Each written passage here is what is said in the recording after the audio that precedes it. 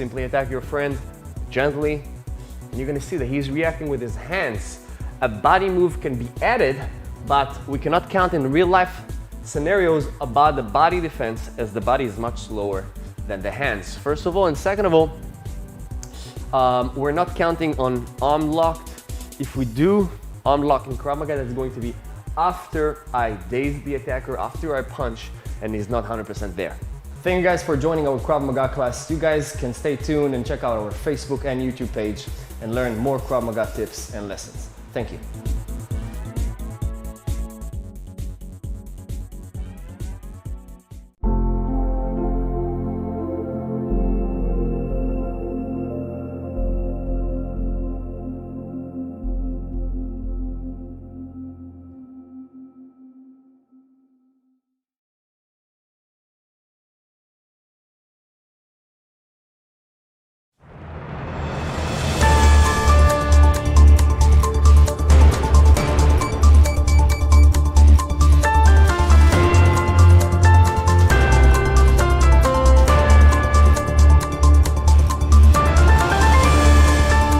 Welcome to ILTV On the Hour. We're live from Israel with your top headlines from across the region.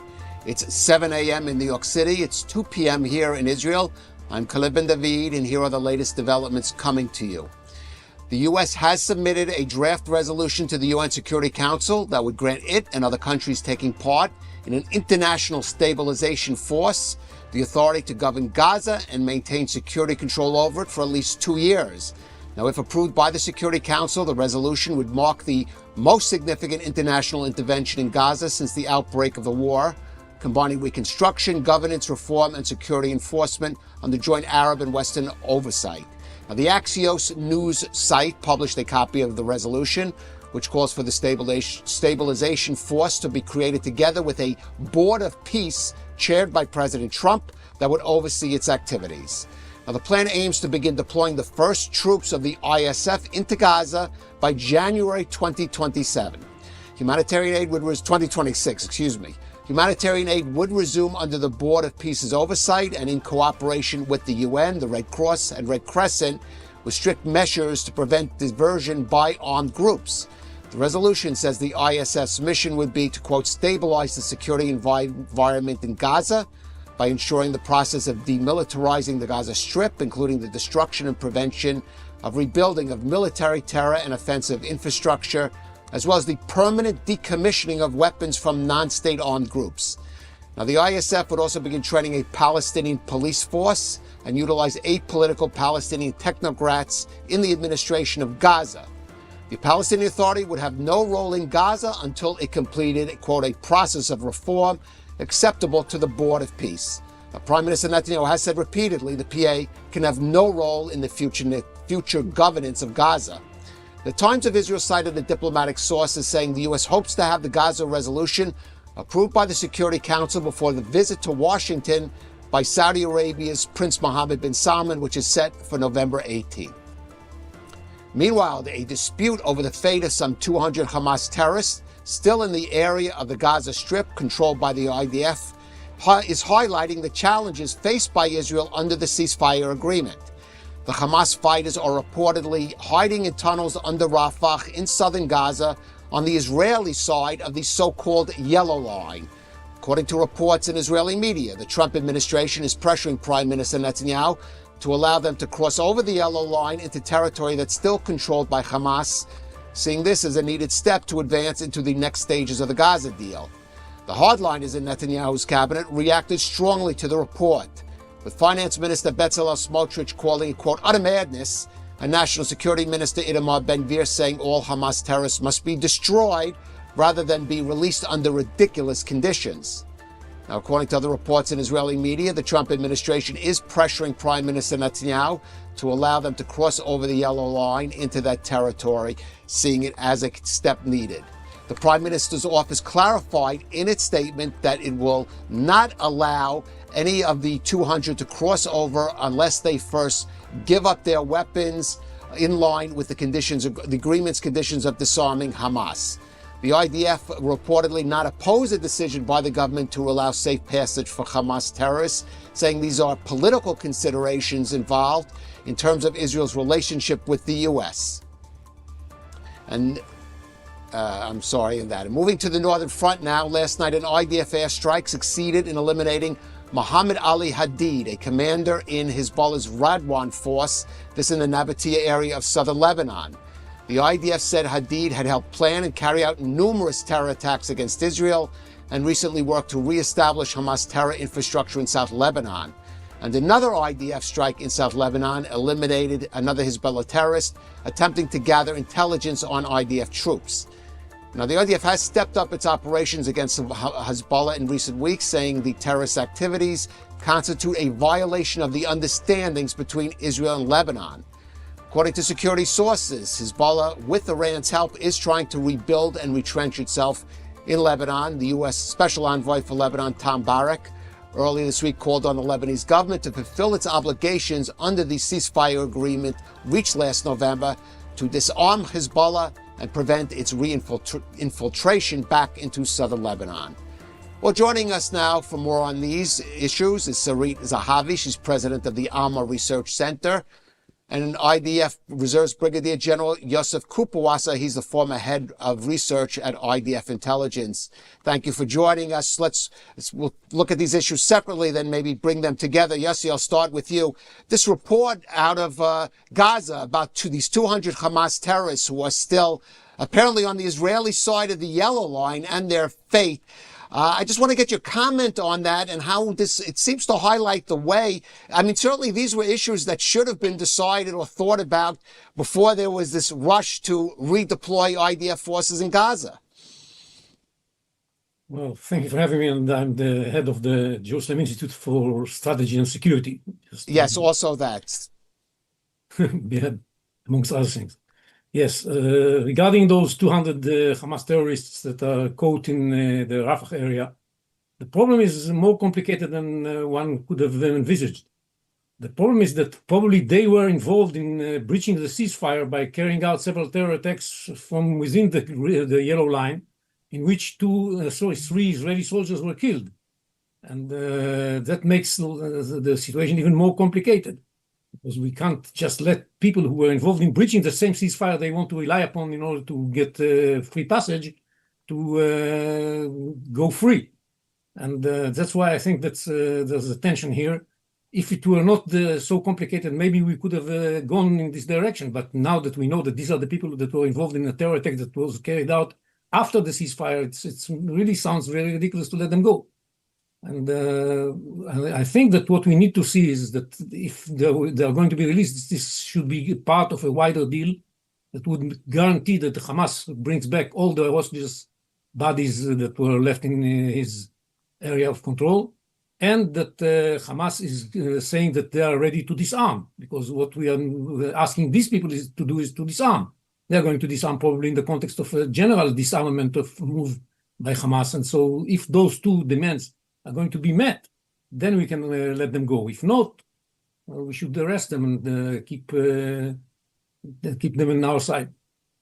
All right, and now I do want to now turn to the northern front, Sarit, and again, we are seeing the IDF taking this action in southern Lebanon. Again, we have seen, as I mentioned before, the U.S. Special Envoy calling on the Lebanese government and the Lebanese army to take action. But as time goes on, this is just simply looking increasingly unlikely. I mean, at what point does Israel basically have to say, at this point, we just have to reassert ourselves, possibly even going into more offensive operations, certainly in South Lebanon?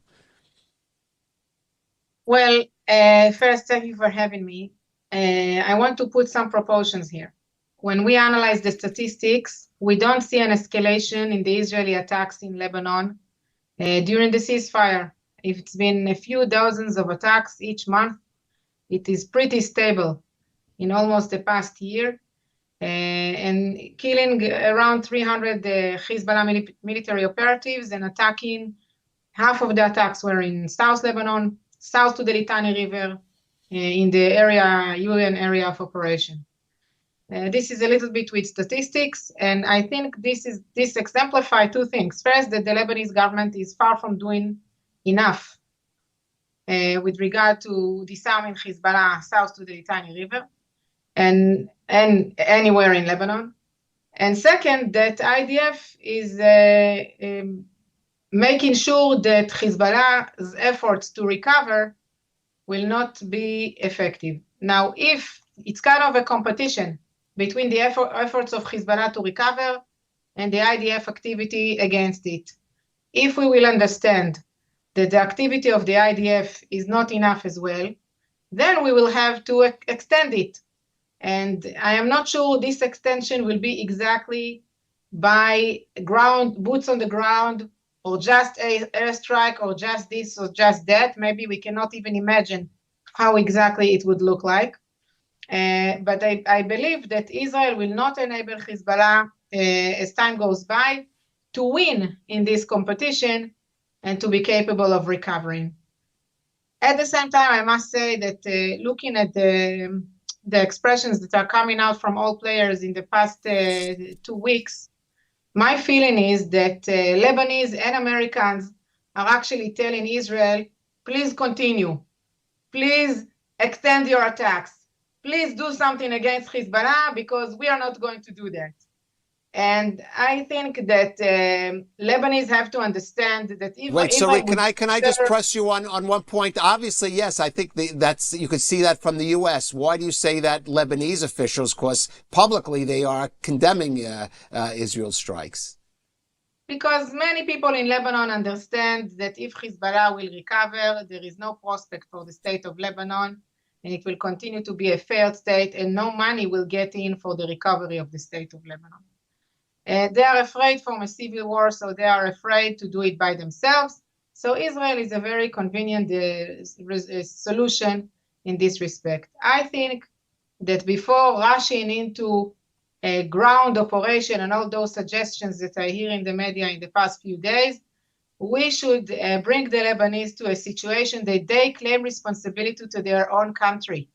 And they understand that Israel will defend itself, but they need to rebuild their own country and they need to fight Hezbollah. We are not concerned about the future of Lebanon. This is the mission of the Lebanese. We are concerned on our security, and we will do whatever needed. And it has to be stopped, this kind of play that you exactly described, that they will blame us for destroying areas of Lebanon, but at the same time, they are afraid to do what is needed by themselves. This game should end. And I think the sooner the better. For now, it looks like the Lebanese are playing the old games of 2006. And the only one that will lose from that will be the Lebanese themselves. All right. Yossi, you can weigh in on any of these issues, as we're saying, but I also do want to go back a little bit to Gaza situation. And as I reported, there is this report of this resolution that's going to be brought to the UN Security Council, basically giving, I guess, UN approval. There are Security Council approval on this ISF. Reportedly, this was at the insistence of some of the countries that want to take part in it. But I wonder if there are some red flags for Israel here. One, that's simply the involvement of the UN and it going to the Security Council, which has been problematic for Israel. Some of the vagueness and question of the responsibility, bringing it back to the issue of Hezbollah, who's going to be responsible for disarming Hamas? And again, the inclusion of, this is a draft resolution. It may change. Inclusion of the Palestinian Authority eventually having some role after undergoing some reforms that seem a little vague at this point. Well, vagueness is the name of the game here.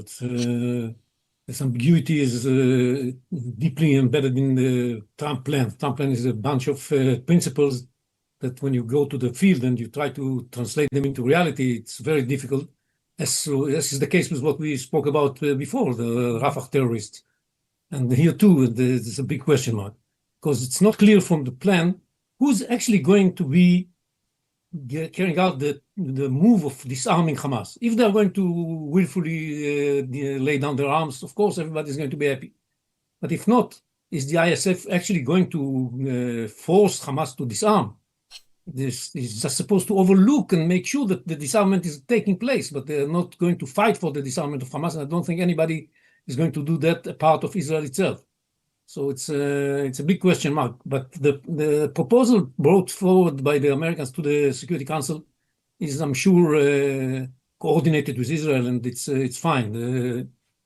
Israel has a say regarding the participants in the International Stabilization Force. It has to approve them. Israel has a say regarding the question of whether the Palestinian Authority has gone through enough satisfactory reforms and so on and so forth. So we have a hand on the wheel. Of course, there are many other hands, and especially very strong American hands on the wheel. But Israel also has a couple of fingers there. So it's something that we can live with. But eventually, I think what's interesting in both cases is look where we are. What we are talking about is the disarmament of Hamas and Hezbollah. That's what we're talking about. We reached the point where this is the issue. That's wonderful. That's a very impressive progress that we've done through the 2 years of fighting. And yes, of course, this is the decisive moment for both Hamas and Hezbollah. Being disarmed is something unthinkable. They don't want to do that and don't want to make it happen. But they understand that they're under a lot of pressure. And the question we have to ask ourselves is, in each case, what are the elements that would make the pressure successful? There's no guarantee. But first of all, in the case of Hamas, still hovering, and Trump mentions it again and again, hovering over them is the possibility that Israel will resume the military operations and will kill them all. That's the way Trump refers to that. And I think this is very important because this is the main tool we have. On top of that, we have the tool of reconstruction. There's not going to be any reconstruction and maybe not even humanitarian aid coming to the areas under Hamas control if they do not show readiness to disarm. And there's growing pressure from the Palestinians living in Gaza over Hamas to disarm because they want to see this reconstruction begins. And that's a very important tool that we have. Another tool that we have is the Article 17 of the Trump plan that says that we can start reconstruction and improving the living of the conditions of the Palestinians in the areas under our control. So we can separate Gaza into two kinds of territories, one that is under Israeli control where life is wonderful, and one under Palestinian control and Hamas control where life is miserable. And this will put more pressure on Hamas. We should use all of those tools in order to move forward.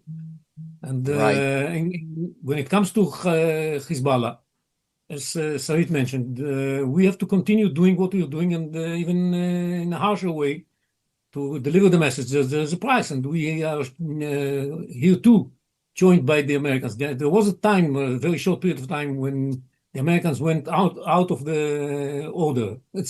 They were saying, just because the Lebanese government has said something nice about the need to disarm Hezbollah and endorsed a certain plan by the military without doing anything, that already justifies some gestures by Israel, and like, for example, moving away from the 5 points that we still keep inside Lebanon. Right. Well, I do want to actually raise. Right, I want to just raise with Sarit because Yossi linking the fact of Israel achieving, at least in principle, the disarming of Hamas and Hezbollah. But there are some differences, and there's one big difference. The patron countries of Hamas, Qatar and Turkey, have basically agreed with that principle of disarming, whereas the patron country of Hezbollah, Iran, not only doesn't agree, but is actively involved in trying to rearm it. So can that process move forward at all without some bigger strategy by the U.S., including certainly maybe primarily the U.S., putting pressure on Iran? Look, the assessments in Alma Center are not optimistic. We think that there is a lot of work to be done. You mentioned the Iranians. The involvement of Iran in Hezbollah is deeper than it used to be. And it is clear that as long as in Tehran we have the Islamic Republic, it will be very difficult to create a change. Inside the Lebanese armed forces, there are still officers that are collaborating with Hezbollah. We know their names, they were published. and some things needs to be done. But at the same time, even though we are not optimistic, I think that's the time. That's the only timing or the best timing to actually do it. And that's why we should give it a chance, even if the chances are not high, they are higher than they ever used to be. Another point I want to make, following what General Cooper-Wasser said about Gaza, is that in both cases, it's not the UN anymore that is responsible for the future of those areas, disarmament, peacekeeping forces, and all of that. Now it's countries that are completely committed to the mission. It's specific countries. You have a specific address. And this is, I think, a lesson that was learned from the bad experience with UNIFIL. And I'm very happy that this is the case, because it gives me a little bit of hope that when maybe one out of the two will succeed, or at least will give us, again, a different kind of reality that will not enable those monsters to grow again. Right. And I think I just conclude by noting you both really make the case that the U.S. is the address now, as opposed to something like the UN. And really, it is up to the will of the Trump administration that will help. And let's see how far this goes while Israel maintains its own right of self-defense. General Cooper-Wasser, Sarit Zahavi, thank you for joining us on ILTV. Thank you. We do have some breaking news reports out of the U.S. that former U.S. Vice President Dick Cheney has died of a cardiac-related illness at the age of 84. Of course, Dick Cheney, former Secretary of Defense and former Vice President under George W. Bush, a strong supporter of Israel historically, and one of, if maybe not the key architect of the second Iran war that overthrew Saddam Hussein. Dick Cheney passes away at 84. And keeping the focus on the U.S., in New York City, it's election day to choose a new mayor, and still leading in the polls is the Democratic State Assemblyman Zohran Mamdani, whose views on Israel have been the most controversial issue in the race. Now, Mamdani has challenged the legitimacy of Israel as the Jewish state. He's been a vocal supporter of BDS, the movement to boycott, divest, and sanction Israel. And he has said as mayor he would order the arrest of Prime Minister Netanyahu if he stepped foot in New York, in line with the ICC ruling charging him with war crimes. Now, the latest polls show Mamdani is still leading his closest challenger, the former Democratic governor Andrew Cuomo, now running as an independent candidate. And that gap is between 5 to 10 percentage points. Here's what Governor Cuomo had to say about Mamdani in their last debate. The Assemblyman will not denounce Hamas. The Assemblyman will not denounce Hassan Piker, who said America deserved 9/11. The Assemblyman just said in his response, well, it depends on occupation. That is code, meaning that Israel does not have a right to exist as a Jewish state, which he has never acknowledged. That is from the river to the sea. Actually, the Mamdani has even voiced opposition to Israel as the Jewish state. Now, although some surveys have shown the race tightening this past week, Republican candidate Curtis Sliwa trails far behind in all polls, both Cuomo and Mamdani, and that led President Trump yesterday to suddenly announce his support for Cuomo. Trump wrote on his Truth Social platform, quote, "We must remember this. A vote for Curtis Sliwa is a vote for Mamdani. Whether you personally like Andrew or Cuomo or not, you really have no choice. You must vote for him and hope he does a fantastic job. He is capable of it. Mamdani is not." And Trump also threatened to cut federal funding for New York if Mamdani wins, saying, "If communist candidate Zohran Mamdani wins the election for mayor of New York City, it is highly unlikely I will be contributing federal funds other than the very minimum as required to my beloved first home because of the fact that as a communist, this once great city has zero chances of success or even survival." And joining us now for more is Ruthie Bloom. She's a senior editor at JNS, the Jewish News Service, and like me, counts New York as her first home. Born and bred in New Yorker, still a proud New Yorker, Ruthie? Not really, but I guess you could say that being in Israel nearly 5 decades would kind of take care of that. I am a proud Tel Aviv resident, but it does break my heart to see what's happened to New York. It does. It was the most important city in the world, and now it looks like it's reverting to its disgusting state, the disgusting state it was in the 70s.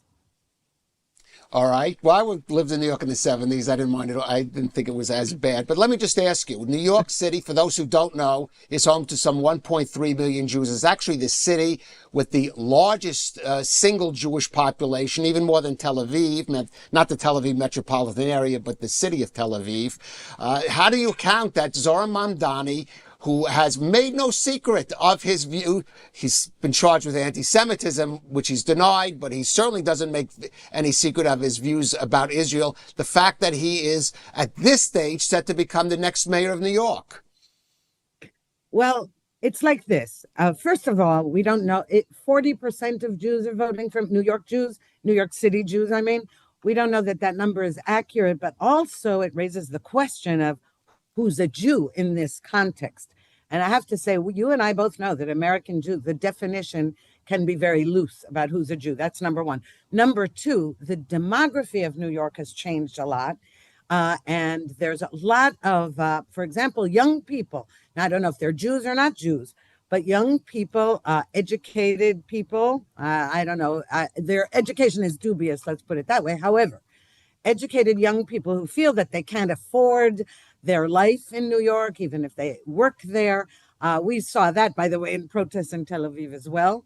And they buy into Mamdani's assurance that buses will be free and rents will be frozen and grocery stores will be subsidized. And it's very tempting to them.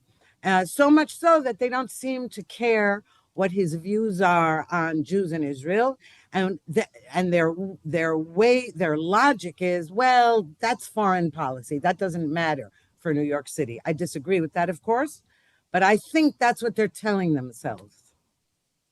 Right. Though I have to say, I mean, we should note, for example, if his views on Israel count in New York, there's been talk that he may try to cancel the partnership between the Cornell University and the Haifa Technion that has established a college on Roosevelt Island. There are some New York pension funds that invest in Israel. Of course, there's his threat to arrest Prime Minister Netanyahu if he should step foot in New York City. So there are ways, of course, he would likely not have the authority to do that, but there certainly are ways in which New York City, just as even as a city, interacts with Israel significantly. Absolutely. And by the way, speaking of his anti-Israel views, he also is anti-police, though he's trying now to cover his tracks on that in that respect. He's anti-police, and one of the ways he's now talking about that is that somehow the IDF has, trained the New York City police. And I think that's what's most worrisome for New Yorkers, even if you leave off the anti-Semitism, is that crime is rampant. And if he defangs the police, even more than it is defanged, because, today you say the police say even when they arrest criminals, they're let go. And that'll just get worse. But his way of tackling that is to say, no, it's not that he hates the police, it's that he hates the IDF. So, right. He's a tricky guy, and his rhetoric is tricky. And something, if 40% of Jewish New Yorkers are voting for him, what we know is if he were a good Democratic candidate, you'd have a higher percentage of Jews voting. Well, let's talk about a candidate that had the good Democratic candidate, as you would phrase it, probably in this race would be Andrew Cuomo. What do you make of President Trump suddenly supporting him? And those remember in Trump's first terms, the clashes he had with Cuomo on various issues, including, for example, COVID policy. Right. Well, he hates Cuomo, but what he's now is doing is saying, look, I might like Curtis Sliwa, but since he has no chance, we've got to block Mamdani. We've got to vote for Cuomo. That's what Trump is up to. And by the way, many of Curtis Sliwa's friends in high places have said the same thing. We can see it all over social media, urging Curtis, saying, we love you, Curtis, and you're great, but you're losing. And what you're doing is taking votes away. You're splitting the vote and you're making it hard to block Mamdani. I'll tell you, if I were in New York now, I would have a dilemma because I would want to vote for Curtis Sliwa. And the attitude that for months now, well, since he has no chance, don't vote for him. I don't like that attitude because obviously he'll certainly have no chance if nobody votes for him, including Republicans or people who like him, not just because he's a Republican, but because he's the safety guy. He's, the head of the Guardian Angels. He's a well-liked figure in New York City. And by the way, of the three candidates, he's the one who knows every inch of New York City. He really does. He knows all the subways. He knows every neighborhood, every borough, like the back of his hand. So it's a shame that he's the one who gets the short end of the stick here. Right. I have 30 seconds, Ruthie. A word about Dick Cheney, who just passed away? Yes, well, I think it's really sad because, in these days, the age 84 is actually young. As someone who has a 96-year-old father, I can say that. I think it's a shame. And I think Dick Cheney has gotten, a bad, let's say, a bad rap from some of the right wing of the right wing base or extreme base of the Republican Party. They've vilified him over the years. Well, we'll have to wrap it at that. Ruthie Bloom of JNS, thank you for joining us. Thank you for having me, Kalev. And that's a wrap for this edition of ILTV. Stay with us throughout the day, or you continue to watch on our app. There's our QR code on the screen there. Thanks. Keep watching on ILTV. I'm Kalev Ben David.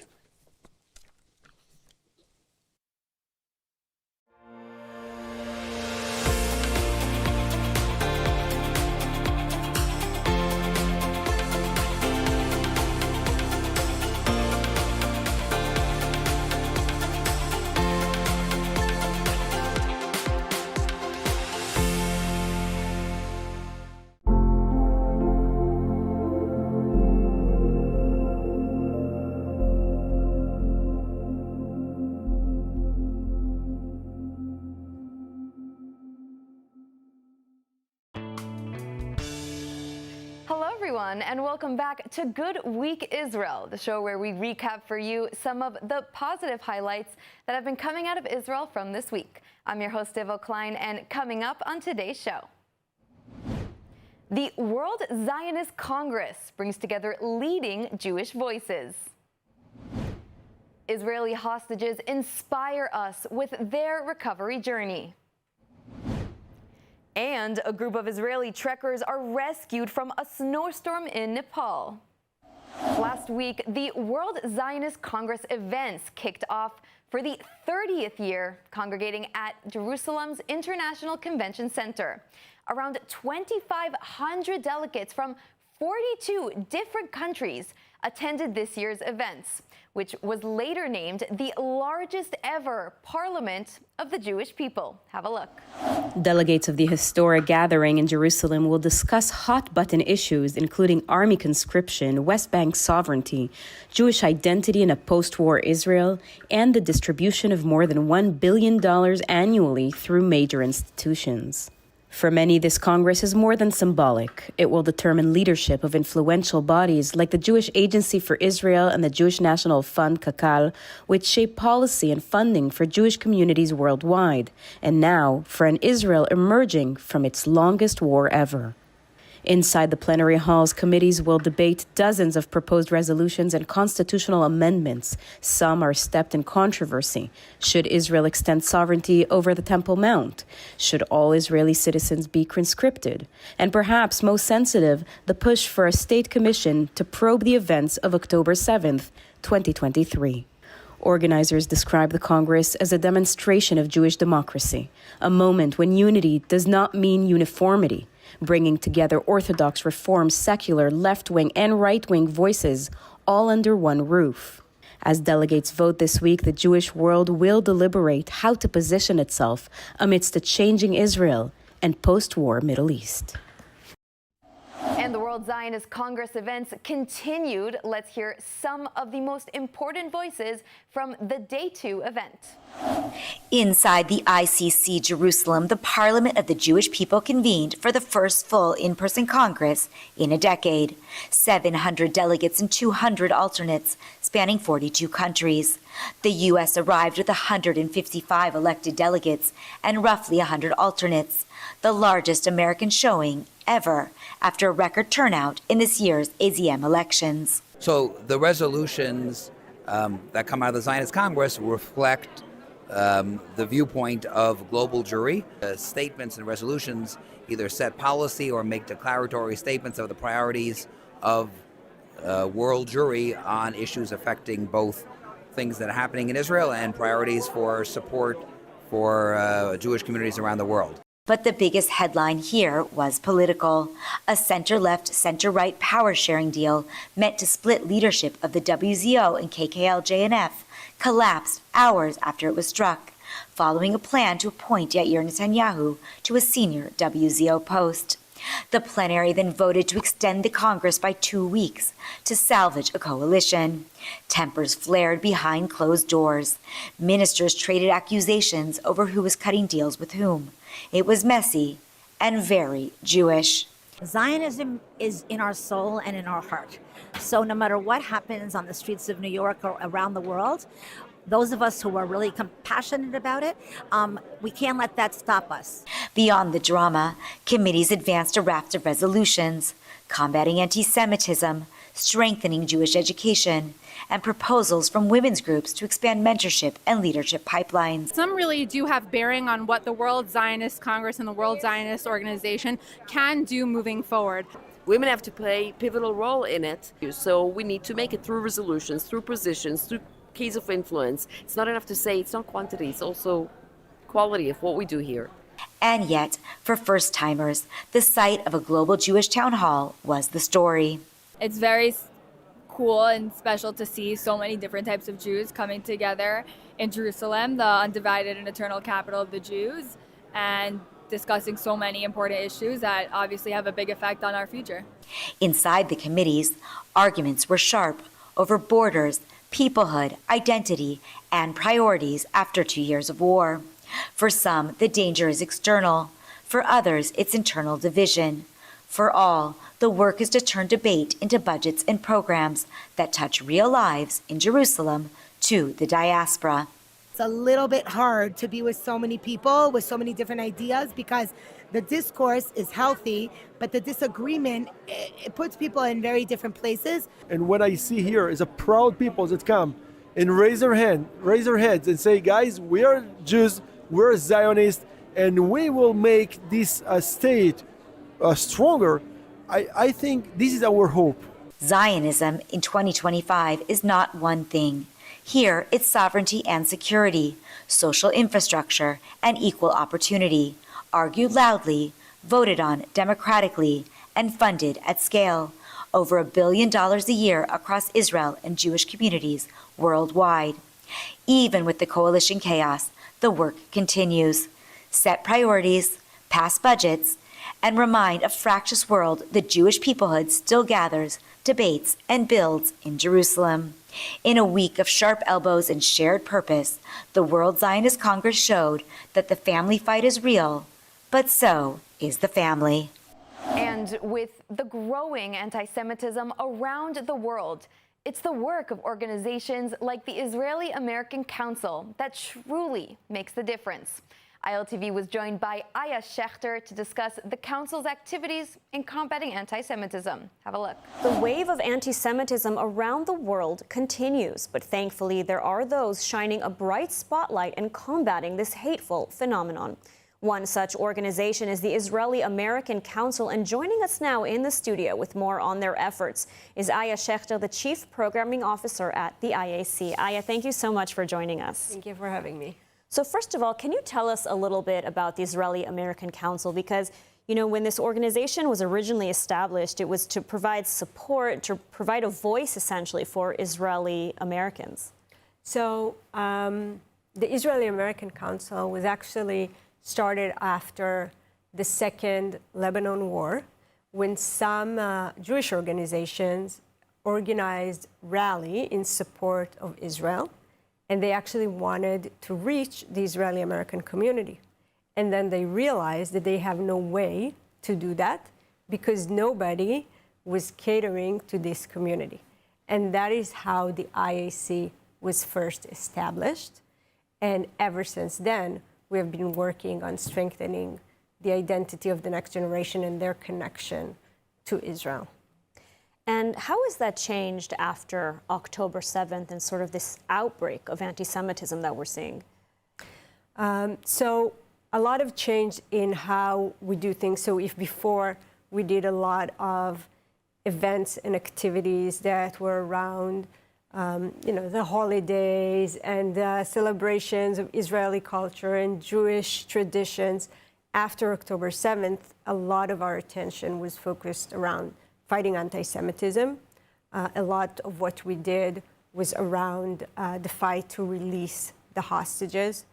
And a lot of what we're doing now is also centered around fighting anti-Semitism as well as civic engagement and educating our community in the United States on what they can and should do to impact their lives in the United States to live free of anti-Semitism. Yeah, and so can you maybe go into a little bit more specifics? For example, I know that you do a lot of work on college campuses where we really have seen, the encampments and really a lot of anti-Semitism there. So yes, so ISC was actually the first organization to actually protest in front of an encampment. And we started to organize that rally, and a lot of other Jewish organizations joined us. And it was in UCLA. And we had thousands of people who came and we protested in front of the encampment. And actually, after that, the encampment in UCLA was gone. We did that in MIT as well.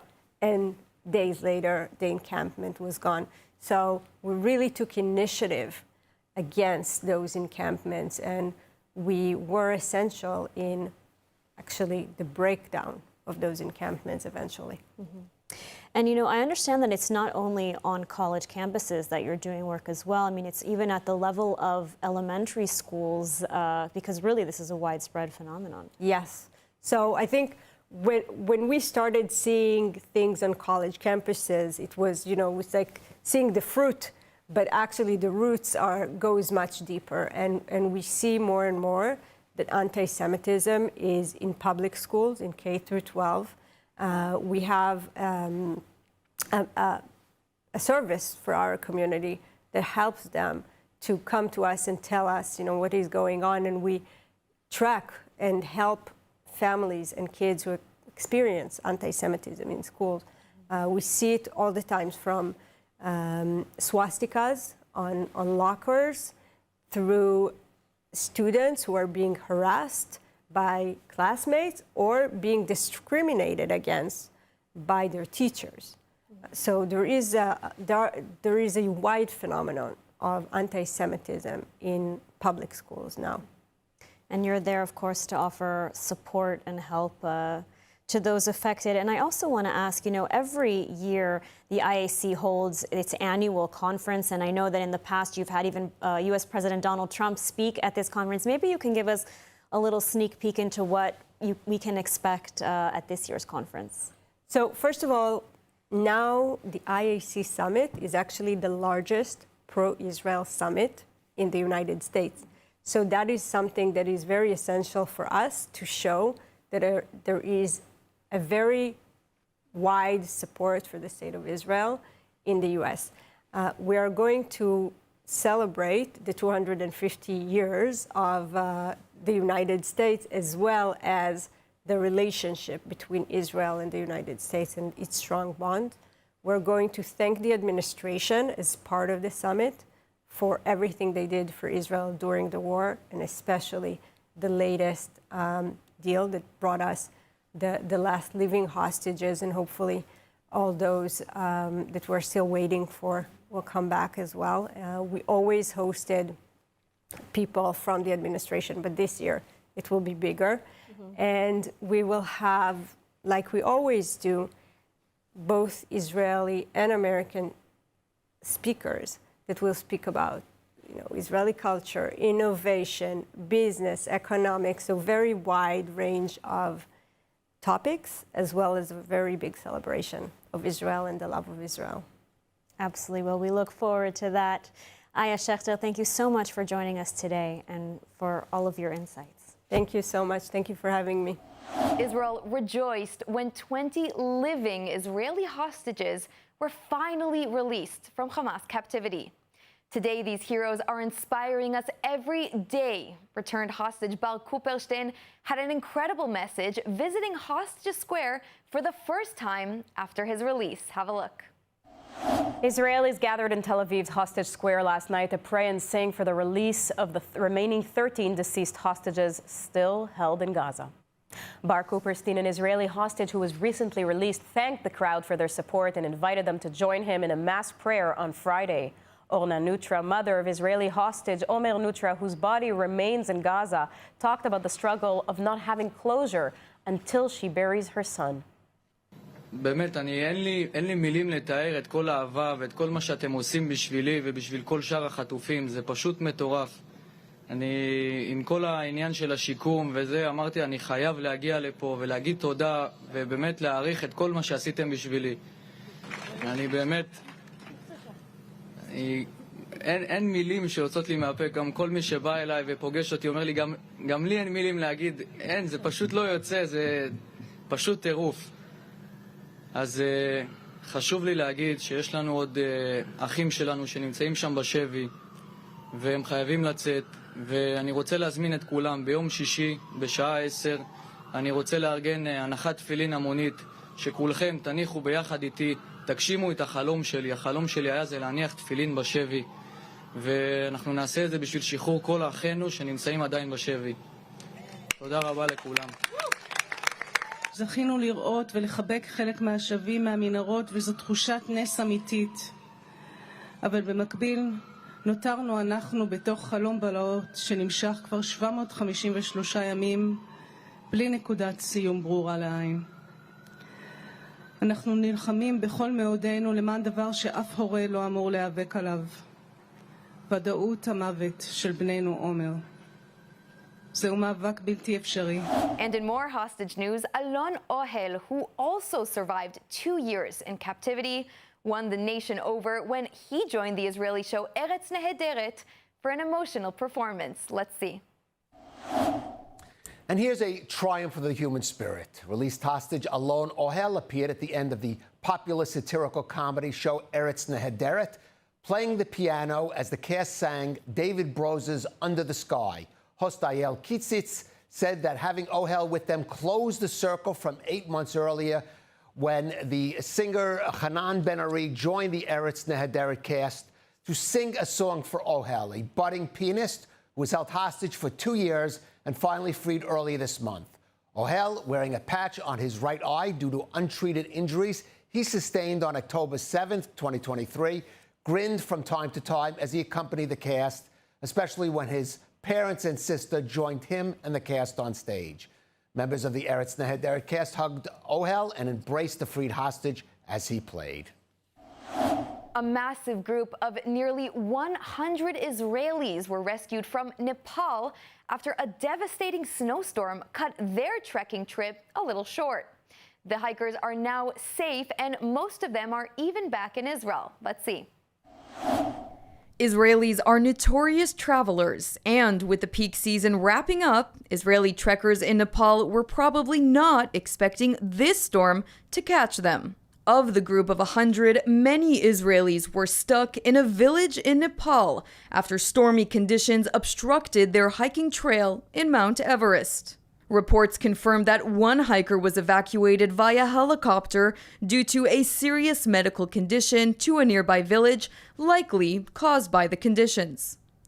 One helicopter attempting to evacuate hikers ended up crashing before the rescue mission could take shape. No one was injured in the crash. The Israelis were rescued and taken from Samdu to the nearby village of Samagwan, which is at a lower altitude, as Walla news site reported. Due to dangerous conditions, both the Nepalese and Chinese sides of Mount Everest have been closed for trekkers. At Emunah's Neve Michael Children's Village, one center is offering safety, healing, and hope to some of Israel's most vulnerable girls. Let's take a look. For girls who have endured unimaginable trauma, abuse, neglect, and fear, The road to recovery begins here at Neve Michael's Teen Girls Crisis Center. It's the only facility of its kind in Israel, a safe haven for girls aged 12 to 15 who have been removed from their homes by Israel's welfare services. Led by director Nadia Bobrovsky, the center provides emotional and psychological treatment, psychiatric care, and constant support, all designed to help the girls rebuild trust and find strength.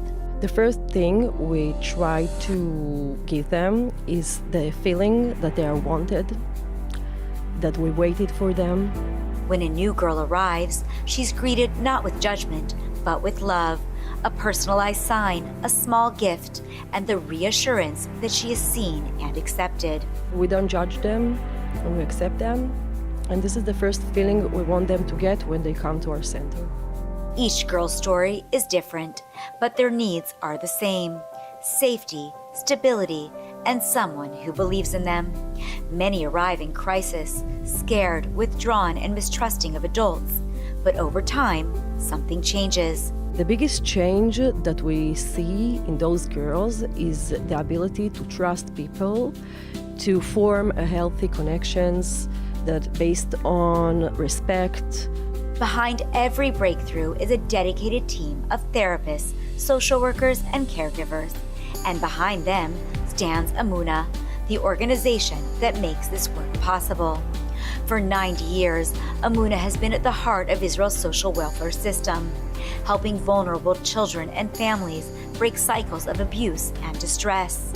Through education, therapy, and love, Amuna builds lives of purpose and possibility. The Teen Girls Crisis Center at Neve Michael embodies that vision, ensuring that no girl is left to face her trauma alone. They will get more tools and will be able to use those tools in the future whenever they get to another crisis or will have a hard time. At Neve Michael, every girl is given the chance to heal, to hope, and to dream again. And now let's hear once again from Yael Eckstein of the International Fellowship of Christians and Jews, as she shares with us some fellowship highlights from the past week. Have a look.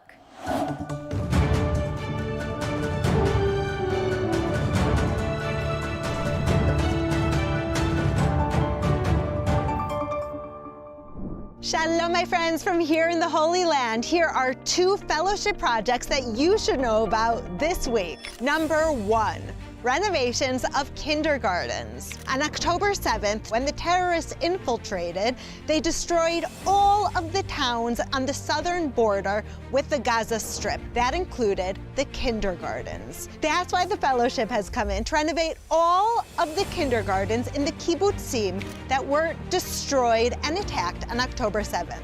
These children, who are continuing to grow with the threat of terror, but continuing to say, we will not be deterred. We will move back and we will grow in love and joy.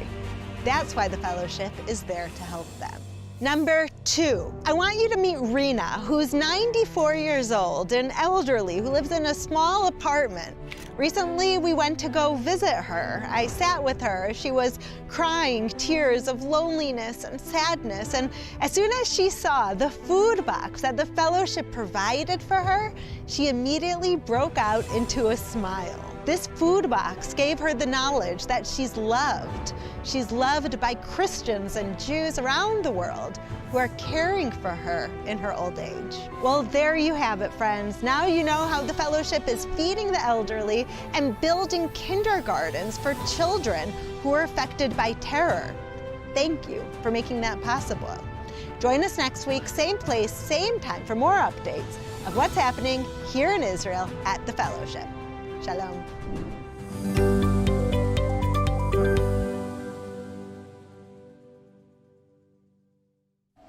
And that's all for today's Good Week Israel. I hope we've helped to deliver some positive news that you get to now take with you into this week. As always, I am Devo Klein. Take care, and thank you so much for watching.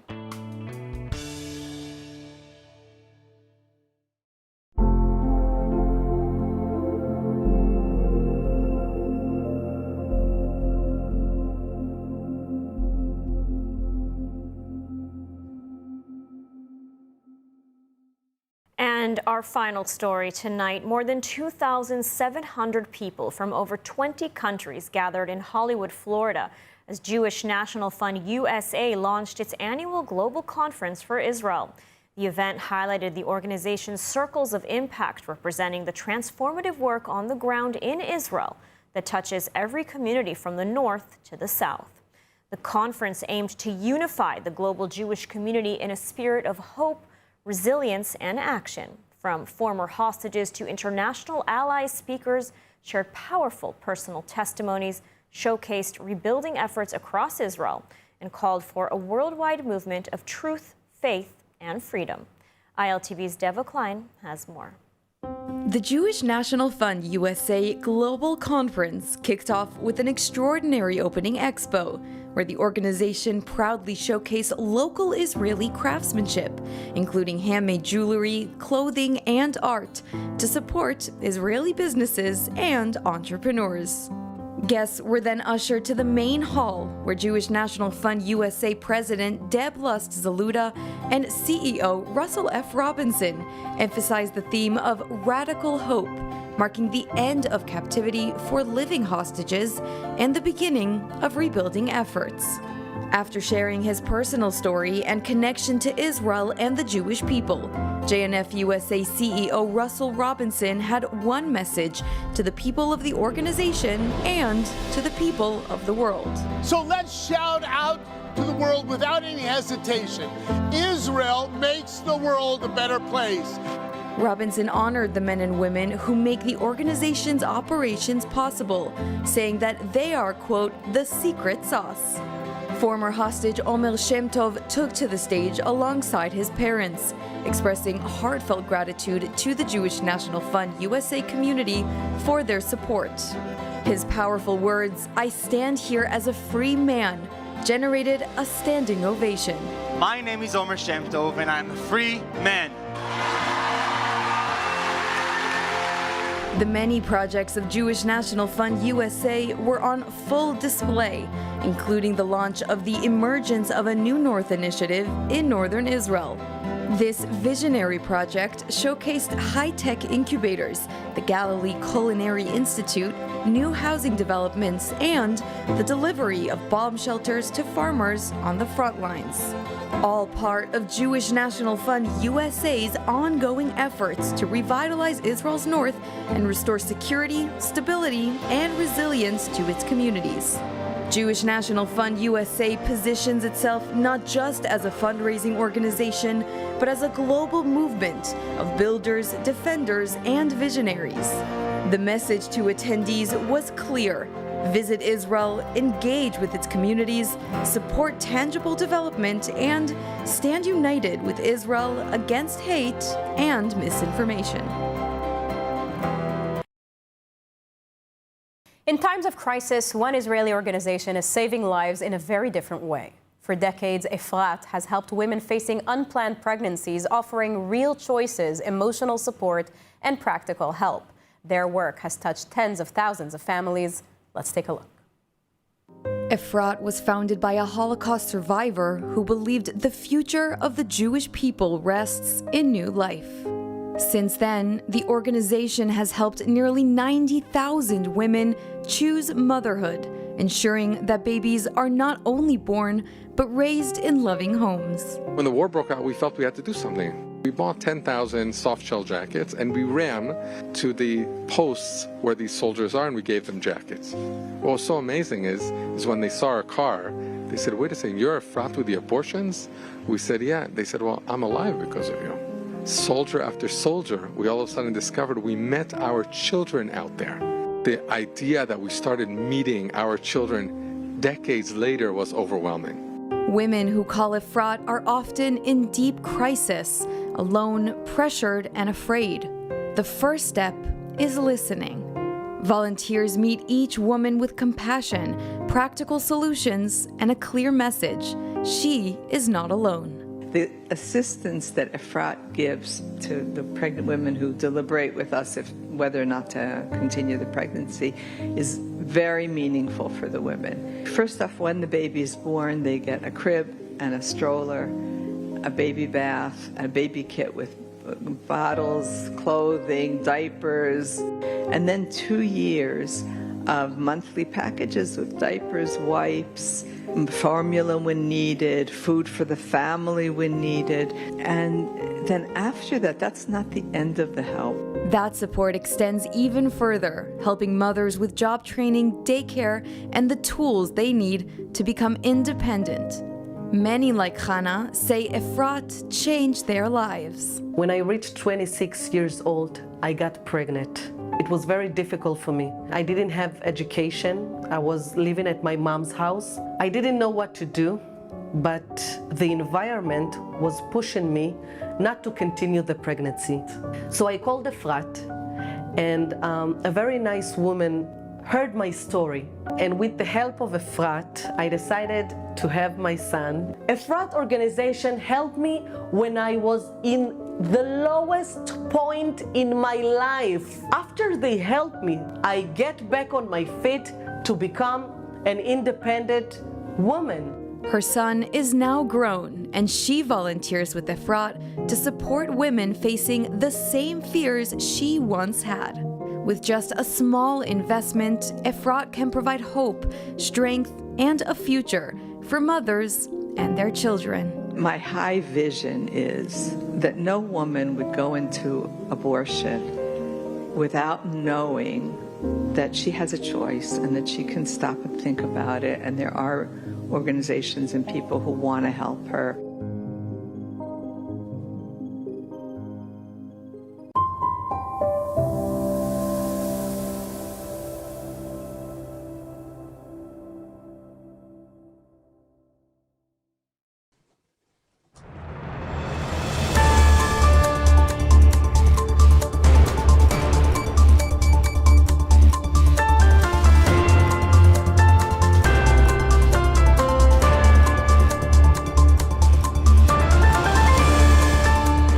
Welcome back to ILTV on the Hour. We are live from Israel, bringing you the biggest headlines of the day.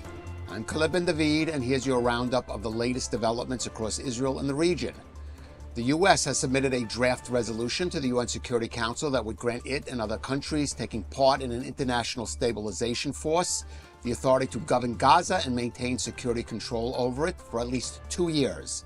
The Axios news site published a copy of the resolution, which calls for the stabilization force to be created together with a board of peace chaired by President Trump that would oversee its activities. The plan aims to begin deploying first troops of the ISF into Gaza by January 2026. Humanitarian aid would resume under the Board of Peace's oversight and in cooperation with the UN, the Red Cross and Red Crescent, with strict measures to prevent diversion by armed groups. The ISF would also begin training a Palestinian police force and utilize apolitical Palestinian technocrats in the administration of Gaza. The Palestinian Authority would have no role in Gaza until it completed a process of reform acceptable to the Board of Peace. Times of Israel cited a diplomatic source as saying the U.S. hopes to have the Gaza resolution approved by the Security Council before the visit to Washington of Saudi Arabia's Prince Mohammed bin Salman, which is set for November 18th. Meanwhile, a dispute over the fate of some 200 Hamas terrorists still in the area of the Gaza Strip controlled by the IDF is highlighting the challenges faced by Israel under the current ceasefire. The Hamas fighters are reportedly hiding in tunnels under Rafah in southern Gaza on the Israeli side of the so-called Yellow Line. According to reports in Israeli media, the Trump administration is pressuring Prime Minister Netanyahu to allow them to cross over the Yellow Line into territory still controlled by Hamas, seeing this as a needed step to advance into the next stages of the Gaza deal.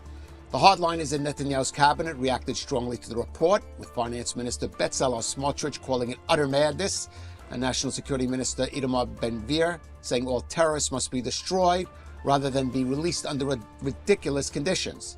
The Prime Minister's office clarified in a statement it would not allow the 200 safe passage unless they give up all their weapons in line with the agreement's conditions of disarming Hamas and demilitarizing the Gaza Strip. Former U.S. Vice President Dick Cheney has died at 84 from complications related to pneumonia. Cheney began his political career in his native Wyoming as a congressman, rising to become the vice president in the administration of George W. Bush. Cheney was always a strong supporter of Israel and the use of military force to protect U.S. interests. He is viewed as one of the key drivers behind the U.S. invasion of Iraq in the Second Gulf War. Dick Cheney, dead at 84. And in New York City, it is election day to choose a new mayor. And still leading in the polls is the Democratic State Assemblyman Zoran Mamdani, whose views on Israel have been the most controversial issue in the race. Mamdani has challenged the legitimacy of Israel as a Jewish state, has been a vocal supporter of BDS, which is the movement to boycott, divest from, and sanction Israel, and has said as mayor he would order the arrest of Prime Minister Netanyahu if the premier stepped foot in New York City, this in line with the ICC ruling charging Netanyahu with war crimes. Now, the latest polls show Mamdani still leading his closest challenger, the former Democratic Governor Andrew Cuomo, who is now running as an independent candidate, leading him by between 5 to 10 percentage points, although some surveys have shown that the race has been tightening this past week. Republican candidate Curtis Sliwa trails far behind in all polls, which led President Trump yesterday to announce his support for Cuomo. Trump writing on his Truth Social platform, "We must also remember this, a vote for Curtis Sliwa is a vote for Mamdani. Whether you personally like Andrew Cuomo or not, you really have no choice. You must vote for him and hope he does a fantastic job. He is capable of it, Mamdani is not." Trump also threatened to cut federal funding for New York City if Mamdani wins, saying, "If communist candidate Zoran Mamdani wins the election for mayor of New York City, it is highly unlikely I will be contributing federal funds other than the minimum as required." And that is a wrap for this edition of ILTV. You can stay with us throughout the day for the next broadcast or check out our app. Just download scan the QR code on your screen. I'm Khaled Ben David. Thanks for joining us.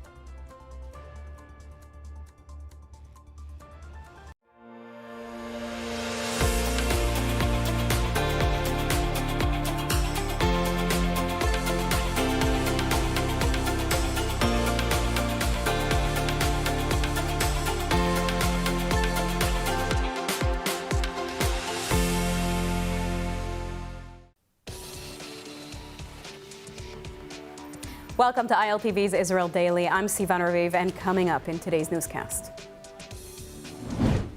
3 fallen hostages have been returned to Israel from Gaza for burial, one of them an American. In a wide-ranging interview with CBS 60 Minutes, U.S. President Donald Trump backs Netanyahu and still eyes the Saudi deal. And thousands gather to commemorate 30 years to Israeli Prime Minister Yitzhak Rabin's assassination.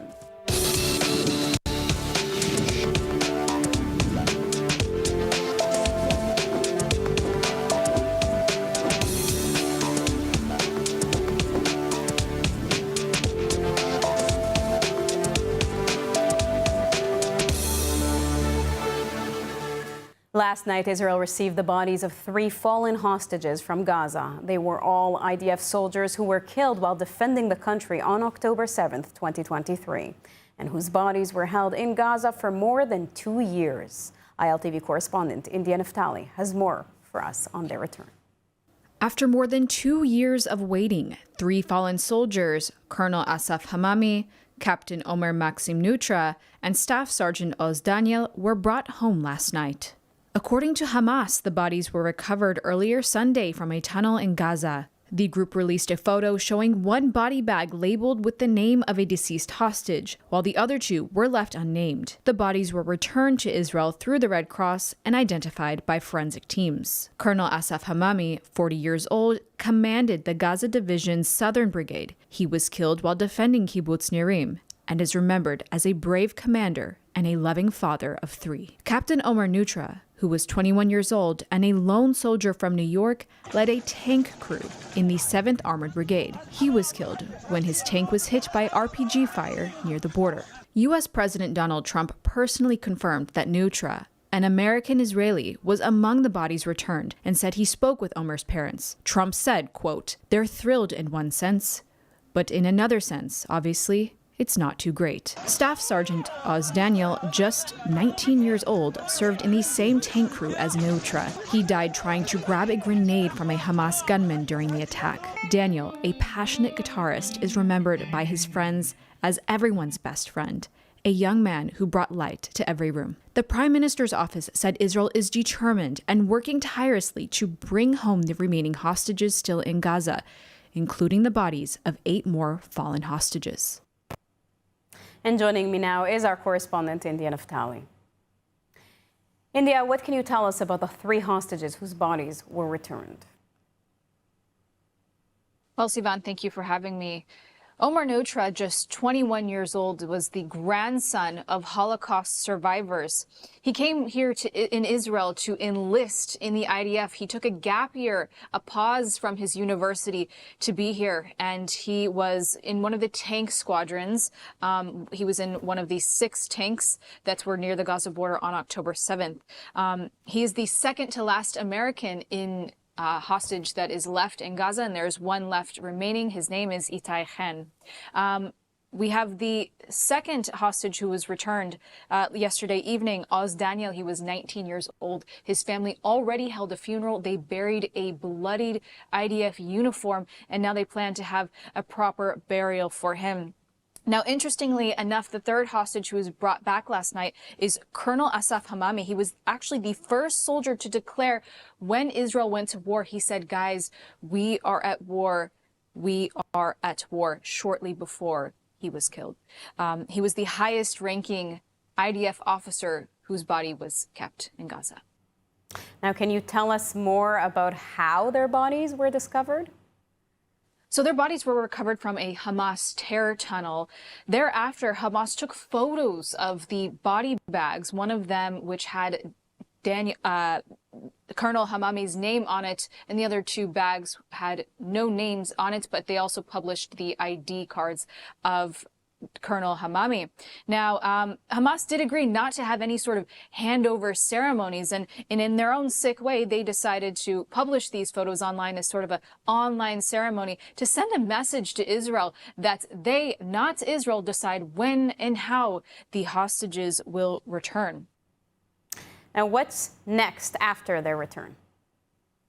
So, of course, there will certainly be funerals. There are still 8 fallen hostages in the Gaza Strip now. And as we see every Saturday, Israelis continue to gather in Hostage Square, demanding the release of the rest of them, the last 8. Israeli officials continue to say that this war is not over. Many people are saying the war has ended. That is not true. Israeli officials and Prime Minister Benjamin Netanyahu has said until every hostage is brought home, this war is not over. Thank you, India.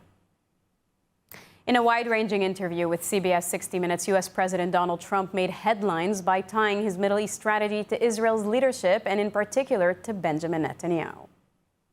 In his interview, Trump described Netanyahu as a wartime prime minister, someone he worked very well with. I mean, I had to push him a little bit one way or the other. I think I did a great job in pushing him. He's a very talented guy. He's a guy that has never been pushed before. Trump also spoke out forcefully about Netanyahu's ongoing corruption trial. I don't think they treat him very well. I think it should, we'll be involved in that to help him out a little bit because I think it's very unfair. But it wasn't just Israeli politics that dominated the conversation. Trump placed himself at the center of the post-October 7th war effort. He took personal credit for pressing Netanyahu to accept a ceasefire, securing the release of Israeli hostages, and spearheading the campaign against Iranian and Hamas threats.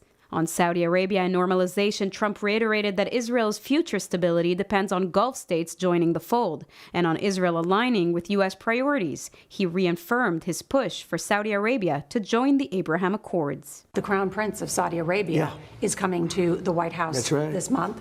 He has said they won't join the Abraham Accords without a 2-state solution. Do you believe that? No, I think he's going to join. I think we will have a solution. I don't know if it's going to be 2-state. That's going to be up to Israel and other people and me.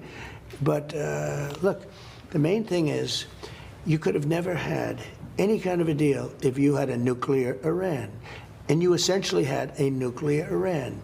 and I blasted the hell out of them. Together, his remarks paint a picture of an alliance where Israel has rights, but where leadership also flows from Washington's agenda. As Israel moves into post-war planning, the question now is whether Jerusalem and Washington can maintain this balance between Israeli autonomy, Trump's tougher diplomacy, and the push for Gulf Arab integration. And joining me now to discuss the latest events is Sherry Fine-Grossman, CEO at Israel-Africa Relations Institute. Thank you, Sherry, for joining. Hi, Sivan. Thank you for having me. So, Sherry, we just heard some of Trump's comments on CBS regarding Saudi Arabia and prospects for the Abraham Accords. But in fact, we're still stuck in phase one of Trump's plan. How do you foresee us moving forward and in the direction of this greater peace plan? Well, we'll do what we did up till now. We'll deny reality and continue forward and to reach that momentum that Jared Kushner and Netanyahu and other negotiators are really striving for. In the Abraham Accords and ever since we saw the Jared Kushner interview, momentum is key to get this ball rolling. But I think the strategic challenge and dilemma of Israeli current government is very clear. It's either choose the Muslim Brotherhood or choose the Palestinian Authority. With them, the Egyptians, the Emiratis, and the Saudis, that's what they are pushing for, bringing back the Palestinian Authority into Gaza. And it seems like the Israeli government is trying to find kind of something in between, maybe a private contractor or something else to appease or maybe believe that the Palestinian Authority in any way shouldn't go back to ruling Gaza. So this is kind of the really strategic challenge that is in hand that is very, very immense. And I think we shouldn't let this one go. We should be proactive and making headway in the Palestinian-Israeli conflict. I'm not saying to which direction, but we can't just let it be itself, or else we'll go back to October 7 dynamics. Now, in your opinion, is Trump overly optimistic about Saudi Arabia joining in and normalizing relations with Israel? Well, I think, it's a negotiation tactic. Yeah, the Saudis are saying they're not going to do a two-state solution before they come in. Trump is saying, I think they will. It's really up to negotiations and how important is the issue to each side and what they put on the table. The Saudis obviously want to get something for the U.S. The U.S. wants something for Saudis. Everything's transactional. We've seen it all along the way. But, I think the most important as someone, as Israeli and ILTV, is what does Israel want and what is it doing in this respect. And what are the chances of new nations joining the Abraham Accords in the near future? Or perhaps that'll happen before Saudi Arabia agrees to join? I think it would be difficult for any other country to join before Saudi Arabia. Not impossible, but I think it'd be problematic. Just to rewind, September 23, we were really on the verge of having Saudi Arabia join the Accords, and one of the main motivations behind the October 7 onslaught was really the normalization that was really imminent and was very, I would say, lean on the Palestinian issue. And I think on that the Arab countries said no more. We need to give something. Does it meet the threshold of this current government? I really don't know. But yeah, it's possible. We have a few countries, if not more than a dozen, that can join, and it's possible. It just seems, what kind of deal we'll be able to strike here. Now, Israel wants and needs to protect its own security interests and sovereignty, but also, let's admit, it has to align with U.S. leadership as well. So how does it do both, or can it do both? Yeah, it needs to navigate very carefully in these waters. Right now, I would say Netanyahu government is its independence. Its dependence on the Trump administration is both a good and a bad thing. Being close to the Trump administration, while most of the world does not have that relationship, is definitely an advantage that brings other countries to be closer to Israel. On the other hand, it makes Israel very dependent on whatever the administration decides to do, and it not always aligns with Israeli interests. And we see that most evidently most clearly when it comes to Qatar and Turkey, which are both very close allies to this administration, to this White House in particular, to the president. And this creates quite a challenge for our prime minister and the government as a whole. And we know the sentiment throughout Israel towards Turkey and Qatar and their destructive role when it comes to supporting Hamas. Sherry Fine-Grossman, thank you very much. Thank you, Sivan. At ILTV, we're not just reporting the news. We're on a mission. Every story we tell stands for truth, for Zionism, and for Israel. When you subscribe, you're not just buying an app, you're becoming a partner in strengthening Israel's voice around the world. ILTV is factual, direct, and unapologetically pro-Israel. And we need you with us. Scan the QR code on your screen right now to subscribe and stand with Israel, because this isn't just news, it's a mission. Last night, a dramatic story was developing in Israel after igniting a controversial scandal of a leaked video incriminating IDF soldiers. Military advocate General Ifat Tomer Yerushalmi was declared missing by Israeli police. Amid the chaos, the disgraced general was later located alive and unharmed. ILTV's Devo Klein has the full story.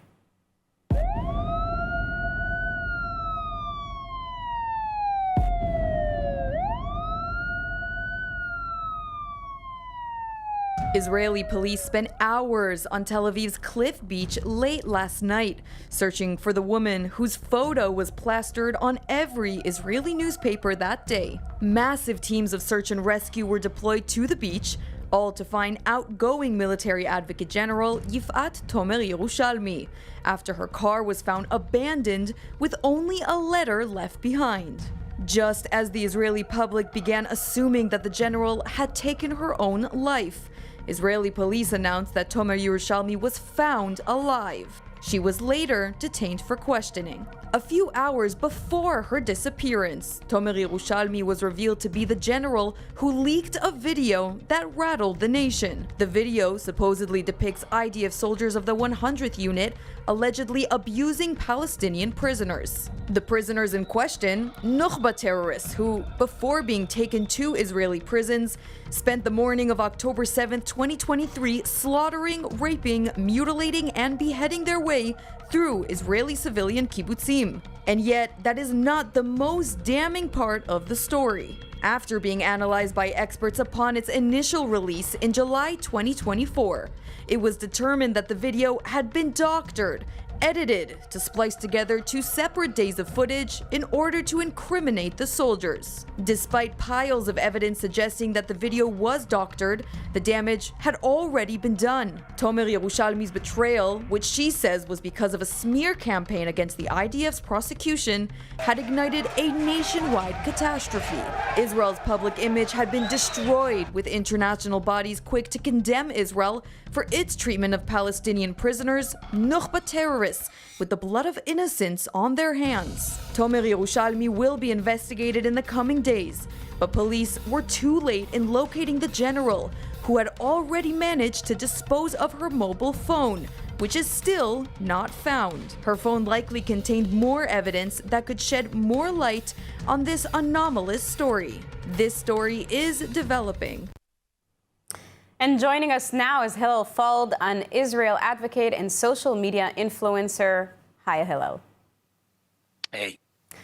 So, Hillel, can you tell us, especially for our viewers abroad who don't quite understand this story, what is the big deal here with this story? What is the scandal? Sure. So, towards the beginning of the war, there was a video that was released to basically every single mainstream media publication, video that allegedly showed IDF soldiers sexually abusing a Nukhba terrorists that invaded Israel on 10/7, and we know murdered, raped, and abducted hundreds of people.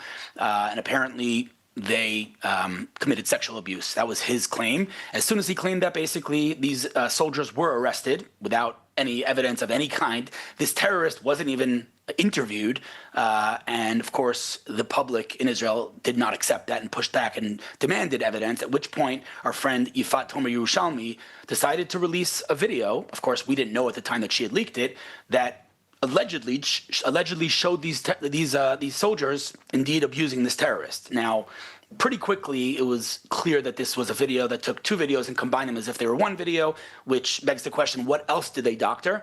But then the big question was, how did it get to the press? Who leaked it? She, Yifat Tomer Yerushalmi, denied it the whole time and said that, that whoever did leak it has to be prosecuted and played the game. Unfortunately, one of her subordinates recently came out with the truth that she indeed leaked it, at which point she admitted it. And she caused irreversible, absolutely irreparable damage to the state of Israel. I'm talking, hundreds of millions of views of this video where the world now makes a comparison, an equal sign between the monsters of Hamas and our soldiers, our heroes, our warriors in the IDF, where there's, of course, no comparison. But this video, if indeed it was true and there was sexual abuse, would create this equal sign. The world ate it up. Now, how much harm do you believe this leaked video, specifically this video, really do? Was this a turning point in the war for Israel? I mean, I can only speak, from my anecdotal evidence, my experience, and I can tell you that on that day when that video was released, my personal Twitter feed flipped 180. I had, tens of thousands, maybe hundreds of thousands of people who were on our side, who understood that the IDF is the most moral army in the world and that we don't kill innocent people, let alone abuse anybody.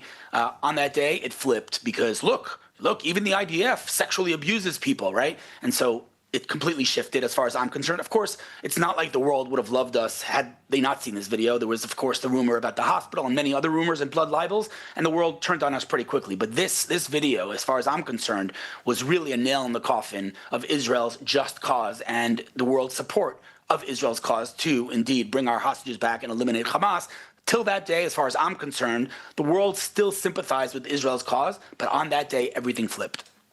Now, on a personal note, your brother Ari Fold was a victim of terror himself.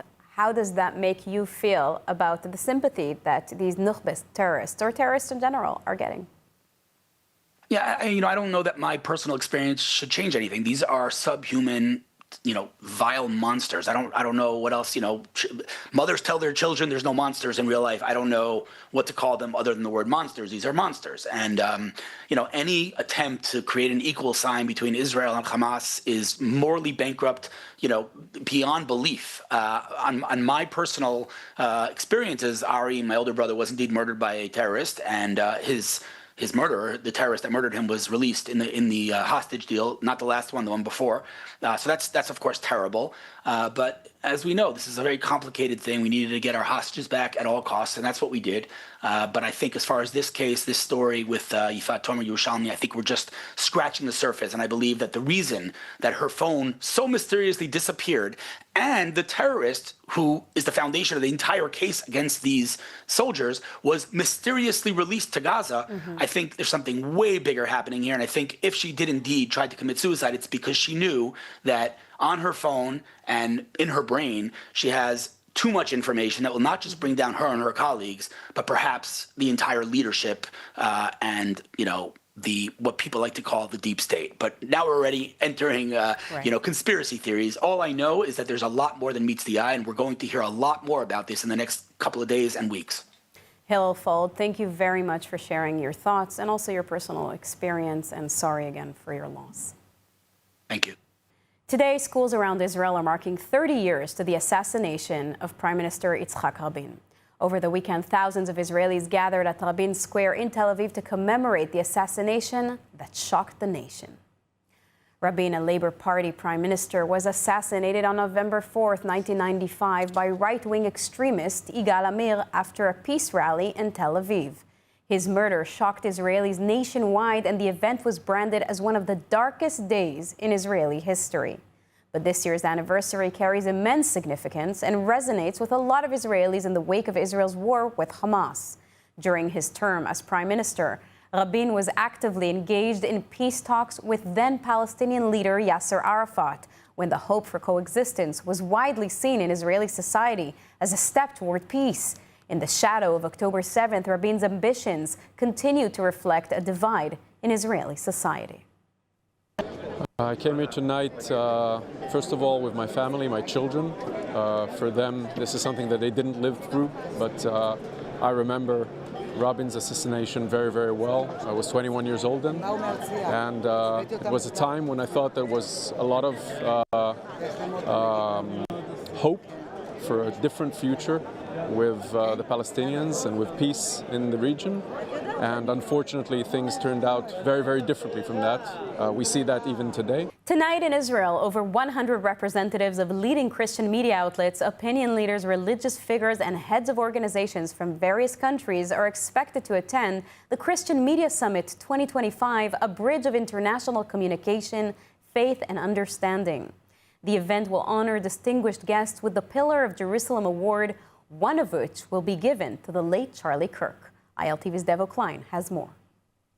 Israel tonight will host 100 representatives of Christian media in the 2025 Christian Media Summit in Jerusalem. The event will include an awards ceremony honoring some participants for their, quote, exceptional contribution to Israeli public diplomacy worldwide, according to the GPO, which is organizing the 4-day summit alongside the Foreign Ministry and the International Fellowship of Christians and Jews. The Pillars of Jerusalem Award will be given to prominent media personalities Douglas Murray for his advocacy for Israel, Dr. Jürgen Buehler for his contribution to Aliyah encouragement, Yael Eckstein of the IFCJ, and the late Charlie Kirk for his bravery and his uncompromising support for Israel. The award will be accepted on his behalf by his widow, Erica Kirk. The GPO confirmed that the summit aims to deepen the understanding of Israeli society, confront the phenomenon of anti-Semitism on social networks, and present Israel as an innovative, diverse, and open nation. Now let's take a look at the weather forecast. Cloudy skies are expected around most of the country tonight, with temperatures reaching lows of 20 degrees Celsius or 68 degrees Fahrenheit. Then tomorrow we'll see clear skies alongside hot temperatures, seeing highs of 31 degrees Celsius or 88 degrees Fahrenheit. That's a wrap for today's news. For the latest updates from Israel on all your devices, be sure to follow our ILTV channels and our new live channel. And you can also catch us on Screen IL with 24/7 live coverage. Stay informed with the latest news straight from the heart of Israel.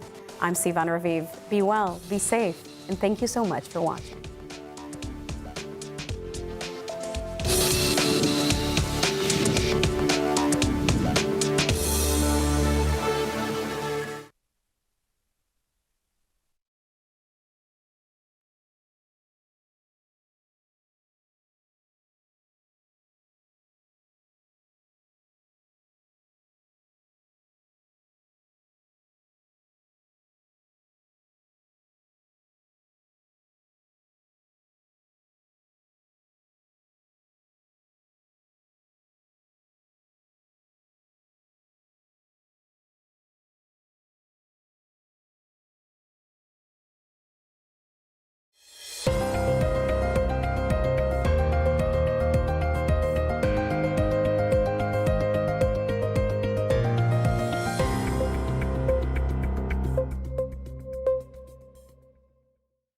Hello and welcome to the ILTV podcast. I'm Ayan Hoffman, executive editor of ILTV, and I'm so happy to have back our viewers and our listeners.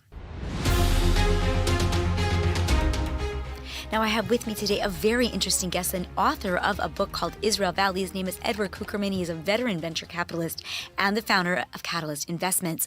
Edward, thank you so much for being here. Thank you for welcoming me. Of course. Now, your book, Israel Valley, just came out at a very pivotal moment in English, just in the last few months, almost 2 years into the war that started on October 7th. Yeah. Why did you feel that this was the right time to publish it in English? I mean, the book was published initially in French and published in Chinese and other languages. But due to the war, a lot of things have happened in the last 2 years, especially in the, obviously, the war had an impact on the economy. It had an impact also on many civilians that have been involved in the war, directly or indirectly. The high-tech companies have been affected, and also the image of Israel has been affected. We saw also during that war how important the technology is, but also what are the limitations of technology during October 7. So we felt that it's a good timing to refresh the book, completely re-edit it. We had done that with the two co-writers, Ron Valman, who is American, who joined us to really refresh the book, and also Professor Daniel Roach, that has been writing with me for many years. And we've done a common work to really show a new angle to what's going on in the high-tech industry today. And you talk about Israeli innovation as what you called a technology shield. Explain to me that metaphor. The technology shield has been seen very clearly during this war with the Iron Dome system. We saw that without the Iron Dome, we probably would have not faced the threat from Iran, from the Hezbollah, and even not from the Hamas. And this impact of the idea of the Iron Dome was really, I think, just an illustration of Israeli technology capabilities. We see that there are also, in this field of the Iron Dome, new disruptive technologies like the Iron Beam that will also change the way Israel will defend itself in the future. But the technology applied to the military application is not the only issue. Obviously, the high-tech industry had an impact on the Israeli economy. So it's another kind of shield, because I think that without the high-tech industry, the Israeli economy would be very weak. It has been the growth engine of the economy for many, many decades. It's more than 50% of the GDP, or close to 50%? It has probably, the high-tech company has a smaller impact, but the indirect impact is huge. You have also business tourism. You have a lot of real estate projects that are related to the success of the high-tech technology and the entrepreneur that hired so many people in the industry. So it has an impact on almost every aspect of the industry. Today, the vast majority of the export is high-tech product, and the rest is technology related to agro-tech or military technology, which are considered low-tech. But I would say that almost 100% of the export of Israel today is technology related. So that's another aspect, the economy, but obviously it helped also integrating immigration for many, many decades. We had 1 million immigrants that came from the former Soviet Union. Obviously the fact that 37% came with an engineering degree enabled to integrate them into the high-tech industry, but also to boost the high-tech industry. I think that without this population, we would not have the type of growth we had in the high-tech industry in the year 2000 and 2010. So that's obviously had a major impact, and we see that in so many aspects. So we address all those aspects that also in terms of academy, the universities, a big portion of the financing of the university is the licensing of the company developed at the university and the link between the high-tech industry and those universities. So we see that in so many aspects that we think that we had to give a different angle. We came also with Professor Daniel Roche with a more academic angle, Ron with an American angle, and I came with more venture capital experience and investment banking experience. Of course, and you're also from France. So, tell me a little bit about that French integration. Has that also played a role in the high-tech industry? Where the French community fit into all of this? The French community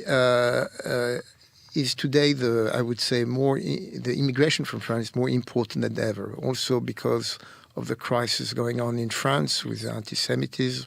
My father was for many years the head of the Jewish community in France, and he had been facing this challenge of anti-Semitism in France that has been growing in the last years.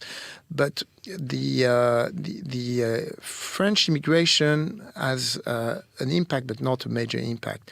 Obviously, the funding of the high-tech companies came mostly from the U.S. Right. We have been seeing the direct funding, direct investment by corporation and by investors into the high-tech company, and indirect through the venture capital industry. Mm-hmm. When I started my first venture fund in 1993, we were 3 venture funds. Now we are 400 venture funds. Wow. So the industry has grown a lot, and most of the funding came from the US. So I would say that the impact from France was, in that sense, more limited. Interesting. Now, you mentioned the Iron Beam as the next, generation of the Iron Dome. So tell me a little bit about that. And also, I understand that your investment company has been somewhat involved in the development of this great technology. We have followed a company called Sivan, which has developed the laser technology, which was the key technology to deploy the Iron Beam. Mm-hmm. And this technology has been, for 18 years, the company, when they started speaking about it, looked like Star Wars. But right. Now they have managed to integrate that into the Iron Dome system, and it was really very efficient during the conflict, especially against drones, but also against missiles. So we think that the main difference of the Iron Beam is that instead of firing a missile that costs $100,000 to stop a rocket or to stop a drone that costs tens of dollars, which is, it doesn't make sense in terms of the economic. The cost of lives, of course. It's but the economic impact is very heavy on Israel. So if you do the same job, even better, using a laser technology, which is really the cost of energy, it costs $2 to $5 every time you use it, and it's done in real time at the speed of light. So that's much more efficient, and that's, I think, the solution for the future for many of the threats that are coming from our neighboring countries. Unless the Trump peace plan goes through and we no longer have rockets running into Israel, right? But let's hold our breath, right? As we say in the exactly, region. Yeah. Exactly. So I want to ask you about Israel's innovation system in comparison to, let's say, the American one in Silicon Valley. How can you compare and contrast those two innovation systems? So when we describe in the book the key factors, we identify 7 factors, and some of them are similar, but some of them are really different. Obviously, the impact of the military experience that many of the young soldiers have at a very young age, where they use state-of-the-art technology tools and they have many responsibility at a very young age, is something that is very special. Also, the application of this military technology applied to civilian application, I think it's also something that is very unique. For example, we're the only venture fund that invested in Mobileye. Mobileye is a company that was eventually sold to Intel for $15.3 billion. So this is technology enabled to avoid car collision. And when we invested, there were a lot of competitors that were able to identify the red light, the white line, but they were not able to identify the pedestrian. So at Mobileye, you had a lot of engineers coming, most of them from 8200, that were able to divert a missile in real time when suddenly there is, for example, a person coming in and they need to neutralize a missile at the speed of a missile. So if you're able to do that, you're obviously able to do it at the speed of a car. So in order to avoid car collision, Mobileye came with this solution. I think there is also, in my view, it's the first AI technology company that made a major exit, and it's also the first auto tech company in Israel that made an exit. So I think for us it was an amazing adventure, but it's just an illustration on how military technology can sometimes be used to apply it for the benefit of the civilian. Do you think that the military is the major driver of our innovation, just the fact that we have such a difficult security situation? It's not that the venture industry invests much more funding than what even the army is investing. I mean, there are maybe some specific field where the army is still investing a lot of money. But the thing is that the people coming from the army at a very young age gain so much experience, and that they are also, there is a word in Hebrew, tachles, they have to develop in a real short period of time. They have responsibility over soldiers, so they gain the type of experience that in other society you won't gain until you have a much more advanced age. So I think that's one element. Obviously, the fact that we're a melting pot with people coming from all over the world is very special, even though in California you have a lot of immigrants. But the Jewish culture is very special. For example, here we are, this issue of resilience. You see that today. It has also an impact on the attitude of the entrepreneurs. There is also the Jewish tradition where the concept of tikkun olam, how to improve the world. When we invest in biotech company or medtech company, the people we invest in, they don't come to us and say, we want to become a unicorn. They typically say, we have developed a technology that can do a major change for people suffering from Alzheimer or from cancer. Or they from want to save the world. So they want to improve the life of the people, and that's what brings them to create their own company. So I think it's very special in the Jewish culture. Also, the concept of Passover when people want freedom, and I think that's also part of the startup nation culture. So there is element which is linked to the Jewish identity, which I believe has differentiate ourselves to maybe different high-tech ecosystems. Which is so beautiful. I mean, now you yourself have invested billions and done many cross-border deals, but I'm wondering, after October 7th, has this shifted? Are you seeing that people are less inclined to want to invest in Israel? Yes, unfortunately, it is the case. We see that even today in the numbers. I've been seeing the crisis of 2000, 2008, where we had a drop in terms of investment in the venture industry and investing in high-tech companies. But it was for a short period of time. Now we are 2 years afterwards and we see the impact. There is the impact through the venture funds. For example, the amount raised by the venture funds in these last 12 months is about 80% less than the year 2021. So obviously 2021 was a peak, but it has a long-term impact because today we still enjoy some of the funding available from the fund that were raised in 2021 because we deployed the money over 4 or 5 years. Right. Now what will happen in the coming 2 or 3 years? Also there will be, it will be challenging not only this year but probably next year for the investors to invest in Israeli funds because also there is a certain image, there is uncertainty. Hopefully an agreement will be reached, but still investors don't like uncertainty. So we will face, I believe, a crisis for a longer period of time. And by the way, this is why we created a platform called Catalyst Investors Club, which enable private investors from all over the world to invest directly in companies that were backed by venture funds. So the idea is to enable a private investor that is an accredited investor that understands the risk to cherry pick the companies he like. We show currently above 300 videos. We created this video, most of them using AI capabilities, and we show them different opportunity in different sectors. And they can cherry pick the one that they like and co-invest together with leading funds. This is helping funds to get more funding to support their portfolio companies. But you do mention in the book something that you call cracks in the shield. I mean, what is a crack in the shield and what are the cracks that concern you the most? So one crack is related to the point I just made regarding the fact that there is less funding. The importance of the venture and the high-tech industry is so in the economy is such that we cannot afford to support the economy without this high-tech industry continuing to without seeing us developing this industry over time. And this funding, when it's blocked, what will be the impact? That's a big challenge. The other challenge we see, if we speak about cracks, for example, the Muslim community has been successfully integrated in the ecosystem, mostly in the medical field. But the poorest population today in Israel is the Hasidic community, is the Orthodox community. And it's up to now, it has been very hard to integrate them into the high-tech ecosystem. We invest in a fund that is dedicated to support the Hasidic entrepreneurship, but it's very limited.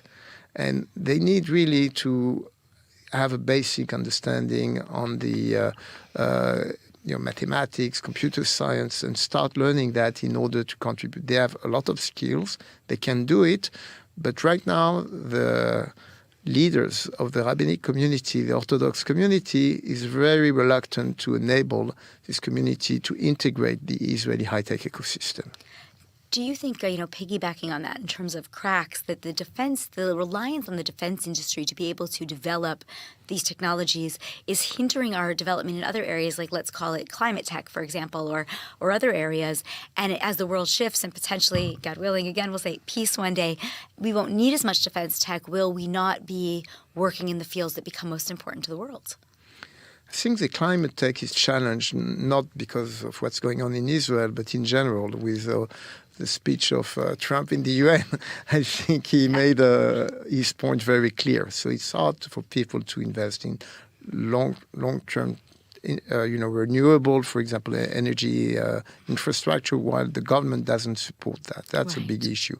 I think that regarding Israel, you can see in the latest statistic that the bulk of the funding has been done in cybersecurity, in defense tech and in AI. Right. And the other sector have been affected. But, because we've been investing for 32 years, we see there is always, more fashionable technology. We've seen that it's coming back and forth. So right now, those are the three technology that the investors are coming in. That's where you see probably the most, the highest number of exit. You saw with Wiz that, was sold for, I think, $32 billion. So the cyber is very appealing. And the defense, obviously, the increase of the allocation of the European nation to invest more in defense has also an impact. The other concern that I have is also the fact that some countries, especially in Europe, are reluctant today to buy defense tech technology from Israel. And they may be also reluctant to buy European, Israeli technology in other sectors. So that's also something we have to understand. So the consequences of the war on the long term. And that's something that we don't know how much time it will take to come back to what we had before the war. And thinking of long-term consequences of the war, one of the things that I've been reading a lot about is this mental health technology or trauma tech. The idea that we're going to have maybe 3 million Israelis that are suffering from some kind of symptoms of post-traumatic stress disorder, anxiety, depression. So we're going to need to be able to serve those people and don't have the capability in terms of the manpower to do so. And so technologies are popping up, which actually could be very relevant in Ukraine, in the United States, where there's a lot of this as well. Do you think that that's going to be a new field for Israel? Fortunately, we have a lot of experience in, these people that are wounded and hurt, not only psychologically but physically by the war. So there are some companies that did well in developing medical device for people that was wounded during the war. And it's more problematic, I believe, when we speak about people that are suffering from trauma, because the business model depends very much on the government. The government have very little resources right now, and they don't put enough resources to face this challenge. So, medical device and biotech company has managed to raise funding because there is a huge international potential, and the bulk of the market is obviously not in Israel. Right. But I think that it's in general more difficult right now to raise money for medical technology, for healthcare. We're doing a lot of effort. Our investment bank, we have 12 people raising money for many biotech and medtech companies, but the period is more challenging for that industry. It's interesting. And you mentioned the Haredim or the ultra-Orthodox. I mean, obviously there were also issues in the country with judicial reform, other social cohesion issues that have gone on in Israel. When the world looks at those as well, does that have deterrence the same way, the October 7th ongoing war has had on Israel? I didn't understand. The social cohesion issues, when they are exported to the world, you watched before the war started, all of these judicial reform protests, or you see some of these other challenges we're facing internally that then export themselves sort of in the news to the world. Do those also hinder investments? Yeah, it was before October 7th. Right, of course. Obviously. Today, there is more cohesion and more, the people are, I see people from different political views that are serving in the army.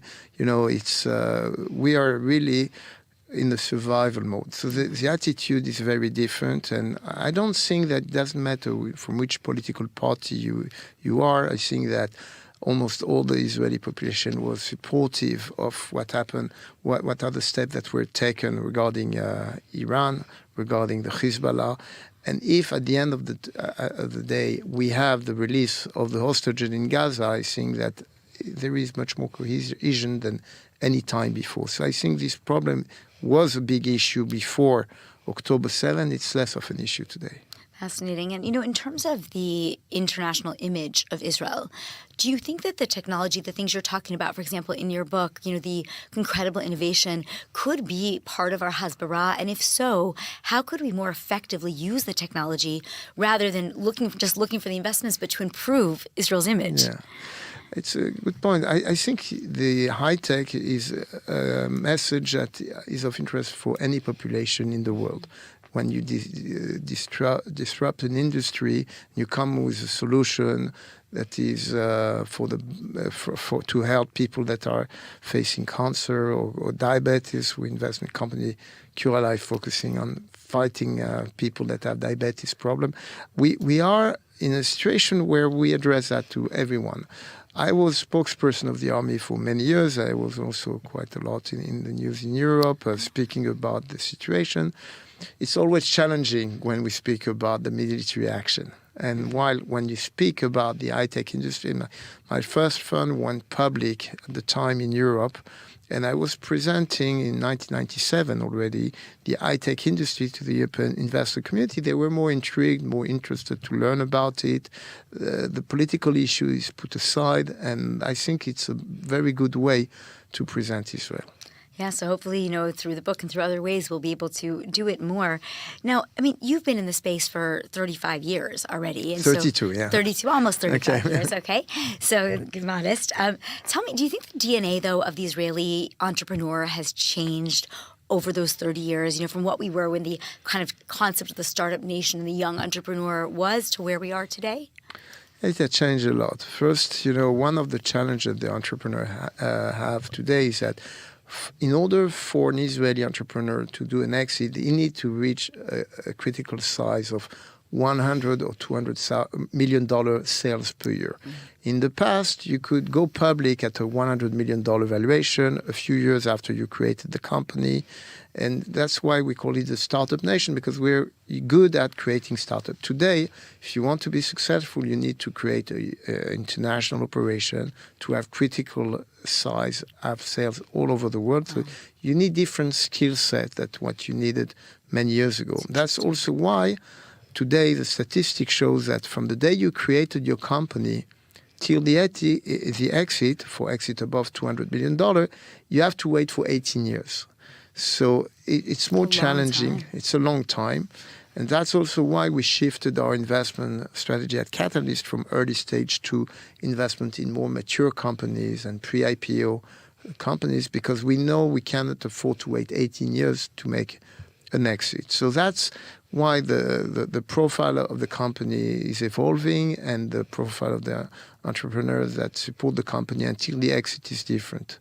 But I think that one thing that also impacted is a war. We have to today, because it's harder to raise money, we have to show very fast that the business model of those startups, it's a profitable business model, and it's not only R&D center, and people want to see results, and they are very cautious about their investments today. The valuation is more linked to how fast a company can be profitable than just having, as we used to have, a company that was ready to go for a long way but burning a lot of cash. So a lot of elements have changed that impact the way the founders and the managers have to operate. So are there different staff members as well? Like they have to recruit not just engineers, I'm assuming then, but businessmen, marketers?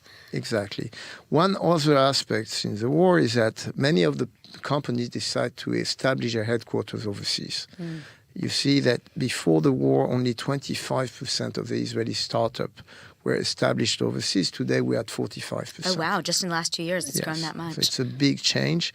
And it's obviously easier to recruit people that have marketing experience. They know how to go to the market when they are overseas, rather than hiring them in Israel or bringing talents from overseas to Israel. So we see this trend, unfortunately, that many of the Israeli entrepreneurs decide to establish their operation first overseas and not necessarily in Israel anymore. And I guess that would be why we see in the Israel Innovation Authority the reports that we're seeing less hiring going on in the high-tech sector in Israel. Yes. I'm assuming and that's even before you see the impact of the real impact of the war and the impact of AI within many companies that will not need so many engineers, software engineers, as they needed to have before.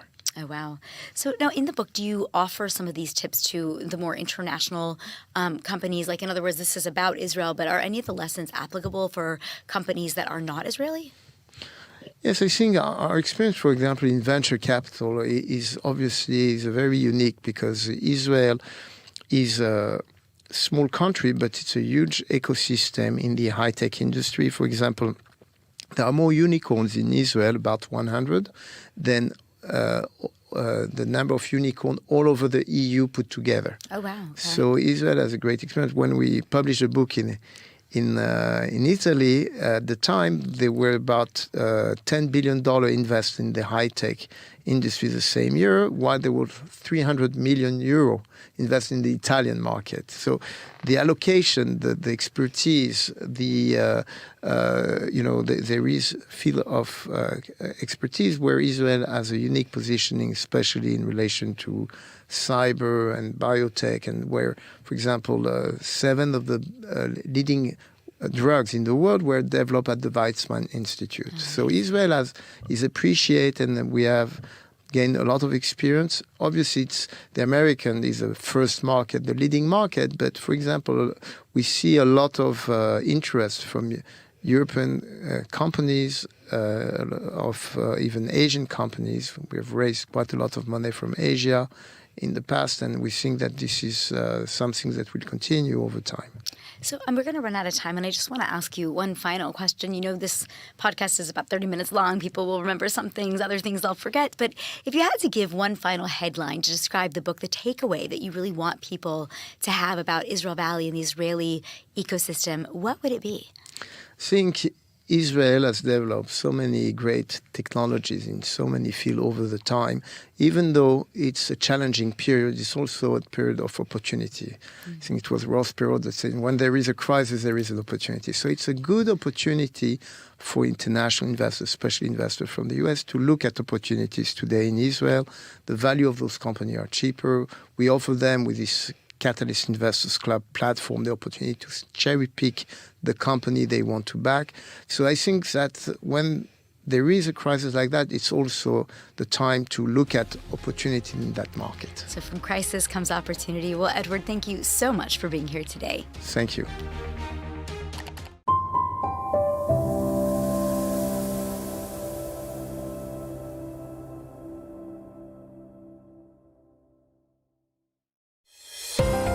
Israel's only English news channel, bringing you the headlines that matter every hour, straight from the center of where it's all unfolding.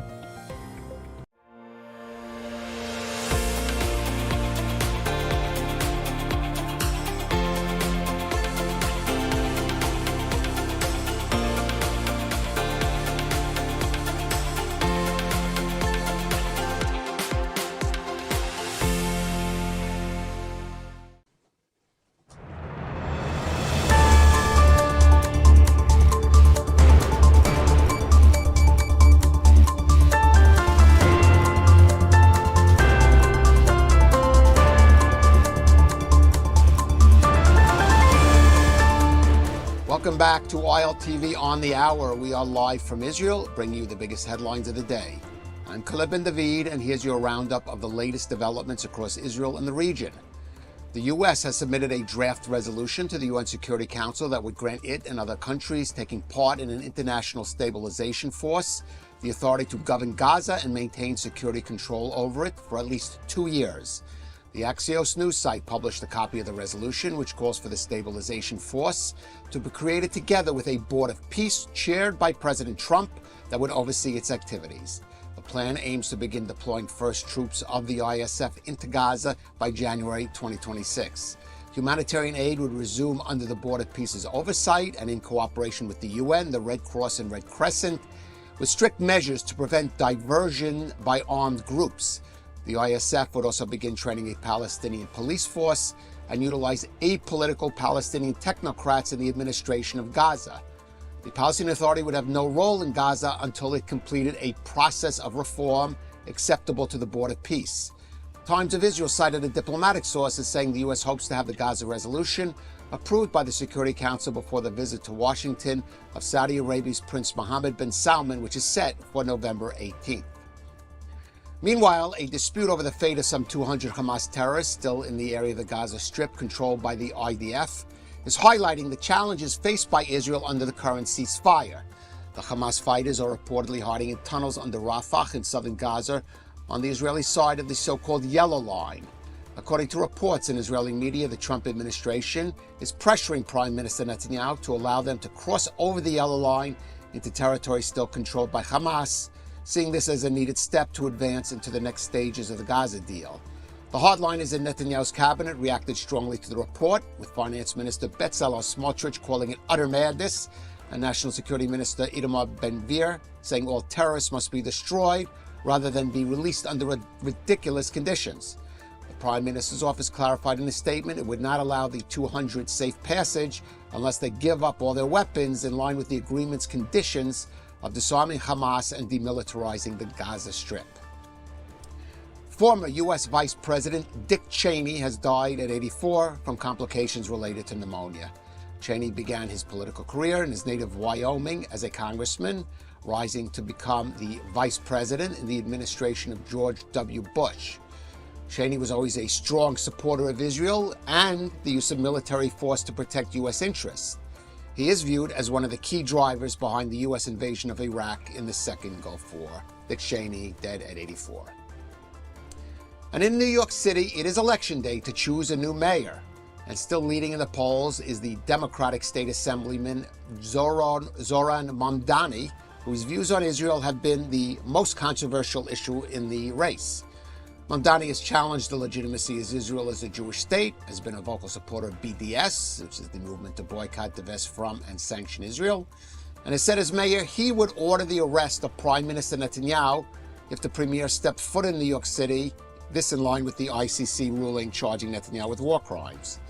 Now, the latest polls show Mamdani still leading his closest challenger, the former Democratic Governor Andrew Cuomo, who is now running as an independent candidate, leading him by between 5 to 10 percentage points, although some surveys have shown that the race has been tightening this past week. Republican candidate Curtis Sliwa trails far behind in all polls, which led President Trump yesterday to announce his support for Cuomo. Trump writing on his Truth Social platform, "We must also remember this, a vote for Curtis Sliwa is a vote for Mamdani. Whether you personally like Andrew Cuomo or not, you really have no choice. You must vote for him and hope he does a fantastic job. He is capable of it, Mamdani is not." Trump also threatened to cut federal funding for New York City if Mamdani wins, saying, "If communist candidate Zoran Mamdani wins the election for mayor of New York City, it is highly unlikely I will be contributing federal funds other than the minimum as required." And that is a wrap for this edition of ILTV. You can stay with us throughout the day for the next broadcast or check out our app. Just download scan the QR code on your screen. I'm Khaled Ben David. Thanks for joining us. Welcome back to Axis of Truth on JNS. I'm Emily Schrader, and this week we're talking about the question of sovereignty. Who decides what happens in the Middle East, and has the Trump administration overstepped its bounds? Plus, we'll speak with Israel's international spokesman to the UN, Jonathan Harunoff, who just released the book Unveiled about the women, life, freedom protests against the Islamic Republic of Iran following the death of Mahsa Amini. Let's dig in.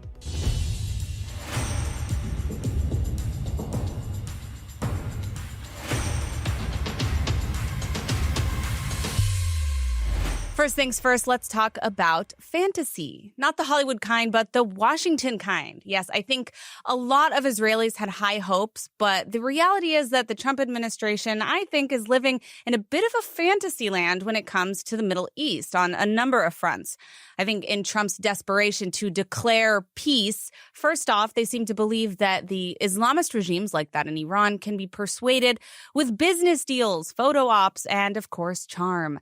They're treating the region like it's a corporate merger, less like a battlefield of ideology, of faith, and yes, of power. And nowhere is that delusion clearer than in the statements coming from U.S. Envoy Steve Witkoff, one of the administration's loudest voices on foreign policy, who's repeatedly shown that he doesn't really know what he's talking about. Now, Witkoff claimed in the media that the red line with the Islamic Republic was 3.67% enrichment, which is exactly the same as Obama's JCPOA Iran deal. Under Trump's own stated policy, the red line that he had was zero enrichment.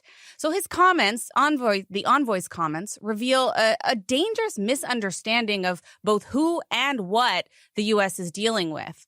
The Islamic Republic of Iran doesn't negotiate in good faith. It uses negotiations to buy time, to stall, to play for leverage while it quietly builds drones, enriches uranium, and advances its regional empire. The regime isn't trying to improve life for its 90 million people, and it's not really interested, at least in what we've seen so far, in prosperity or stability. It's interested in advancing basically a caliphate project, an Islamist hegemony that spans from Tehran to Beirut and seeks to spread really to the entire world, according to their statements.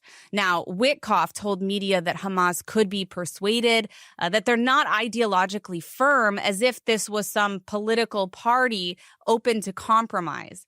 This is pure Western delusion.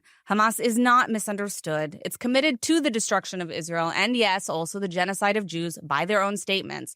It's very difficult to reform that kind of ideology with investment portfolios or promises of trade.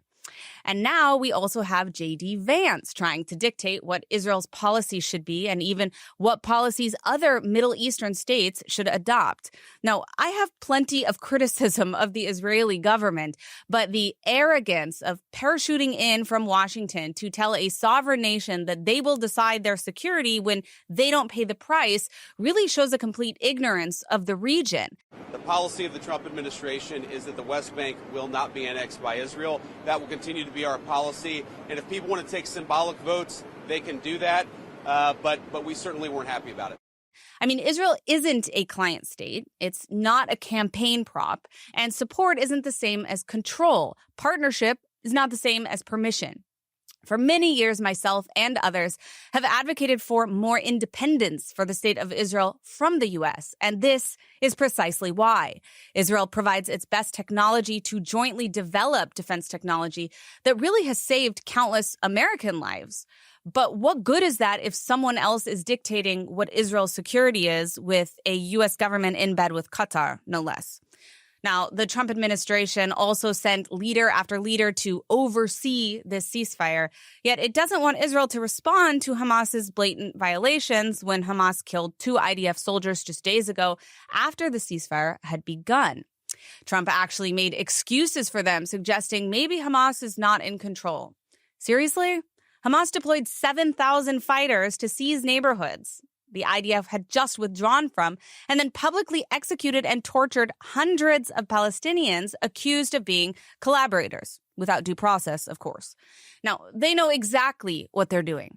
They violated the ceasefire in multiple ways. They still haven't returned the bodies of all the hostages, and even though the agreement gave them 72 hours, we haven't seen the return of these bodies. How long has it been now?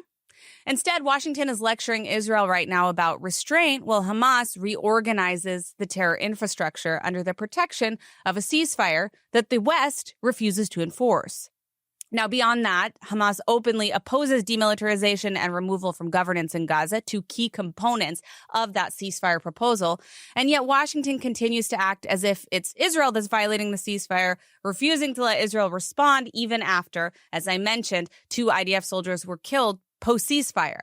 Well, the United States can't keep pretending to be an ally while also actively undermining Israel's sovereignty. It can't treat Hamas like a political faction and Israel like a student who needs supervision when, frankly, the reality is the opposite, and both sides, Palestinians and Israelis, suffer as a result. If America really wants to lead, it needs to stop playing the savior, stop whitewashing a terrorist regime that harms both sides, and stop treating Israel as a satellite 51st state. The Middle East can't be managed from Washington boardrooms. It has to be understood right now on both sides. And Washington has shown clearly that they don't really understand a thing. And now on to our headlines of the week. First things first, this is going to be short today, but intense. We have a really shocking new investigative report by the Daily Mail, which revealed that 154 convicted terrorists, many of them actually from Hamas, even one linked to ISIS, were released by Israel in this most recent ceasefire, the hostage ceasefire agreement. And they're now reported to be staying at the 5-star Renaissance Cairo Mirage City Hotel alongside unsuspecting Western tourists. Now, the hotel features swimming pools, spas, gourmet restaurants, and outdoor leisure areas. You know, the kind of facilities designed for vacationers, not so much for convicted murderers and suicide bomber recruiters.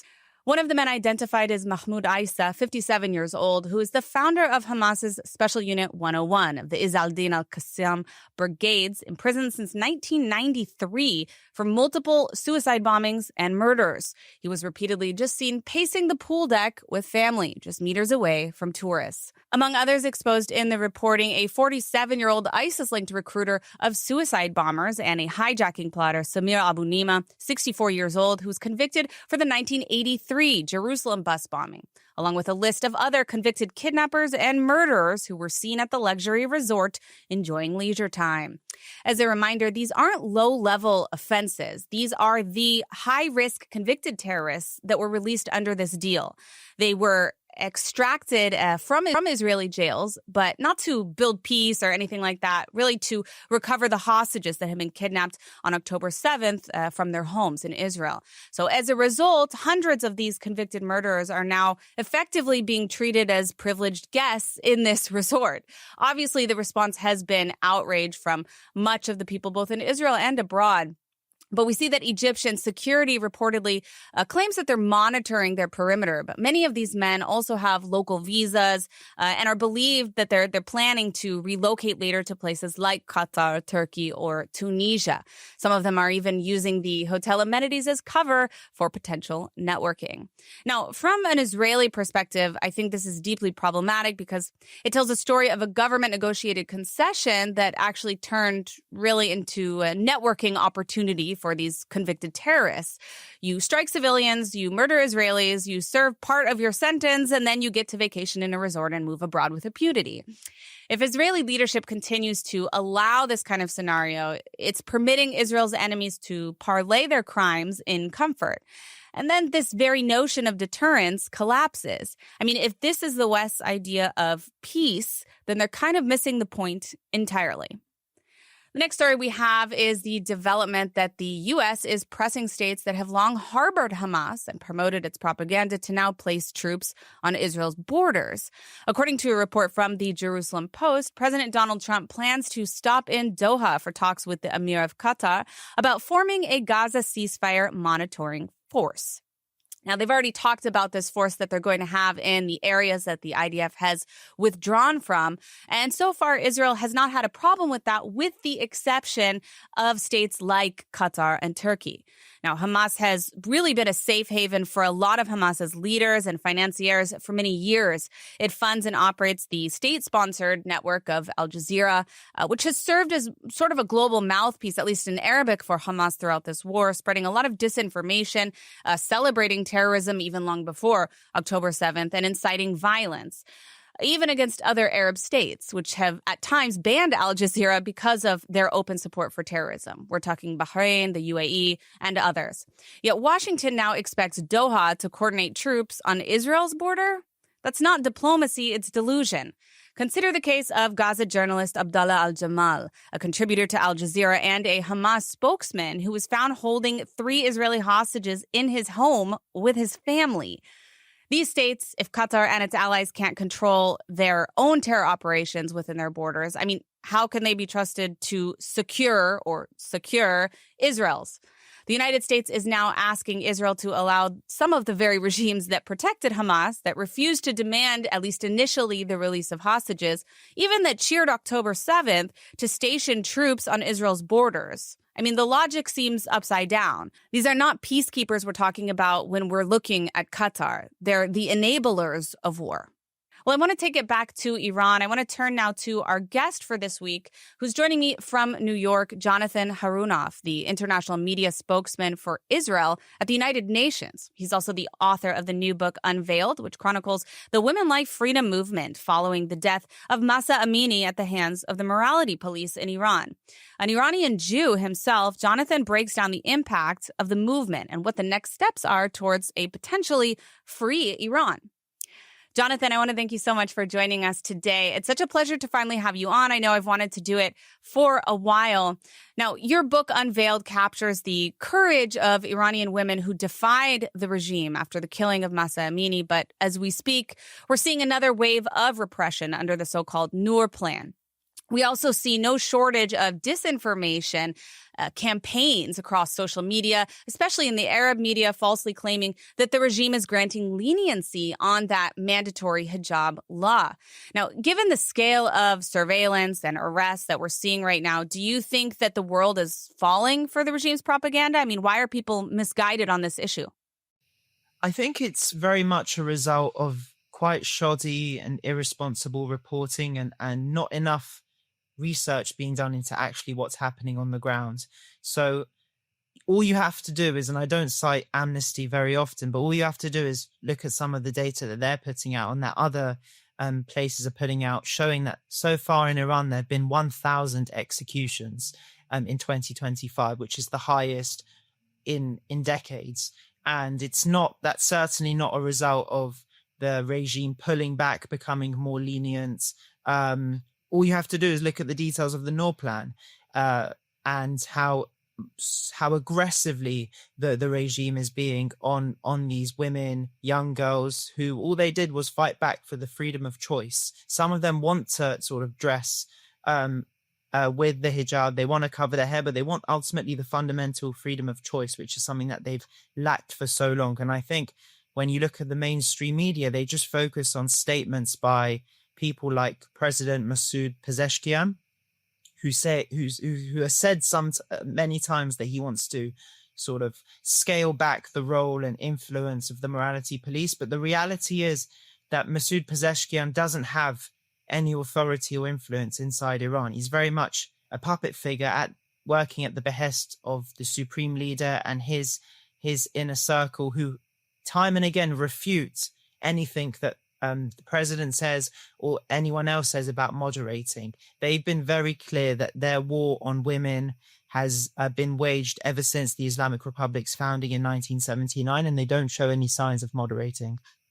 Well, you know, it's interesting that you bring up Pezeshkian because, of course, before in the position that he was in, he was the one actually leading the charge at the Iranian universities against a lot of these young women. He enforced the mandatory hijab before it was even law after the revolution. So the idea that he's somehow progressive on this front is really crazy, as you know. And yet the Western media seems to love this talking point. I want to ask you, you've written extensively about how both Iran and actually Israel, and now where you're serving as Israel's international spokesperson at the UN, how do you assess Washington's current approach to the Islamic Republic? I mean, is the United States being too cautious or simply misguided in thinking that engagement would actually moderate the behavior of the regime? I think the United States and many other member states in the UN recognize the nefarious intentions of the Islamic Republic. It's in part why we saw the reimposition or snapping back of sanctions inside the UN Security Council around a month ago, which really marked the end of the 2015 Iran nuclear deal, the JCPOA. But I think President Trump and his administration, their approach towards Iran is very different to, say, the Biden administration's approach. While they, with any sort of conflict or any potential partner, diplomacy is the preferred course of action, since war is ugly and horrible. And President Trump has also made it clear time and time again that he is, sort of looking to bring about peace through strength. And he's going to have a no-nonsense attitude towards the Islamic Republic, which is why we saw Operation Midnight Hammer take place on Saturday, June 21st. Tremendously successful campaign following Operation Rising Lion that included strike package of over 7 B-2 bombers, 24 Tomahawk cruise missiles, 125 US aircraft to support this attack. And it was the first time the United States used its largest bunker-busting bomb. And I don't think that was a sign of, weakness by the United States. It was very much a sign of strength. But of course, Israel is a member of the UN. The United States is a crucial member of the UN. So diplomacy, we want to engage in diplomacy when it makes sense. At the same time, and I think the JCPOA is a good lesson in that is that when you try the same kind of diplomacy time and time again, using the same approach, hoping for the same goals, and always seeing different outcomes, especially when it comes to the Islamic Republic, where they made their master negotiators, master diplomats. They say one thing while doing the complete opposite. If you, on the other side, are hoping for a different outcome, then that's your mistake. Now, I want to ask you about your time in the UN. I mean, we've seen that they have a bias against Israel, but they also continuously elevate the Islamic regime. I mean, we've seen Islamic regime officials put in positions of power. They were on the Women's Committee. They led a conference on nuclear disarmament. They're advising now. They have a new advisor in the Human Rights Council. I mean, it's kind of absurd given what's happening on the ground. And as someone working inside the UN, I mean, I wanted to ask you your take. Is the UN simply ignoring the reality of this regime, or they're aware and choosing to promote some of these officials anyway? It is completely baffling and mind-boggling, to say the least. And I think when you look at the makeup of the United Nations, how its membership has changed and how so many member states inside the UN are not democracies, it's eye-opening. But I think another factor here is that so much of the United Nations focus and resource allocation has been dedicated to the demonization and delegitimization of Israel and focusing incessantly on what's going on inside Gaza. And it's often come at the expense of other global issues, which is why, you know, you have these certain individuals in certain countries playing active roles in human rights committees. And there's not a lot of pressure, not a lot of outrage. You did see at the height of the Women Life Freedom movement, I think you alluded to it, that there was some push to remove the Islamic Republic from the Commission on the Status of Women, because they sat in the 54-member Economic and Social Council, and there was some campaign mounted to remove them, and they ended up getting removed. But overall, sort of the attitude towards the Islamic Republic is quite tepid, and I think it's in part a result of it's absurd, but it's also a result of so much focus being on Israel, on the wrong things when it comes to Israel, not on bringing about the hostages, which the UN, you know, didn't really do much of. It was more the United States, its tremendous role and its partners in the region. It's focused more on just demonizing Israel, saying Israel's the bad guy without really painting a full picture of exactly what happened just over 2 years ago and how Hamas were the instigators of this conflict. Well, of course, I mean, this also comes at the expense not just of the Iranian people, which we're talking about today, but also at the expense of other human rights atrocities that are occurring throughout the world that just don't get, I think, at least the attention that they actually deserve or that's needed in order to stop some of what's happening when they present it so inaccurately. But I wanted to ask you, you know, in the wake of the recent 12-day war that we saw between Israel and the Islamic Republic, what are you hearing on the ground inside Iran? I mean, how have Iranians both inside the country and in the diaspora responded to Israel's actions? There's no question that the 12-day war left the regime very exposed militarily. At the same time, it also led to a wave of arrests inside Iran, because you've seen this theme emerge inside Iran when it's exposed, when it's weakened militarily and it can't respond, you know, abroad. It usually takes it out on those more vulnerable, which are the people inside Iran, which was why you saw this massive wave of protests, this sort of paranoia engulfed the regime. Tens of thousands of people were arrested, including Jewish Iranians. You saw some Kurdish people be executed, and what we heard was very much that. But also, I think the key point here is that all of this stuff has coincided with times of tremendous internal strife and domestic challenges that the regime is facing, that the people of Iran are facing, and that are not being addressed at all. You've seen major water droughts, gas and electricity shortages. You've seen even talks of moving the capital city elsewhere, instituting bank holidays, extended weekends, so that people move out of city centres to alleviate water and gas and electricity shortages. And all of this has coincided with the aftermath of the 12-day war. And I think that is what is leaving the regime extremely exposed and vulnerable. And it's what is causing extreme unrest among the people of Iran, because they realize that their government is not addressing the very existential socioeconomic issues that they're facing, and instead is continuing to want to annihilate the state of Israel, invest and allocate resources outside of the country, funneling those resources away from the people inside Iran who need them most. Now, your new book, it focuses on the uprising being led by women specifically. But since then, we've also seen growing discontent amongst students, workers, even within parts of the clergy. I mean, how prevalent is the opposition to the regime inside Iran? And do you believe that genuine regime change is coming? I mean, what's it going to take to bring that about? Or is it even possible?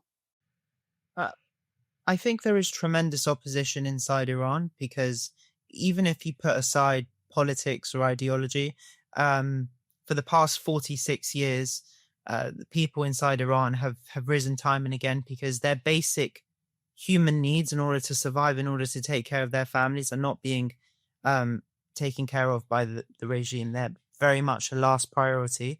And so long as you have sort of political and internal grievances combined with just very basic human grievances that aren't being addressed, there's going to be unrest. So I think I think the vast majority of the 92 million people inside Iran want, a brighter future. They want the freedom to choose how to live their lives, who to talk to, what to wear. And while 2022, 2023, the Women Life Freedom Uprising wasn't completely successful in its objectives, because the regime is still standing, it did succeed in one major thing, and that was marking the absolute point of no return for many Iranians. They were done. That was really the point at which they were done with the regime. You saw prior massive uprisings like the 2009 Green Revolution, following the disputed presidential re-election of Ahmadinejad. And at that point, you saw millions of people rise up, but many of them sort of wanted to bring about change within the framework of the regime. They still hoped that the government could reform. But I think what happened after the killing of Mahsa Amini was that many people were done with the regime and they wanted a complete change. And I don't think that mindset is going to change anytime soon. The embers of Women Life Freedom Uprising, while it's sort of changed and morphed, I think they're still very much there. And all it's going to take in a country like Iran, anywhere in the Middle East, is just one sort of instance, one trigger to really catch fire and unlock a massive wave of protests. Well, as you know, I've spoken a lot about the historic ties between Iranians and Jews, actually not just Israelis, from the time of Cyrus the Great to the present. But in the climate of hostility that's promoted by the regime today, what does the Iranian-Israeli friendship mean to you personally? I mean, how do you think it could be rebuilt in a post-regime Iran, if it can? It means a lot. I've got my parents are from England and Israel. My grandparents on both sides come from Iran, and they lived there. They remember what it was like. And and many of my closest friends, either come from Iran, have close family from there, and they all, even if they've never been to Iran, I've never been to Iran, but I would love to go there one day. There's this tremendous history stretching back thousands of years. Far exceeding the history of the 46-year-old Islamic Republic. And that history is far too often overlooked by this 46-year-old regime. And one really extraordinary experience I had was I had a book talk in August in Israel, Netanya, and I was expecting a sort of eclectic crowd to come. And the vast majority of the people who came were sort of women in their 60s, 70s, 80s. And many of these women were Iranian born who had moved to Israel. And they spoke firsthand about their experiences, what life was like pre-1979 or what life was like post-1979. And they really, I know nowadays some people talk about the Cyrus Accords and what could happen, and it sometimes seems a bit unrealistic, especially in this current state. But it's not unrealistic. It's not even unprecedented. This happened before. Don't forget that Iran, under the Shah, was the second Muslim majority country to recognize Israel after Turkey, and that was in 1950. You saw unofficial diplomatic missions established in both capitals in the 60s and 70s. You saw tremendous trade take place. agriculturally, education, and all other kinds of things. And David Ben Gurion stated many times that, as part of his sort of periphery doctrine, cultivating relations with non-Arab states, Iran played a major role in that. Another really interesting point is that, especially now with the country facing Iran facing very serious water shortages, all you have to look back to is 1962, where there was a massive, very damaging earthquake in the city of Qasvin in Iran, and thousands of people were killed, tens of thousands were injured. And what happened? The Shah of Iran spoke to his Israeli counterparts, and Israel received permission to send a team of water engineers to Iran to advise on rehabilitation, rebuilding, reconstruction efforts. And that kind of sort of alliance really, I think, helped save lives, help rebuild. And when people inside Israel most recently were talking about, potentially helping with water technology because Israel's a world leader in that, again, while it sounds a bit unrealistic at this point in time, I think there was tremendous reception for that inside Iran, because they remember that this isn't unprecedented. This has happened before. And the only real impediment to Israel and Iran sort of coming together again is the Islamic Republic. The vast majority of the people of Iran that I've spoken to have this tremendous love and gratitude towards Israel, and it's very much returned in the other way. There's a lot of respect for the courageous, resilient, brave people inside Iran, and it's I hope one day we can restore that. Now, the regime's elite, including figures close to Khamenei like Ali Shamkhani, are constantly caught in scandals showing how disconnected they are from ordinary Iranians. Do these incidents, like what we just saw with the wedding, the viral footage from the wedding, does these type of incidents accelerate public anger, or are the fears from the oppression of these protests, is it still keeping people from mobilizing like we saw in 2022?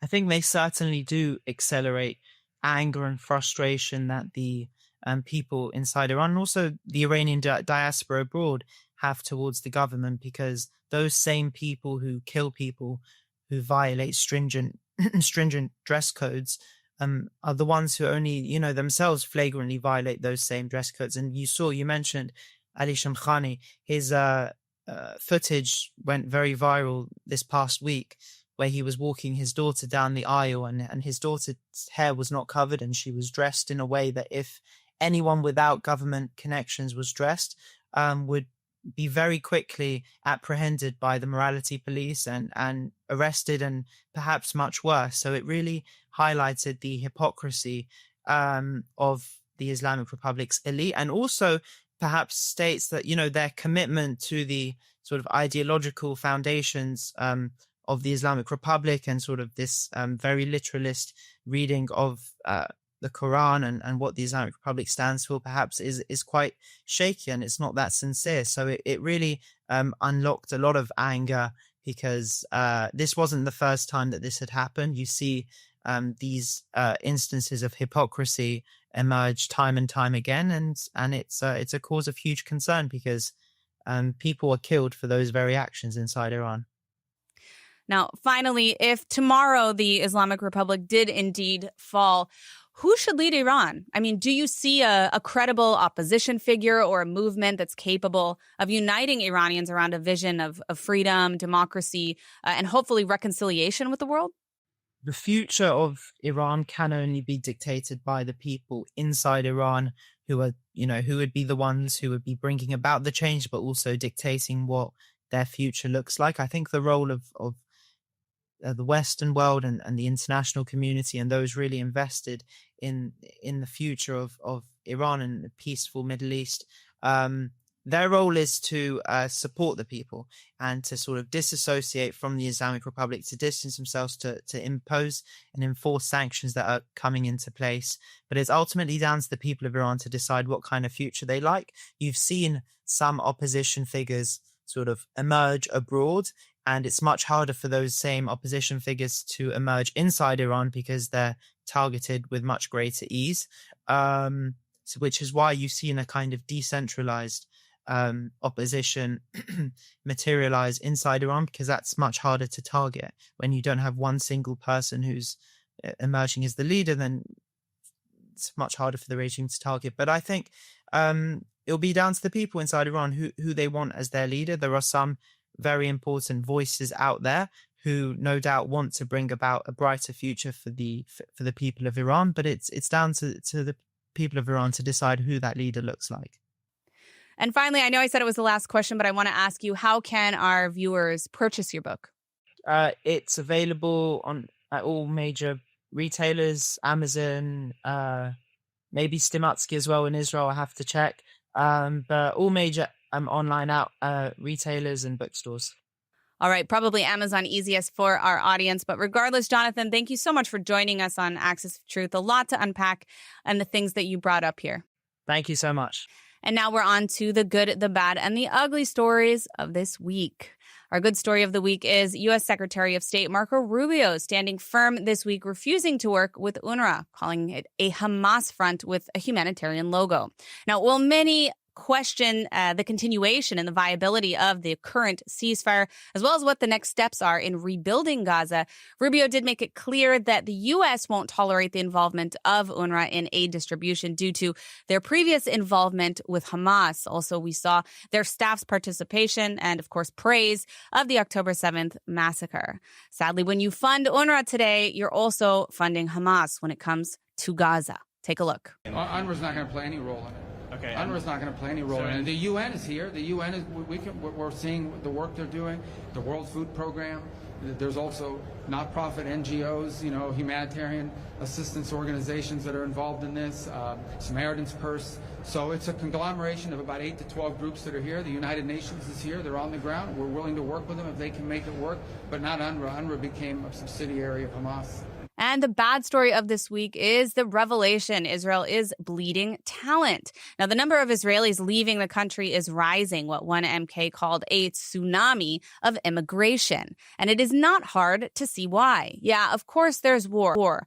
But the truth is that the government has ignored the economic reality and punishes entrepreneurship instead of actually encouraging it. The taxes are crushing, regulations are suffocating, and the law is enforced unevenly. Success is honestly something that's penalized while failure is subsidized. And this is what happens when leadership is weak, when innovation is treated like a threat, and when hard work is met with government hostility.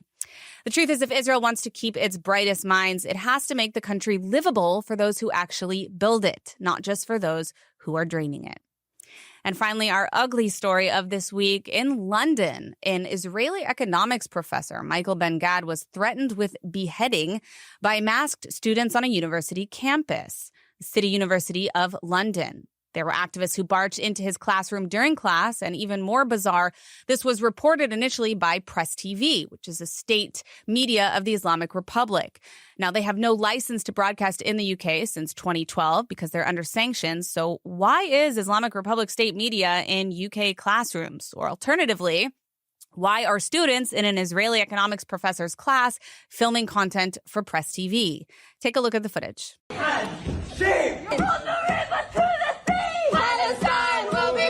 Stabbed in the 1982 war against Lebanon. He's killed innocent people. He helped in the massacre of Sabra and Shatila. This is not someone to learn from. This is someone to be tried at The Hague. You should all, as conscious students, walk out because this professor his hand is stained off of genocide. His hand is stained of blood. As conscious students, we cannot learn from IDF veterans that kill our brothers and sisters in Palestine every single day. This man has blood in his hand. Free, free! Palestine! Free, free! Palestine! Well, that's it for this week on Axis of Truth. We'll be back soon with more interviews and stories from the Middle East. I'm Emily Schrader. Be sure to follow me on social media, Emily K. Schrader or Emily in Tel Aviv. Thank you for watching. I'll see you next week on Axis of Truth. Israel is being rocked by a scandal whose ramifications cannot be underestimated because it's impacting everything, and it explains why our PR war is failing and has failed so badly, how October 7th could have happened, and the depths of the deep state and corruption that we as citizens pay the price for every day. I am so mad about this story. Do you remember how about a year ago a video was leaked to the public that went viral around the world? 100 million views of an IDF soldiers allegedly sodomizing a Nukhba terrorist who was detained by the IDF in a prison called Sde Teman. The world obviously went completely mad. The IDF's reputation was genuinely destroyed, and the video is widely used as evidence for Israel's war crimes. And within Israel, the division caused by this video was immense. The soldiers involved had their lives ruined, jobs lost, and a war raged between the right and the left. The right claimed that the soldiers were innocent and this was fabricated. The left were mad that it is our legal duty to prosecute anyone, even soldiers, for any law breach. But neither side imagined that the real story here was actually the leakage of the video, and that it was done by the highest echelons of our legal system. The damage was actually intentional, and for a year it has been covered up by those who believe that they are above the law, despite being obligated to represent it. Now all is being uncovered. This is the Meira K Show on JNS TV. Let's talk about it. So after October 7th, many Nukhba terrorists were detained.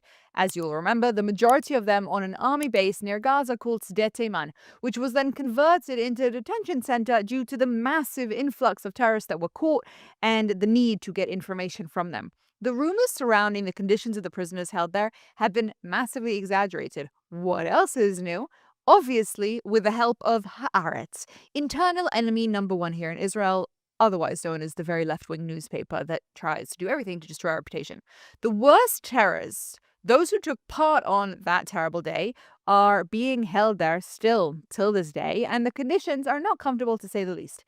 They're treated according to international law, have no fear, but in a way that serves as a very strong message of deterrence to anyone who thought maybe joining them would be a good idea. FYI, this wasn't always the case. Israel has a tendency to be so afraid of international scrutiny that they treat even the lowest levels of humans with utmost decency, making prisons so comfortable that it's a joke in Palestinian circles that if you want a free and wonderful life, you should just get yourself arrested. After October 7th, that changed, and Ben Gvir took charge of ensuring that the cushy reality was a thing of the past. Prisoners were blindfolded and tied up for the most part, and honestly, it was uncomfortable. The rumors about this place fly everywhere, and if you just look at the Wikipedia page, you would actually come to believe that it is some sort of Israeli concentration camp. In fact, Sde Teman concentration camp was trending for a while on Twitter. I personally wouldn't go as far as to compare the two, but working there is actually just no simple feat. Here in Israel, most of us know that the soldiers who have to police the place sacrifice enormous amounts of themselves just to be near these Nukhba terrorists. It's a terrible job, and it's not for the faint of hearted. But this place truly gained its fame when a few months into the war, a video was released to the public in which 9 IDF soldiers, under the term Krach Mea, that's the name of their group, were seen calling up a prisoner and then blocking the view from the camera while doing something to him, allegedly raping/sodomizing him. He was later taken to the hospital, and there are varying accounts of his actual wounds and what happened. It's not clear. Many have argued, many, that this video was butchered and it's actually fabricated, and I'm going to be honest and say that I don't know. I was not there, and in the world of AI, everything is possible. But let's just go with the assumption that the video was true, that this terrible thing did happen, and the IDF soldiers did go and do terrible acts to these prisoners. As you can imagine, only very few people had access to the footage of a very high security prison, and it was then leaked.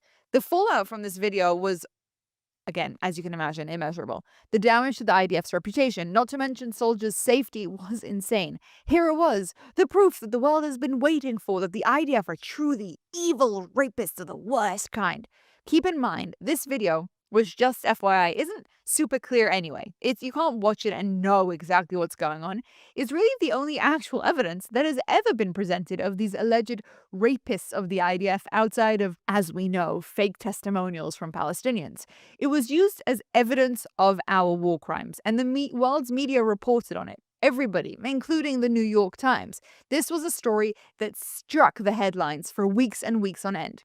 It then actually escalated into an even worse incident with members of Knesset from the right who went to support the 9 soldiers who were arrested as this video was leaked. They broke into the base and then created a whole mess politically as well. Now, whilst the law is law and it must be kept, and most of us agree on that, when this happened, the feelings of anger in this country were very new and raw.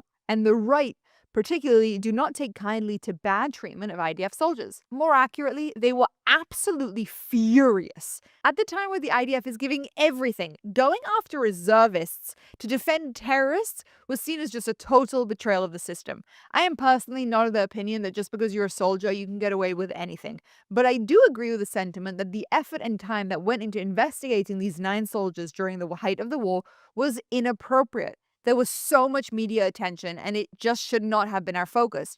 When we have so many terrorists and others' battles to win, putting legal and media resources into a story that besmirches our name felt very, very wrong. It tugged on the feeling that many of us have felt since the start of the war, and even before that our voices are kind of irrelevant.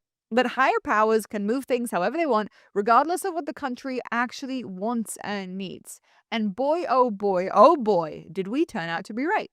Because the obvious question that was then needed to be asked was, like, who leaked this video? Okay, putting aside the facts of what actually happened, who made the story go public? Because in the IDF, things are kept privately. That's the way it should be, and that's the way it's always been. The IDF manages within their own systems all of the legal things that go on. And so the legal department in the IDF were the ones who were investigating this, as they also act as the prosecutors. They needed the evidence, etc. Meaning whoever did leak the video, which is illegal, they would be the ones taking them to court. And let's be very clear, it is illegal to leak footage that is confidential from the IDF to the public. Do you guys remember all the stories we've seen of late? I know by now that when we hear the words Attorney General, our eyes roll and our brains shut off, because I'm really with you. It's gone so exhausting. But don't worry, although of course she appears in the story, because where there's corruption, the AG usually shows up. We're actually focused on a new character that I'm about to introduce to you. She's also female. She's also involved in the legal world. She happens to be friends with the Attorney General, and it also, as it turns out, that she is allegedly a crook. If you've been reading the news in Israel, you've seen the term patsarit as of late. Interestingly enough, despite this being the top headline here in Israel for the last 3 days, I've actually struggled to find any articles about it in English. Definitely not as headlines. It just goes to show you how corrupt the media is, misrepresenting what truly happens here on the ground. Well, the Patsarit is otherwise known as the Military Advocate General, i.e. the MAG, and she is the top legal authority in the army. Her name is Yifat Toamer Yerushalmi, and her job is, or was, to oversee all military law. Unlike in the States, she is both the chief legal advisor and the head of prosecution, similar to how the Attorney General works here. Although part of the IDF, the MAG operates independently from the chain of command in legal decisions because she has to get people in trouble. She manages a large team of military lawyers and officers who handle everything, mainly military prosecutions, i.e. soldiers who commit crimes or disciplinary offenses, legal advice to commanders on how to conduct military operations in line with Israeli and, of course, international law, the oversight of investigations, okay, and review of combat actions to make sure the IDF operations comply with the laws of war. Because Israel is often scrutinized internationally, especially regarding Gaza or Judea and Samaria because the world has something better to do, the MAG's role has a huge diplomatic and legal impact beyond the army itself. In general, and especially during a time of war, this job is enormously important. What our soldiers are allowed to do is going to be defined by how the MAG runs her team. And international law, of course, is watching the verdicts very, very carefully. It's this duality. Internally, people are afraid and make sure to keep to the rules as she acts. And externally, people are scrutinizing to see, is Israel actually okay? As the legal entity, you'd expect that she'd be 100% behind the mission of the IDF. And of course, totally law-abiding as a human being. Her job, after all, is to keep the IDF aligned with the law. In an ideal world, none of us would even really know her name. And when this video was leaked, she was responsible for this specific investigation, and she swore left, right, and center that they had no way of discovering who leaked the information. It was just not possible. This was then written in a letter to the Supreme Court, as this issue quickly became a massive scandal. We can't figure out who leaked the video. We just can't. Only this week, okay, it turns out that she was the person who authorized the leaking of this video to the press. Let that sink in.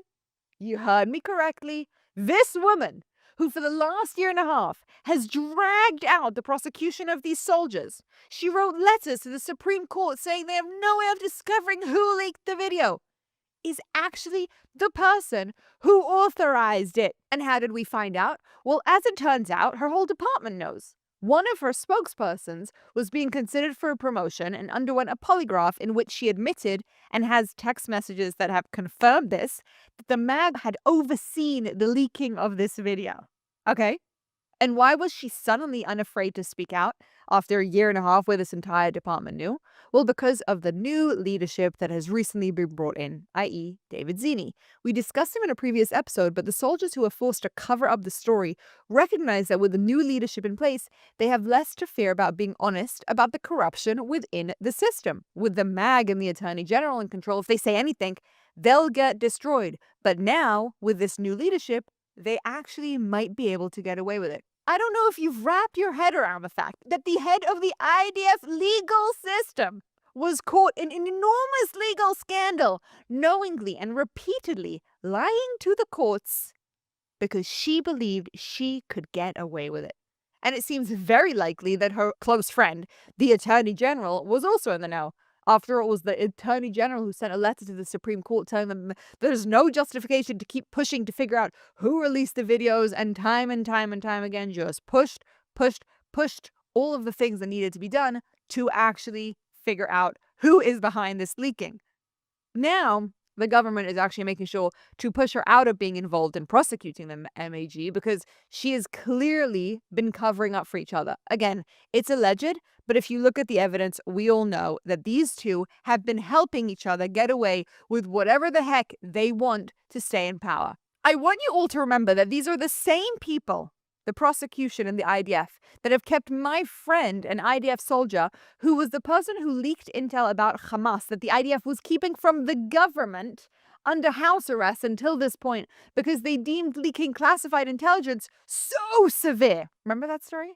As this story is now breaking, the MAG announces that she's going on holiday. But then obviously she resigns really quickly as everything comes to light. More accurately, she's forcibly resigned, which FYI just means she gets all the benefits, which she absolutely shouldn't receive. This woman should sit in prison for this. And as this story unfolds, the deeper significance of it has to be discussed. You see, my friend asked me over Shabbat, but why would she do such a thing if it's so bad for Israel? And once again, we're brought back to the sad truth that a lot of our leadership cares more for their ego than for the bigger picture security of the country. Her reasoning for the leak, which she isn't even denying at this point, is that she wanted the world to know that no IDF soldier is above the law, i.e., that she does her job well. The irony that she herself can be above the law is not lost on any of us. But this mistaken thinking, that if we just keep trying to prove how good we are to the world over actually protecting our own, they will finally come to accept us. This has kept Israel failing when it comes to our image, because it's deeper than that. It's a group of people, this elite, who subscribe to the mentality that proving moral superiority matters more than actually securing the country. This is our left. They can think that they can destroy our reputation, actively aid Hamas, penalize our soldiers just to push forward their goals. I mean, the hostage protest, just to create hatred towards Bibi. It's evil. This mentality is so unbelievably deeply wrong. I am absolutely not justifying her position, by the way. Nothing about this is justifiable. It's an outrage and it's a disgrace, and it shows how corrupt the deep state is here. And if anything positive happened outside of October 7th, it's that it made us all understand that the deep state is a real thing. We love to think of the IDF as the best military in the world, and that's true of our soldiers. They really, truly are the best men in the world. But it is not true for the leadership, because for politics, they have sold us out. None of us like to think that it was the heads of these entities who led us towards October 7th, but unfortunately, it's the truth. The head of the intelligence didn't report the attack to Bibi in time because of political motivations. We know this about Onenba. And here, for a year and a half, this story was covered up. The rule of law does not apply to them. And when I say to them, let me be very clear. I'm talking about the left elite that controls the IDF, the courts, the Attorney General, the media, our universities.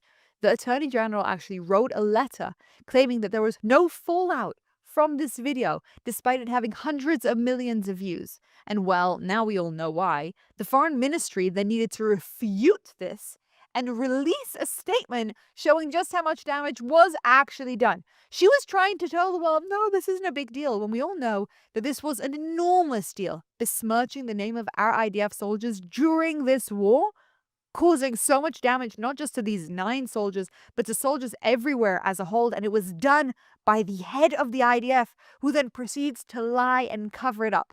There is so many more details coming out of this as the story evolves. Who knew, and how is it covered up, and how did this all happen, and what's going to happen now, and is she going to go to prison, and everything. There's a lot to figure out, but the deeper understanding of this is so important. In general, this is the mentality of the deep state. They believe that they can get away with anything, and that we're so stupid and powerless that we just won't notice. It's why they hate Bibi so much, because he does notice, and he does fight back. Corruption exists here in Israel, and we don't have to pretend that that's not the case. As uncomfortable as it makes us, we must tackle it head on, and talk about it, and expose it, and never get used to it. The top legal authority in the army believes she is above the law, and they all do. She has now been removed, but not before being notified days in advance. She still has access to her phone and has been able to hire a top lawyer to defend her, by the way, that is being funded by the IDF. She is a traitor. She is a spy. At the end of the day, she is acting on her own beliefs, and in that, causing damage to our military. This is why the changes are so important. We will topple this corrupt elite who control so many things. We will hold them accountable. We will expose them, and we will fight back. The system will collapse soon. This case is happening now, and there's, again, still so much more to be revealed, like who actually covered this whole thing up, and who is not involved and can prosecute without corruption if the Attorney General can't, and why were the soldiers so scared to come forward, and how do we ensure that soldiers aren't scared to come forward in the future? We know that the soldiers in these videos had their lives ruined because of this, and we have to make sure to protect those who did provide the evidence and come forward. We have a major cover-up going on here, and they will probably succeed in worming their way out of the scandal as well.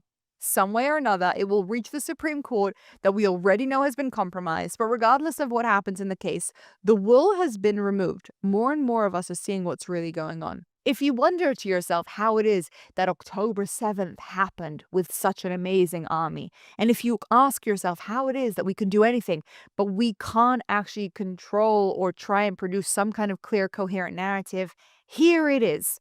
The traitors from within the system that have so much power that they don't allow for what is good for this country to actually move forward. They were the reason for October 7th, and they continue to be the reason for our security problems. They are the reason that our PR is so bad and our image is so revolting, because they have no shame.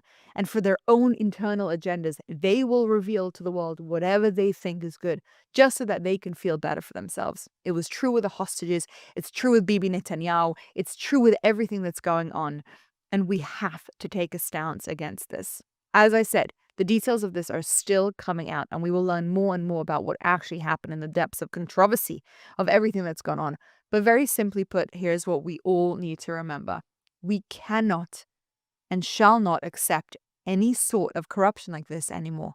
It is time for us to fight back. And for that to happen, we have to enable and allow people to be able to speak the truth and to step up and to not live in a reality in which they have to fear being able to actually share the reality of what's going on with the world, because they might get in trouble from the people on top of them. It just needs to end. And the youth of this country and you have to keep talking about these stories to make sure that the people who are behind this corruption are exposed. With time, truth will prevail. I'm Ira Kay, and I will see you next time.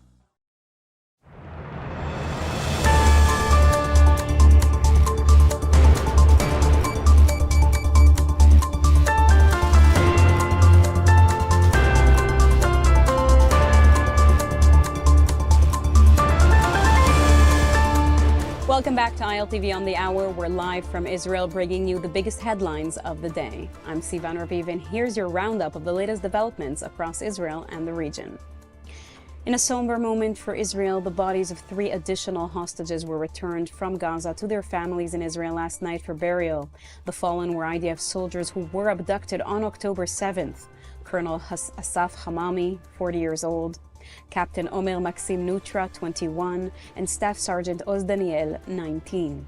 They were all killed defending communities along the Gaza border during Hamas's surprise invasion on October 7, 2023. Colonel Hamami, who commanded the Gaza Division's Southern Brigade, fell defending Kibbutz Nirim. Captain Nutra, an American lone soldier from New York serving in the IDF's 7th Armored Brigade, was killed when his tank was struck by RPG fire. Staff Sergeant Oz Daniel, serving in the same tank squad, died heroically attempting to wrest a grenade from a Hamas gunman. U.S. President Donald Trump confirmed the return of Nutra's remains and spoke with his parents. With this latest development, there are now 8 deceased Israeli hostages still held in Gaza. U.S. President Donald Trump made headlines again for wading into Israeli domestic affairs during his 60 Minutes interview on CBS. Trump said Washington would be involved in Prime Minister Benjamin Netanyahu's ongoing corruption trial, calling the charges against the Israeli leader unfair.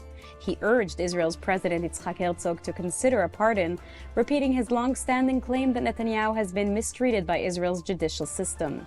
Trump also claimed that normalization between Israel and Saudi Arabia was still on the table under his leadership. He predicted the kingdom would join the Abraham Accords. Let's take a listen to Trump. The Crown Prince of Saudi Arabia is coming to the White House this month. He has said they won't join the Abraham Accords without a 2-state solution. Do you believe that? No, I think he's going to join. I think we will have a solution. I don't know if it's going to be 2-state. That's going to be up to Israel and other people and me. A dramatic and high-profile search for Israel's former military advocate general ended late last night in central Israel in the city of Herzliya.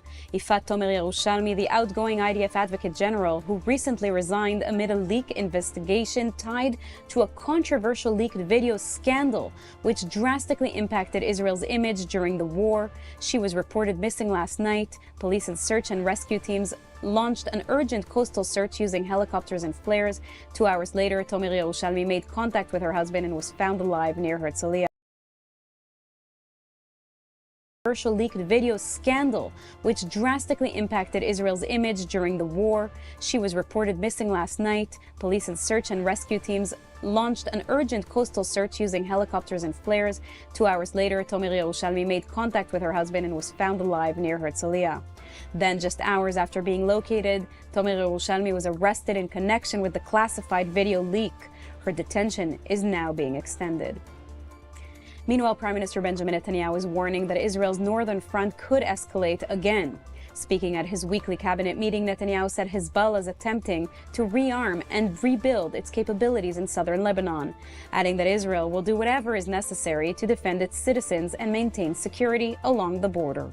He also called on the Lebanese government to enforce the ceasefire agreement that requires Hezbollah's disarmament, something Israel says has yet to happen.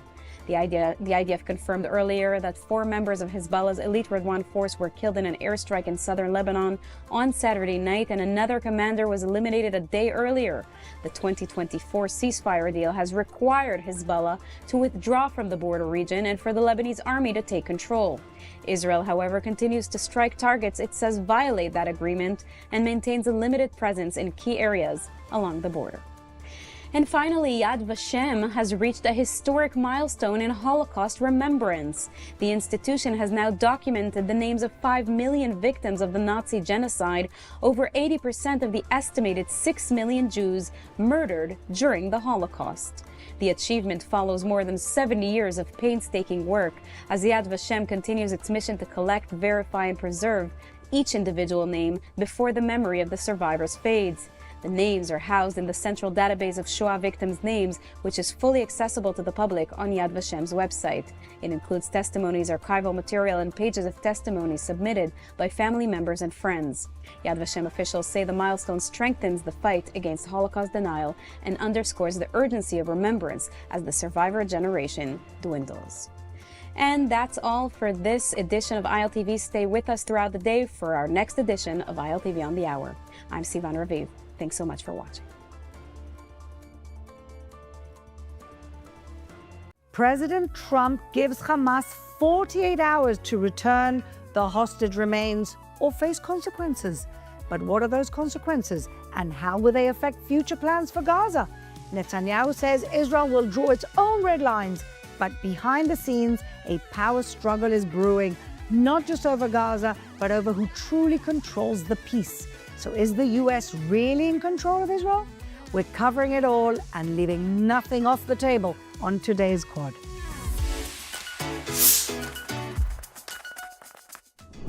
Welcome back, everybody, to the Quad. And this week, Emily and Shoshana are out of town, but I'm here with some very exciting repeat guest co-hosts and a new one. Ruthie Bloom, senior contributing editor of JNS and the co-host of her own show, Israel Undiplomatic. Bellamy Bellucci, model, just walked down the Tel Aviv Fashion Week runway, and she's going to tell us all about that, but mainly an Israel advocate, and new guest co-host, David Lang. David Lang is the OG Israel advocate. I know you don't like me saying that, but executive director of Israeli Cool, an incredible platform, literally discovering every day the propaganda and lies of the pro-Hamas lot.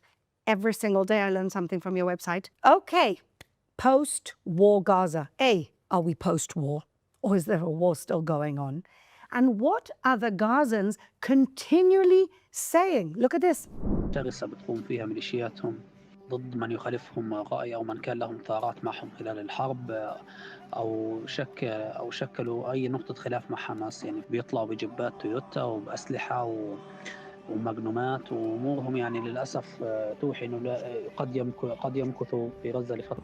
نعم، في المرحلة المقبلة ستقوم حماس بقمع عائلات عديدة مناهضة لها ومناهضة لفكرها الظلامي، وفرض هيمنتها من خلال الناس التي تدعم هذه الحرب. تحاول أن تراوغ الإدارة الأمريكية أو تخدع الإدارة الأمريكية بأنها تريد تسليم السلاح والانسحاب من المشهد، لكن في الحقيقة وفي الواقع حماس تجيش وتسلح العديد مقابل. يهمنا نحن أهالي قطاع غزة عملية الدعم المطلق لمن هم خارج غزة لحماس. Well, the 48-hour ultimatum of President Donald Trump to bring back all of the dead hostages that were part of the deal, that were supposed to be here in the first 72 hours of this deal, still not back. Trump is threatening. J.D. Vance is not exactly giving a timeline. So what is going on? And I'm thrilled to be unpacking this with a very intelligent panel indeed. Now, we're talking about lots of different rumors. Ruthie, you were in the Prime Minister's office, so you know how sometimes reality, what's going on behind the scenes and what's going on in the media are completely two different things. But people are talking about a Kushner plan that involves two Gazas. The Gaza that Israel continues to control, where there will be rebuilding and there will be investment, and then the Gaza of Hamas that, what, have they rolled over, given up? We can't get rid of them? Are they going to be bringing in hostile pro-Hamas forces like the Qataris and the Turks, God forbid? Are we going to have the Saudis or the Emiratis, people who actually know how to de-radicalize? But are they really ready for fighting these Islamist terrorists? What do you think is going on, Ruthie? Well, I don't think that there are going to be two Gazas in the way that you described.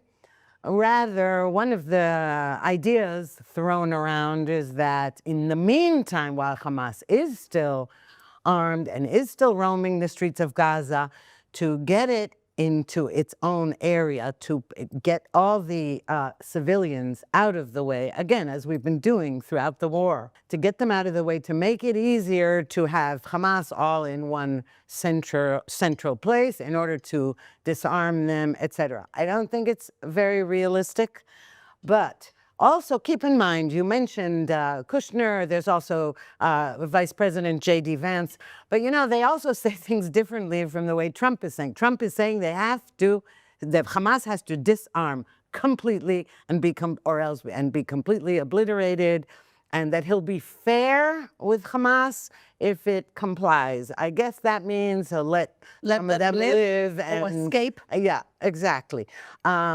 But when you ask, are we still at war or are we post-war? Well, in a way, Israel is always post or pre-war since its establishment, unfortunately.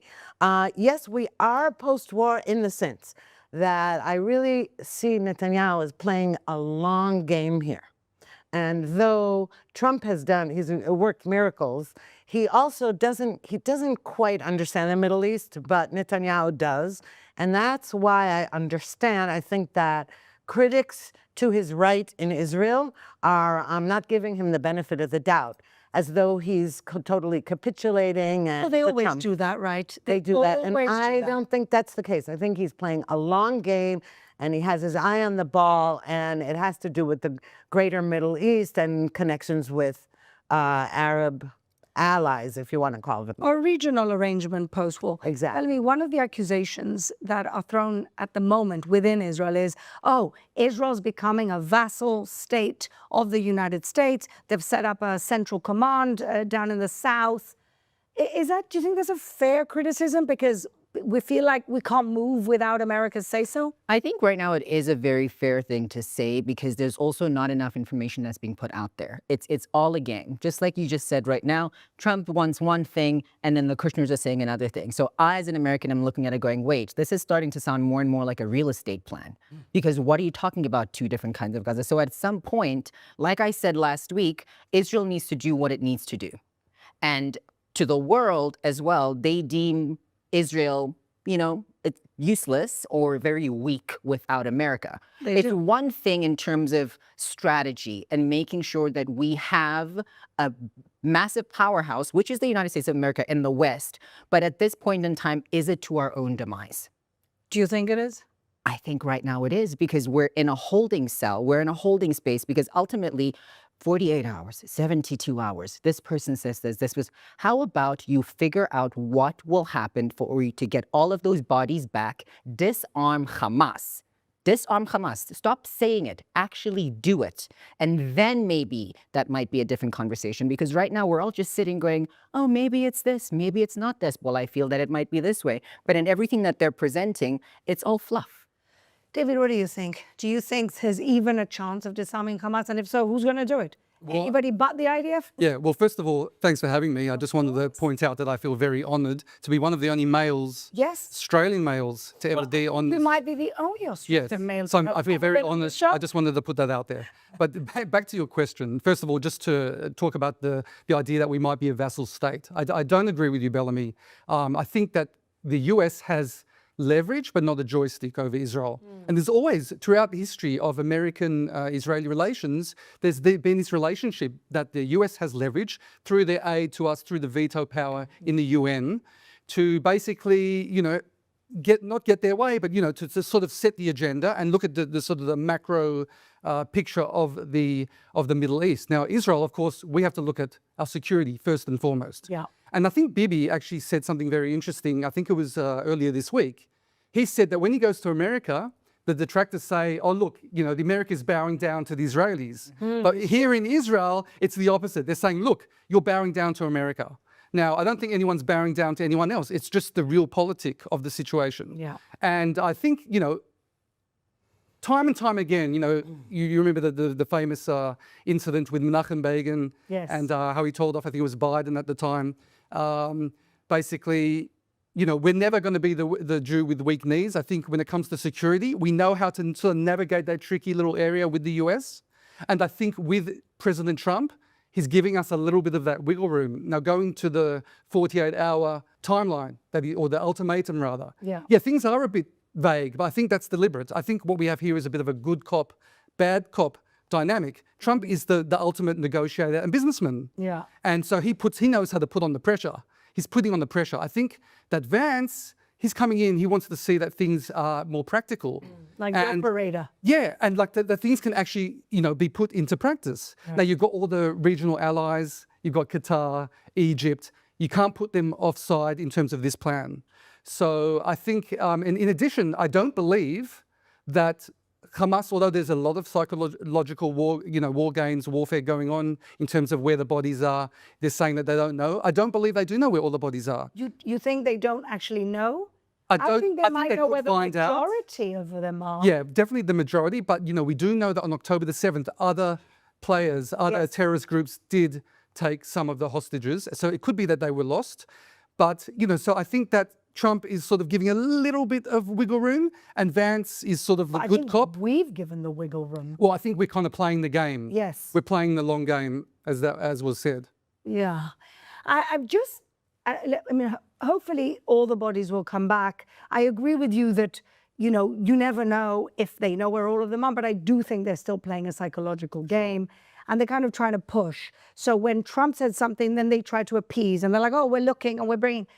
What I'm wondering is, what actually is going to happen the day after when we get there? Let's say all of the bodies are returned. What happens? Okay, well, that's an excellent point, because phase 1 of this 20-point plan, Trump's plan, is the return of all the hostages, including the bodies. And then this is why Hamas is stalling. Right. And it stopped stalling. We got a few more bodies back when Israel attacked again. That's right. And then they said, okay, it's not just Trump's threats. So at the moment, here's Israeli intelligence assesses that Hamas knows where at least 10 of those 13 bodies are, and that we know where they are, and that which is why I don't understand why we don't just go in and get them. Okay, but Egypt, we have allowed Egypt to come in with big bulldozers, including beyond the yellow line, what we call the yellow line, that's Israel's protection. So it's odd to me, but I do trust Israeli intelligence that they say that actually Hamas knows. So whatever is going on here, we know Hamas is stalling, because the second phase is disarming Hamas. Exactly. So people think that we're the ones that don't want to go to the second stage because of the nice perimeter that we currently have, which is 53% of Gaza. But in reality, you're right, Ruthie. The next stage of, I don't think anybody's thought about it that way, but well done.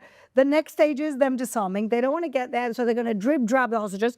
The other thing I was going to say is that the intelligence that we have of the hostages being in our perimeter means that we're also digging for them. We've also sent excavators to try and see whether the intelligence we have on the bodies that we have within our yellow line is something we can recover. But the disarmament is something that I just don't see who and how we do it. Bellamy. The more time that is being given to them, they're literally arming again. They're getting more people, and they're getting stronger the more time that's going on. So it is very much understandable that, okay, this is the one thing, and they are stalling, but they also have power in that moment because they're getting more and more and more. So at any moment, okay, great. We know where the bodies are, or we found the bodies. What happens then? In other words, they're playing with the timeline. They're playing with the timeline. We're literally giving them a silver platter. So what else are we going to do? There's nothing to do, because it always ends up that Israel is then standing on the side, because the whole world keeps going, well, no, this is wrong. This is wrong. This is wrong. But the whole two-step thing of how we have become a pariah of the world way more than before, and especially in the 21st century when everything is at, the click of your hand, and you've got kids growing up with this kind of nonsense mentality, educated kids all around the world that have this verbiage that is really scary for somebody that grew up where I grew up and had to listen and experience so many different things, even with apartheid language, where I hear from somebody else that is privileged. Do you feel that, as a South African, because I think it's cultural appropriation, this apartheid slander. It's cultural appropriation of a very painful history of South Africa that has been basically taken and used in the wrong way, but it's taking away from the pain of the South Africans. Absolutely, but then the deal was made even before then that You know, people like Arafat were cozying close to the Mandela family and to O.R. Tambo and so forth. So the deal was made way then that when apartheid ends, this is your payback. That's why they keep saying, you know, we're not free until Palestine is free. That's something that I would hear growing up in South Africa. And I said, but I'm free. So what do I have to do with Palestine? Oh, that's wild. But sticking to the conversation of the propaganda, you have Palestinians in Gaza saying, the world supporting Hamas is actually affecting us. It's killing us. David, you've been in this game for longer than all of us. Not a game. Yeah, in this arena. Yes, better. Well, you've seen things get progressively worse. What gets you up in the morning? What gets me up in the morning? Yes. You do this relentlessly, day and night. You've been doing it for years. Well, I think everyone or most of the people watching since October the 7th, they'll know what the answer is. It's like an imperative to get up in the morning and fight this. This is a cancer that has metastasized for so long. Maybe I recognized it a bit earlier than most, but now everyone realizes that it is no game and that things are shocking beyond belief. The world is turned upside down. It really has. Getting back to what you were talking about, cultural appropriation a minute ago, I would say it's not cultural appropriation, it's human rights terminology appropriation. This is something that started, well, I'd say back in Durban, there was a strategy, but even back in the 70s with the KGB and this neo-Marxist thing that we're seeing that is the cancer that's metastasized, they've co-opted all human rights, terminology, and, you know, apartheid, genocide, all these buzzwords. And weaponized against us. We've become pariahs because we're the bad guys. Yeah. And that's how they've done it. And it's been a slow, it might look like it's all happened at once. Yeah. It's almost like you think about sleeper cells out there. Yeah. Like actual physical, but also ideological sleeper cells. Yeah. And it's so scary what's going on. And it's all coming to light now. And, you know, we're all part of this battle. Yeah. And it is really life and death. And not just on the physical battlefield, but the ideological battlefield, because we see Jews being murdered everywhere. Yeah. And what's really interesting, it's tragic to me, is that people don't seem to put one and one and make two. You see the terrible, terrible slander, blood libels against Israel. You see anti-Semitism rising. You see Islamism rising. Oh, coincidence, because that's how anti-Semitism has risen. And still people who are giving a platform to these lies don't take responsibility for the rise of anti-Semitism or don't see that there's a connection. Yeah, absolutely. And I think, again, it comes down to this co-opting of human rights terminology, because what happens here, and it's the most nefarious type of anti-Semitism, I believe, even more than on the far right, because it's under the guise of human rights. Yes. So it makes you feel like the good guy. Yes. And think about it. That is such a powerful driver. Yes. If you think you're doing a good thing for the world and you're saving lives. They really They really, really do. You know, a lot of the far right, they kind of know, you know, okay, they've got the ideology and they think what they're doing is good for their race or their people. Yeah. But here it's more expansive and I think it's way more pernicious. I mean, I completely agree. And we're seeing also Israel's isolation in the international arena with the ICJ and the ICC.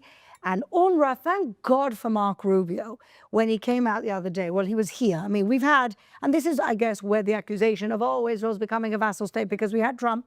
Then we had Kushner and Witkoff coming and going twice. They apparently love this restaurant in Nahalat Binyamin and the Kempinski, because they're there the whole time. And then you had Vance, and then you had Rubio. Rubio was staying around the corner from me this weekend. I saw the huge cars in the Orient.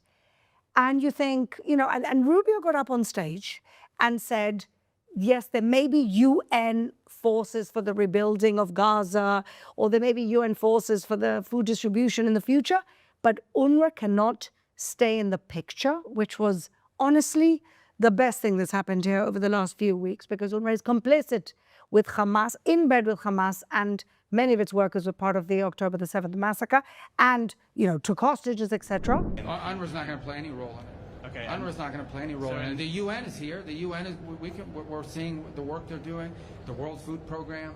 There's also not-profit NGOs, you know, humanitarian assistance organizations that are involved in this, Samaritan's Purse. So it's a conglomeration of about 8 to 12 groups that are here. The United Nations is here. They're on the ground. We're willing to work with them if they can make it work, but not UNRWA. UNRWA became a subsidiary of Hamas. He's come and said that.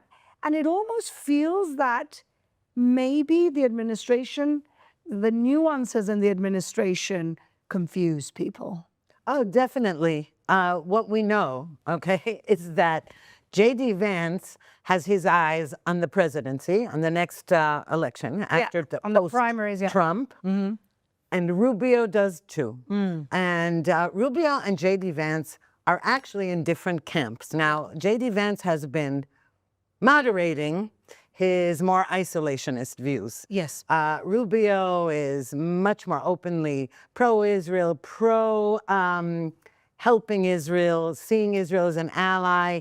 You know, JD. Now, so there, and inside the administration, there are definitely two camps, maybe more than two. But the point is that there are those whose supporters are more on the what we call the woke right. I won't go as far as to say the Tucker Carlson right, because that I've now concluded is the loony right. Well, I'm not so loony. The guy, the way I see it, is the guy is trying to revive Middle Ages Christian anti-Semitism. Oh, definitely. That's which is what he's trying to do. Right, but there's no place for that in the United States of America. And that's why I say the loony right. There are right-wingers who may be more isolationist and who don't believe in interventionism, and they say that the Iraq War, you know, the neocons got us into the Iraq War.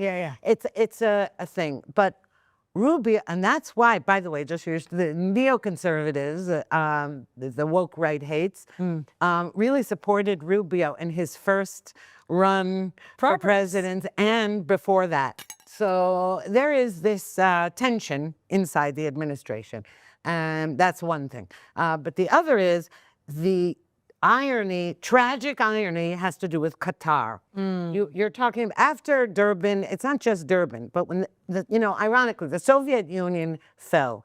But it was from its playbook that the Palestinians, that the Arabs of pre-state Israel and then post-state Israel took their propaganda and spread it. The idea behind that propaganda isn't only against Jews and Israel now, it was against the West. The West. You infiltrate the United States, right, and you destroy it from within.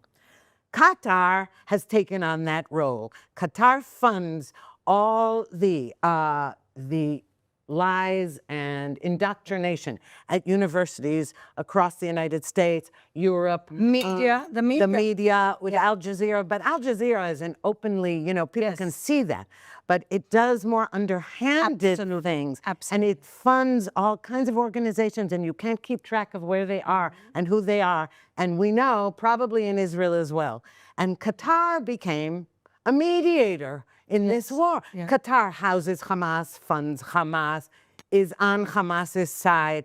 And so then you have Qatar not only acting as mediator in the hostage crisis and the war, but trying to play a big role in post-war Gaza. This is worrisome. I agree. And getting the protection, the NATO-like protection of the United States, you know, to protect them against regional actors, which to me is antithetical to trying to bring in Saudi Arabia, because Saudi Arabia and Qatar, of course, don't get along. They're on opposite sides. Qatar is very concerning. And, you know, Bellamy, you lived in the, I would say, creative community of New York for many years as a dancer. You saw this creeping in your own spaces, right? Yes, I saw it creeping in my own space. And the most terrifying thing about that was but I thought art was supposed to be non-political. So like, if you look at it like the old days where it was like an artist is there to make you think. Okay, so it's one thing to make you think. We'll push an idea, but you don't become part of that idea. You start a conversation. No, it's gone beyond starting a conversation, because they will now dictate to you who you are. And as an artist, you're supposed to be a lefty. You're supposed to do this. You're supposed to believe in that.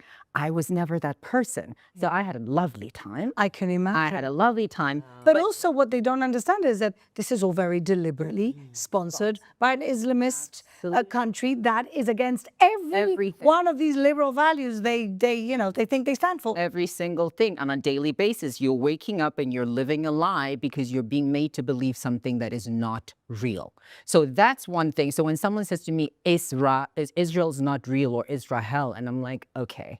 hold it, buddy. Yeah. Because you couldn't even put 2 feet together to know what the story of Samson and Delilah or something else was, when your job was just to stand on quarter and put your foot here and wave. Like, if you can't do the basic minimum, I don't understand what you are trying to do having a conversation on an intellectual level. They all think they're all experts now. Comedians are geopolitical experts now. Every single person is an expert because everybody's been bolstered in these ways, because these sleeper cells have all of a sudden been activated, and especially after October 7th, yes, Jews became activated more because they went, whoa, I might have just been a Jew or maybe just somebody that might light candles every now and again. You've seen this rise in pride that's happened within the Jewish community. Yeah. And then you've got the as a Jews that are in the creative spaces and that have platforms that they use against their own people. Not understanding that they are still part of the same group that they will come for when the time comes. The Jews from Andani, the chickens for KFC. Yeah, chickens for KFC. David, you've seen that. You've seen a complete uptake of, warriors in your space against and for. How do you see this now? How do you see us moving forward? Let's say we're in post-war. What does Israel have to do now to really take the fight for the delegitimization of Israel seriously, to fight back?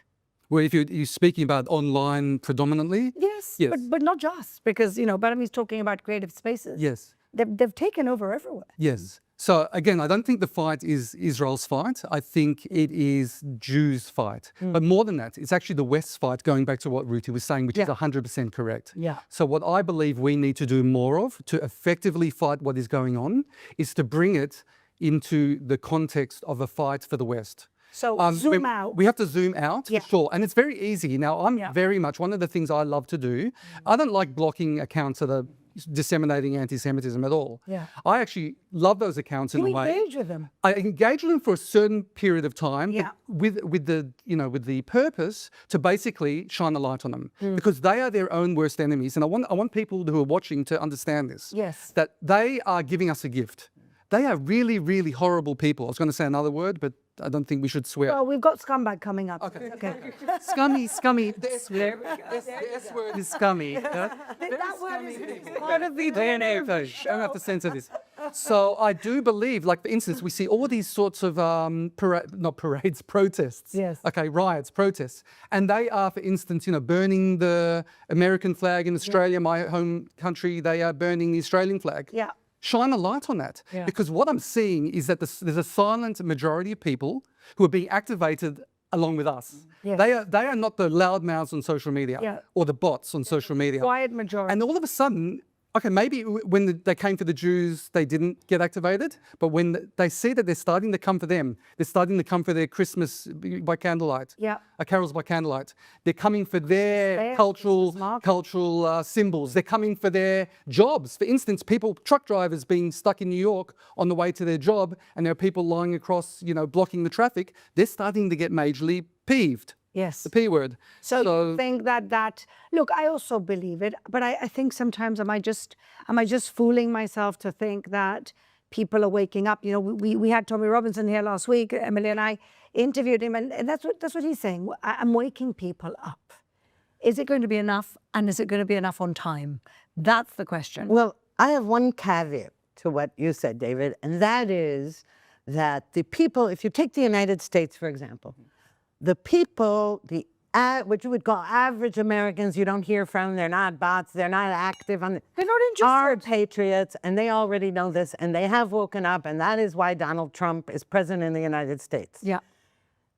The woke people, it doesn't work on them, and I'll tell you why. When you say, yeah, but look, they're doing, they're desecrating your flag and they don't want Christmas trees. The woke people say that's good. America's bad. Yes. America's a bad country. The flag doesn't represent me, and neither does Christmas and all that. For a long time they were abolishing, and they would say Happy Holidays, not Merry Christmas. So if you're asking me, there's the woke, and there are people who are they're already awake. So the question is, how are you going to fight? Who's going to win? But we know that politically, at least, that the culture, we've lost the culture. Yes. But the ballot box is a different story, and that happened in Israel too. Israeli culture is far left, and Netanyahu keeps winning elections. In America, Trump, it's true that he didn't win the second time after, but there was a question about stolen ballots, etc. But he then won again because most of middle America and most sane people do not like this radicalism. Yes. So we see that. We see what's happening in Argentina. Yes. We see what's happening in Britain. But the culture, we're not going to get the culture. I don't think you're ever going to be able to go on a runway again as a model with any other model who's conservative or pro-America, pro-Israel. It's not happening.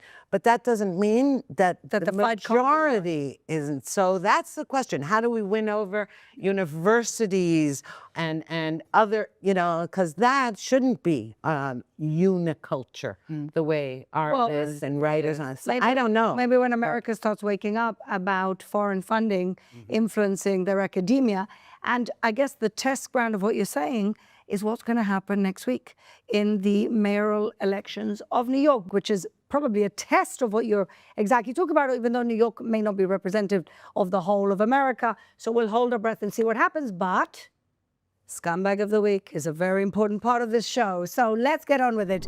Bellamy, who's your scumbag this week, dear? My scumbag is Tom York from Radiohead. For him to say that he will not come anywhere within 5,000 miles of Netanyahu's government. Just like I said earlier, if art is not supposed to be political, why make a political stand? That is specifically political. It's one thing to disagree with the government. That's something that we constantly keep saying. But what does that have to do with the Israeli people? But I'll tell you why that's really sad for me to hear, and I read it.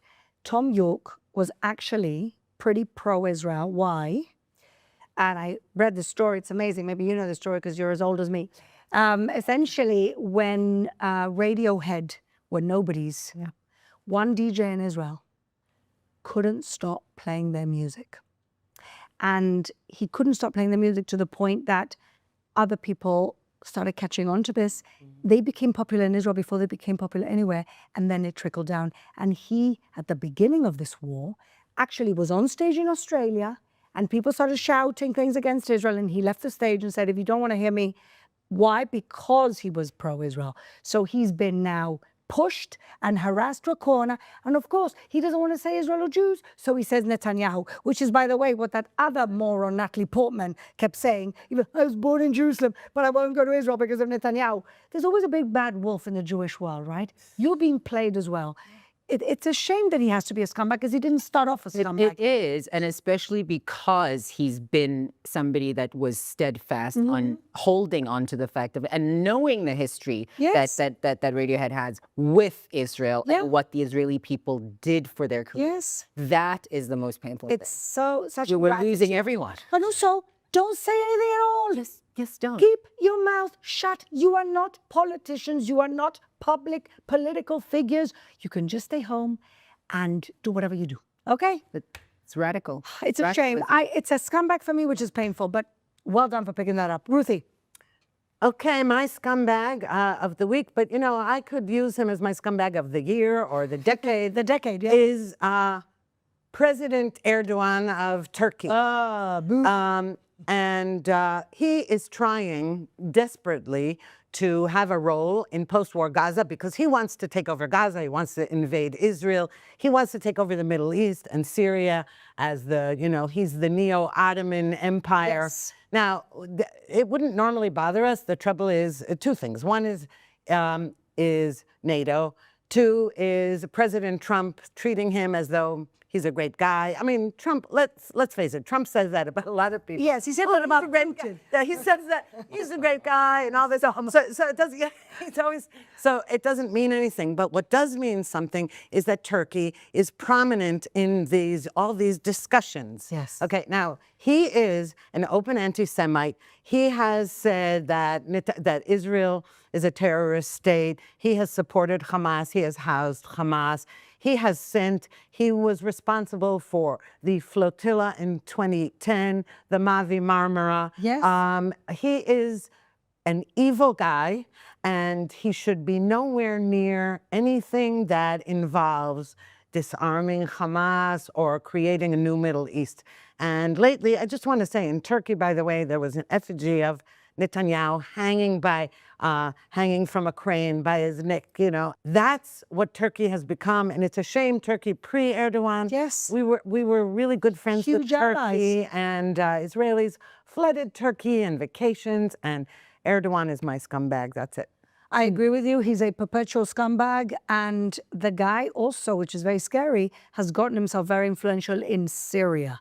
And that is very problematic. So absolutely. I completely concur with your scumbag. David, your first scumbag of the week, even though you've been pointing them out for years. Yes. So, you know, I'm not, as you know, I'm not averse to naming scumbags of the week, of the day, of the minute. Yes. But this one actually, Fleur, really, really hurts. Okay. My scumbag of the week is one of the comedy legends of all time, Mr. John Cleese. Oh, I know. Yes, and it pains me even to say that. And he's been here a lot. Yes, he's been here. Now, I couldn't believe it, but, you know, I've seen him on X, and he's all of a sudden gone not just anti-Israel, but actually anti-Semitic. He's crossed that line. What do I mean? Well, the first thing I saw was he retweeted Roger Waters. Enough said, right? I mean, if you retweet Roger Waters, you've got a few brain cells missing. You're drunk anti-Semitic. Yes. But he's gone beyond that. So I saw he's retweeted an anti-Zionist group that said along the lines of, Zionists cannot be Jews. We're worse than Haman and the Nazis. So, you know, the IHAR working definition of anti-Semitism contravention. He's called Israel an evil country, or he's amplified a tweet rather, calling Israel an evil country. It's unbelievable, and I just couldn't believe it. And I had to double check that this is an official account. It's an official John Cleese account. I ran through ChatGPT as well, just to be sure. Has 5.2 million followers. So, and as you rightfully said, you know, he's been to Israel. He was here in 2019. Yes. He was in a commercial in 2012, I believe, for chocolate spread. Yeah. And I don't know if this is irony. I always misuse the word irony, but maybe ironically, he played like a US general who was the Israelis in the commercial were asking for permission to strike Iran. Oh my God. Wow. What a shame. And, you know, he looks like a hypocrite as well. He's pro-Ukraine, very anti-Russian. But he's also very anti-Trump. So maybe some of it comes from old age. Maybe some of it comes from Trump derangement syndrome. Yeah. But it is extremely, extremely disappointing. And very, very odd. Oh, another thing is when he was here in 2019, he told the crowd how he has 2 Jewish grandchildren because one of his kids married a Jew. Wow. So all signs point towards him being pro-Israel. He once laughed at an anti-Hamas joke as well. But here's the punchline to this very bad joke. He has some shows, no joke, I checked. There's still shows here in Israel in late November, early December. They were postponed from June, and they're still up. He's still apparently performing in this evil country. Really? Yes. Wow. Check it out. The funny, I mean, I've seen this and it's very disheartening. I was a huge fan, you know, Monty Python and everything. Same age and everything. But same age. But the funniest is our friend Talhar too. He put a thing, I remember when Israel was a normal country, and she retweeted and said, and I remember when you used to be funny. Yes. So good one, Tal. Yeah, painfully so. Let's see if he comes. Let's see if he shows up. Would you go? You know, it's very interesting because my husband and I had tickets for 2019 and we forgot about it.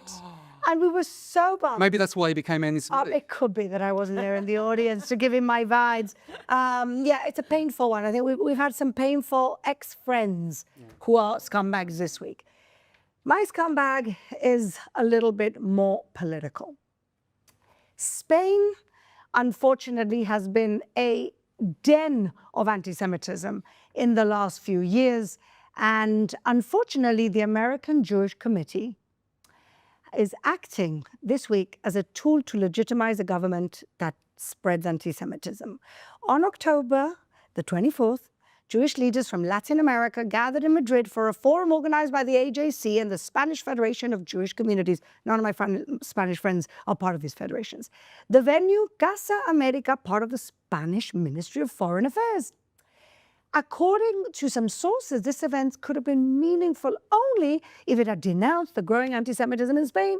Instead, it issued a generic declaration that ignored the country's alarming reality. Spain today is, by testimony and observation, one of the most hostile environments in Europe for Jews. Hatred, incitement, and violence multiplied and normalized by the political leadership, Pedro Sanchez. The Sanchez government has accused Israel of genocide, promoted boycotts of Israeli products and academic institutions, obstructed exports to Israel, threatened Israel's participation in events like the Vuelta, the cycling thing, and Eurovision. And now they're just talking about freezing bank accounts of Israelis. Their ministers have justified Hamas atrocities, and they've speculated about acquiring nuclear weapons to defend Palestinians from Israeli aggression. And yet, the AJC sat alongside this government, legitimizing its image and ignored its active role in fueling anti-Semitism. The so-called National Plan Against Anti-Semitism that they rolled out isn't a Spanish initiative. It's a cosmetic EU requirement. The IRA definition is applied selectively, while Spain's leaders repeatedly violated, and AJC and the Federation of Spanish Communities essentially whitewashed all of this. And so for all of those reasons, they wanted to do a photo op, but the photo op whitewashed and threw the community of Jews that are suffering in Spain under the bus. You are all my scumbags this week. Whew. Wow. Excellent. I've done a lot of Spain, I've got to tell you. But to have Jewish communities, Jewish organizations actually going along with this, it's extremely sad. All right, we always like to finish with good vibes, and we always have heroes for so many scumbags. David, let's start with you. Who's your hero this week? This is way more fun than the scumbag. Of course. So my hero for this week is an actor by the name of Jerry O'Connell. And he sometimes flies under the radar. He was the chubby kid in Stand By Me, one of the greatest movies of all time. And he got thin. Oh, you're preempting everything I'm going to say next. I was going to say he got jacked, more jacked than me even. But that's not why he's the hero of the week, although it's very inspirational. He is the hero of the week because he has been consistent in his support for the Jewish people and the Jewish state. And without all the bells and whistles, you have certain celebrities that sort of make more noise and everyone is sort of inviting them to the galas and all this sort of stuff. And don't get me wrong, I like those people as well. I appreciate help from all quarters. But Jerry O'Connell, just going about his business, every single petition that comes out, he signs it. Whether it's, against the boycott, the Hollywood boycott of, Jewish Israeli films, whether it's, against anti-Semitism. Jerry O'Connell, he's always on those petitions. Yeah. If you look at his Instagram, he is constantly posted for the release of the hostages. Wow. Just again, very quietly. But he goes beyond that because, for instance, he's posted selfies, like, for instance, with some young religious Jewish guys, Shabbat Shalom, like as a friend. Yeah. One of his recent posts, he said the best falafel in California or LA, I believe, Hollywood falafel. And, you see a guy with a kippah who's obviously the owner. And, it's not just a feel-good picture. You see what's going on here. Yeah. You see that it's real support because a lot of businesses are being boycotted. Yeah. And so Jerry O'Connell has taken on himself to use, he's got like over 500, maybe 600,000 followers on Instagram, and he's using his influence for good. And I mentioned him this week, one, because he flies under the radar and I want to make sure that he gets his due desserts. But in addition, the Creative Community for Peace awarded him one of the ambassadors for peace. Oh. I believe it happened last week. Yes. So he has been acknowledged, but I want to use my the Quad's incredibly large audience to further push the idea that Jerry O'Connell, you're a star, and if you ever do come to Israel, I would like to take you to the best falafel in Israel. Okay, we're all coming with you. Absolutely. I agree with you. He, like you say, under the radar, just being a friend. That's all we wanted. That's all we've ever needed. Yeah, be a he friend. stands by And us. he doesn't get very political about it. He's just being a friend. He's a good guy. He's a good guy like that. Thank you very much. Just a great hero. Ruthie, who's your hero this week? Okay, my hero is Eitan Mor. He is a recently released hostage who was in the tunnels, the dungeons of Hamas for the past 2 years. Now, his father was once my hero on your show. That's right. His father founded something called the forum, Tikva. the Tikva Forum, and it is separate from the hostage families forum. These two, there is a split in the hostages families, between those that believed that the protests and screaming, we have to stop the war and we hate Netanyahu would help the hostages come home, and the other group that said, no, no, no, that's encouraging Hamas. Eitan Mor was released, and his father spent the war criticizing the street protests and saying that is prolonging our kids in Gaza, their abduction, their captivity in Gaza. And the other families vilified him and said, you don't even love your son. You don't care if he gets out. I spent 2 years vilifying him. Anyway, Eitan finally comes home, and it's really lovely, and his father weeps in his arms. Yeah, really, he didn't care that he came home. And Eitan just gave an interview in which he said that his captor told him, if there's a deal, you're going home first because your parents are never at those protests. Yeah, I saw and that. so they're not valuable to us. And Eitan, the whole 2 years, he didn't see his father in the streets, and he knew. He said, but he didn't feel that they didn't love him and didn't care about him. He knew, and he persevered, and his faith in his parents and in God, and so he's my hero this week. Wow, it's it's a shame that the whole thing got politicized, and it's a shame that the Hostage Family Forum decided that, as well as getting their children released, and you can't judge anybody for going to the streets and screaming, but that bringing down the government was also part of that deal, and that was the mistake. That was a strategic mistake. But Eitan Mor, I met him, and and this man was steadfast the whole time. Yeah. Zvika is the father, Eitan is the son. They're wonderful, and his mother is also lovely. They're just a great family. Yeah. Wonderful, wonderful hero. Bellamy, who's your hero? Eli Sharabi. Oh, what a man, what a man. So I met him yesterday very briefly backstage at Tel Aviv Fashion Week Gala. He was also walking down the runway. They I love that. Hostages that were released, but the whole energy changed in the whole convention center. Every time somebody saw him, someone to say thank you, to get a hug from him, and he's so open. Yeah. But I kept reminding myself of what I had heard during the week, because it kept playing on in my mind. There was a little clip of him on social media from an interview that he did, and he said, after being held for 491 days, I don't have the privilege to stay in bed and cry. Yeah. He lost his daughters and wife. He chose life. He chose life. And if you want to talk about resilience, that man, I mean, everybody was up on their feet just cheering him on and shaking his hand. The leadership role that he has taken on for himself right now, not just to speak out for Israel or the Jewish people or to tell his story, but just how inspirational he is. Yeah. With no words, nothing. The kind of man that can just walk into a room and you go, wow, you made it, we will make it. Yeah. That is something that's powerful. So that's my hero. And his book, Hostage, is a huge bestseller. Yes, I'm so happy. It's really wonderful. My sister's reading it. I want to read it. She says she can't put it down. And his captivity story is also inspirational of the way he basically mentored these younger captives. I'm so happy you got to walk down the catwalk with him. It was quite something, you know. I was like in my own little world. Everybody's running around with their teams and everything else, and I'm just like, okay, there's a lot. Well, first of all, good for the Tel Aviv Fashion Week for inviting you. And for inviting him. I think that was when I saw him walk down the catwalk, I thought, this is a man who's chosen life. It's just warmed. Thank you, beautiful hero. So my hero may be a little controversial this week. I know her. I would consider her a friend. She's certainly a friend of Israel. And that is Michelle Bachmann, who's a pastor herself. She's a woman of God. And she actually, many years ago, ran for the presidential primaries of the Republican Party, for those of you who remember. She's really a wonderful woman. She spent years going around different countries around the world, Africa, to advocate for Israel, for the relationship with Israel. And she was in a panel this week and said some pretty harsh truths about the ceasefire and this deal. Just watch. I was very concerned because of the historical nature of the relationships that both Mr. Witkoff and Jared Kushner had with Saudi Arabia and with Qatar. Because Qatar is the #1 funder of terrorism in the world. The #1 nation state of terrorism in the world is Iran. So just about as Israel is reaching the goalpost, in comes our envoys, Witkoff and Jared Kushner, and say, wait, stop it. You can't win. Sorry, we're not going to let you win.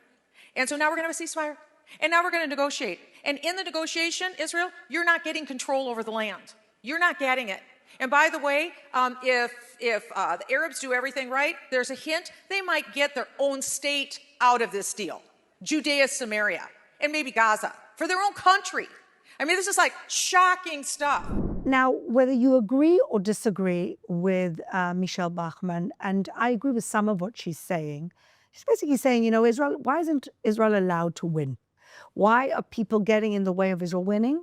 And she also said another harsh truth, which is, you know, you have a Secretary of State, Marco Rubio. Why do you have to bring these extra special envoys? Now, like I said, I'm not sure I agree completely with her analysis, but the fact that within her own party and within her own camp, she is brave enough to get up there and basically talk about how something doesn't smell right to her and to confront what is going to be a barrage of criticism for saying what she said. To me, that just shows that she's a very brave woman that stands with her principles, that doesn't get confused, doesn't get fogged, and always, always, always puts Israel and the relationship of the US and Israel first. And so, Michelle, we love you. You've been to Jerusalem many times. We did a very nice project together. Come back.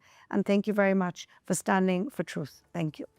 Okay, ladies and gentlemen, another week passes, and we pray, as we do, and we do every week, and we've done from the beginning of the show, that all our hostages come home, including the ones that deserve a dignified funeral, by next week. Maybe this week will be the week.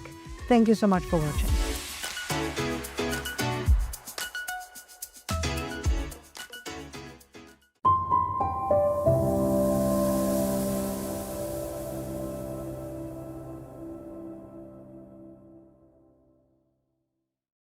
At Emunah's Neve Michael Children's Village, one center is offering safety, healing, and hope to some of Israel's most vulnerable girls. Here's the story of how the Teen Girls Crisis Center is changing lives, one girl at a time. For girls who have endured unimaginable trauma, abuse, neglect, and fear, the road to recovery begins here at Neve Michael's Teen Girls Crisis Center. It's the only facility of its kind in Israel, a safe haven for girls aged 12 to 15 who have been removed from their homes by Israel's welfare services.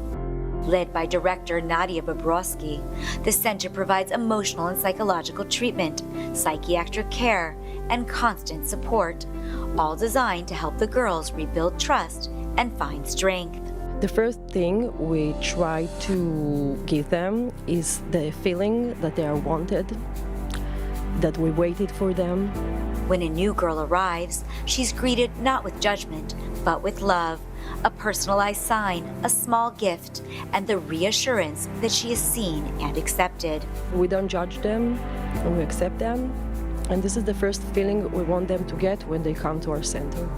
Each girl's story is different, but their needs are the same: safety, stability, and someone who believes in them. Many arrive in crisis, scared, withdrawn, and mistrusting of adults. But over time, something changes. The biggest change that we see in those girls is the ability to trust people, to form a healthy connections that based on respect. Behind every breakthrough is a dedicated team of therapists, social workers, and caregivers.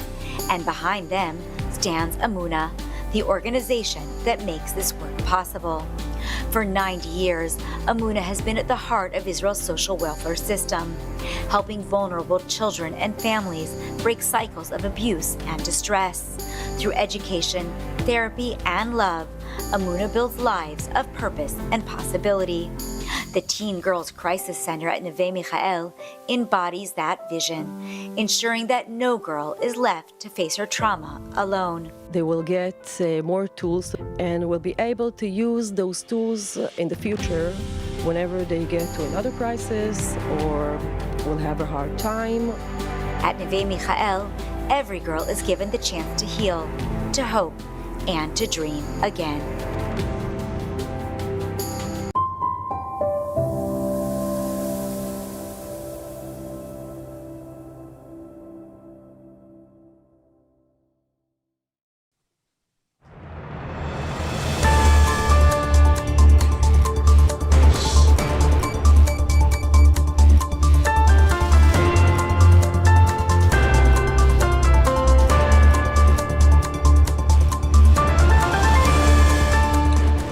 ILTV on the Hour. We're live from Israel, bringing you the biggest headlines of the day. I'm Kalev Ben David, and here's the roundup of your latest developments across Israel and the region. Hamas has announced it has found the body of another Israeli hostage and that arrangements are being made to transfer it back to Israel. Hamas is claiming the remains were discovered in the Shujaiya neighborhood near Gaza City, in an area east of the so-called Yellow Line and thus under IDF control. The body has not been identified. There are still 8 hostage bodies still remaining in Gaza. The U.S. has submitted a draft resolution to the UN Security Council that would grant it and other countries taking part in an international stabilization force the authority to govern Gaza and maintain security control over it for at least 2 years. The Axios news site published a copy of the resolution, which calls for the stabilization force to be created together with a board of peace chaired by President Trump, overseeing its activities. The plan aims to begin deploying first troops of the ISF into Gaza by January 2026. Humanitarian aid would resume under the Board of Peace's oversight and in cooperation with the UN, the Red Cross and Red Crescent, with strict measures to prevent diversion by armed groups. The ISF would also begin training a Palestinian police force and utilize apolitical Palestinian technocrats in the Gaza administration. The Palestinian Authority would have no role in Gaza until it completed a process of reform acceptable to the Board of Peace. The Times of Israel cited a diplomatic source saying the U.S. hopes to have the Gaza resolution approved by the Security Council before the visit to Washington by Saudi Arabia's Prince Mohammed bin Salman that is set for November 18th. A dispute over the fate of some 200 Hamas terrorists still in the area of the Gaza Strip controlled by the IDF is highlighting challenges faced by Israel under the ceasefire agreement. The Hamas fighters are reportedly hiding in tunnels under Rafah in southern Gaza on the Israeli side of the so-called Yellow Line. According to reports in Israeli media, the Trump administration is pressuring Prime Minister Netanyahu to allow them to cross over the Yellow Line into territory still controlled by Hamas, seeing this as a step to advance into the next stages of the Gaza deal. The hardliners in Netanyahu's cabinet reacted strongly to the report. Finance Minister Bezalel Smotrich calling it utter madness, and National Security Minister Itamar Ben-Gvir saying all Hamas terrorists must be destroyed rather than released under ridiculous conditions. The Prime Minister's office clarified in a statement it would not allow the safe passage of the 200 unless they give up their weapons, in line with the agreement's conditions of disarming Hamas and demilitarizing the Gaza Strip. Former U.S. Vice President Dick Cheney has died at 84 from complications related to pneumonia. Cheney began his political career in his native Wyoming as a Republican congressman, rising to become Secretary of Defense and later Vice President in the administration of George W. Bush. Cheney was a strong supporter of Israel and the U.S. use of military force to protect U.S. interests. He is viewed as one of the key drivers behind the U.S. invasion of Iraq in the Second Gulf War. And in New York City, the polls are open to vote in a new mayor, and still leading in most surveys is the Democratic State Assemblyman Zoran Mamdani, whose views on Israel have been the most controversial issue in the race. Mamdani has challenged the legitimacy of Israel as the Jewish state, has been a vocal supporter of BDS, the movement to boycott, divest from, and sanction Israel, and has said as mayor he would order the arrest of Prime Minister Netanyahu if he stepped foot in New York, in line with the ICC ruling charging him with war crimes.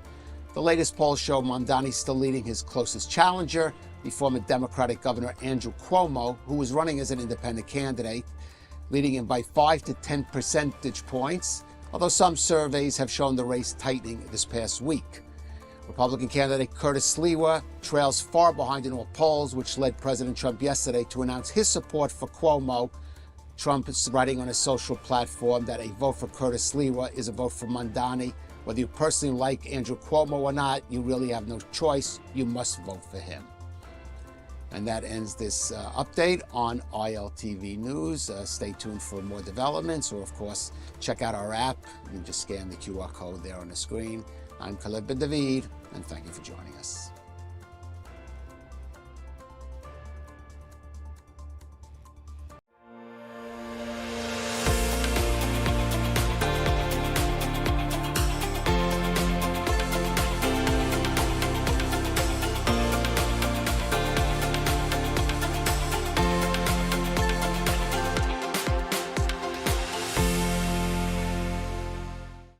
The Israeli High Court has given the state 30 days to clarify its policy on the press's entry back into Gaza. That means the day is coming, and it's going to be soon, when the world's cameras are going to be allowed back into the Gaza Strip. The question is not if they're going to be allowed. The question is what they are going to be shown and who will be directing the story. Hamas has been preparing for this moment since before October 7th. They've scripted it, they've staged it, and they've built the set for years. This is what is going to be known as Gaza Land, Hamas's orchestrated fantasy, like Disneyland, where tragedy becomes theater, and their propaganda, be sure of it, is going to help them make a profit, both financially and on the world scene. The window is still open for Israel and the United States to act before the curtain rises. The question is, what do they need to do, and can they do it in time? Thank you for joining me on True East. The floodgates are opening. Reporters are already getting ready to get into the Gaza Strip, either from Egypt, from Cyprus, or from Greece. What are they expecting to see? A land ravaged by a ruthless enemy? Innocent freedom fighters rising against the colonizing power? This is what Hamas is hoping they're going to see. A carefully curated narrative of victimhood. Let's talk about the cast. Sinwar the Butcher, he's going to play the role of Robin Hood. The Five Knights, Ismail Hania, Muhammad Dief, Hassan Nasrallah, Sinwar's brother Muhammad, and Iran's supreme leader. This isn't Walt Disney's vision. This is Sinwar's vision. He didn't build a theme park with facades.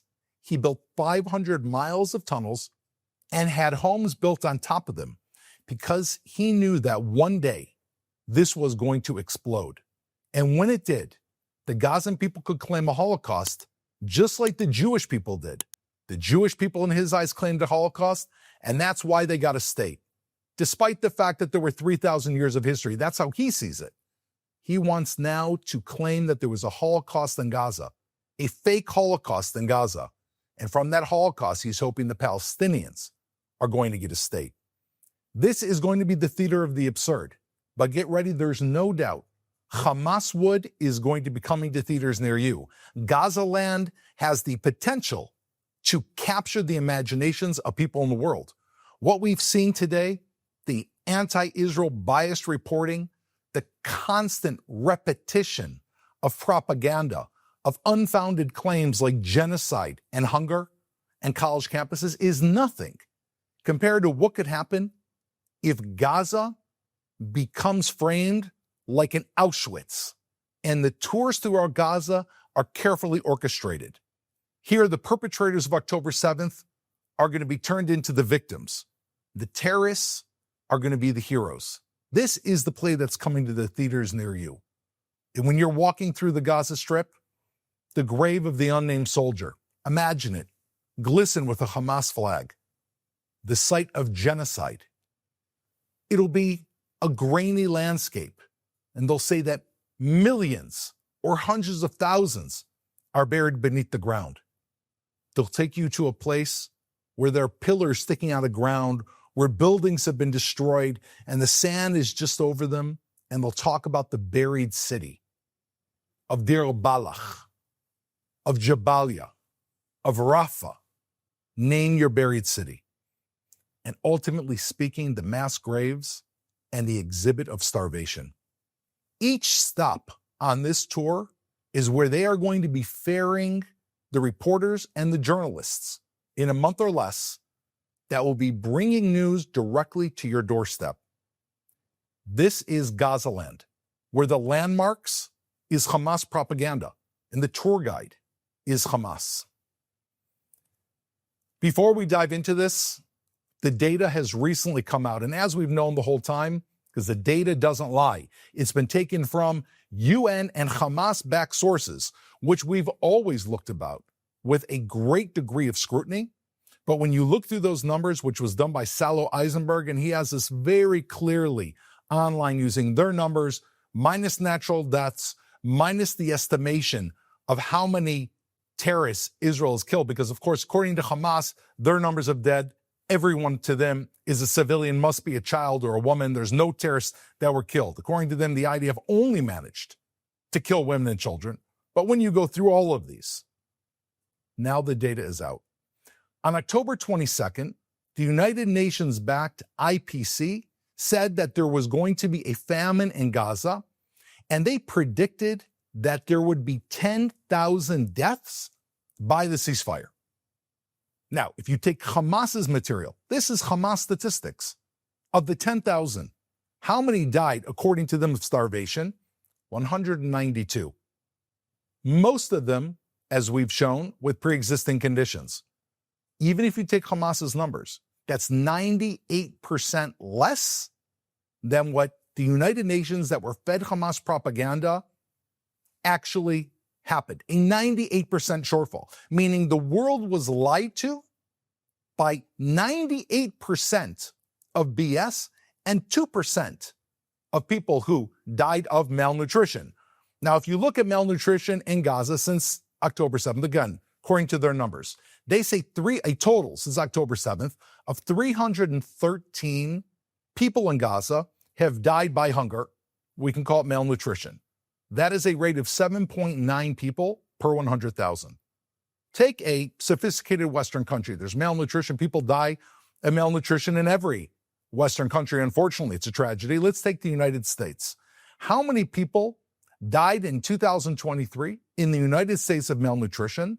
The rate was 6.8 per 100,000.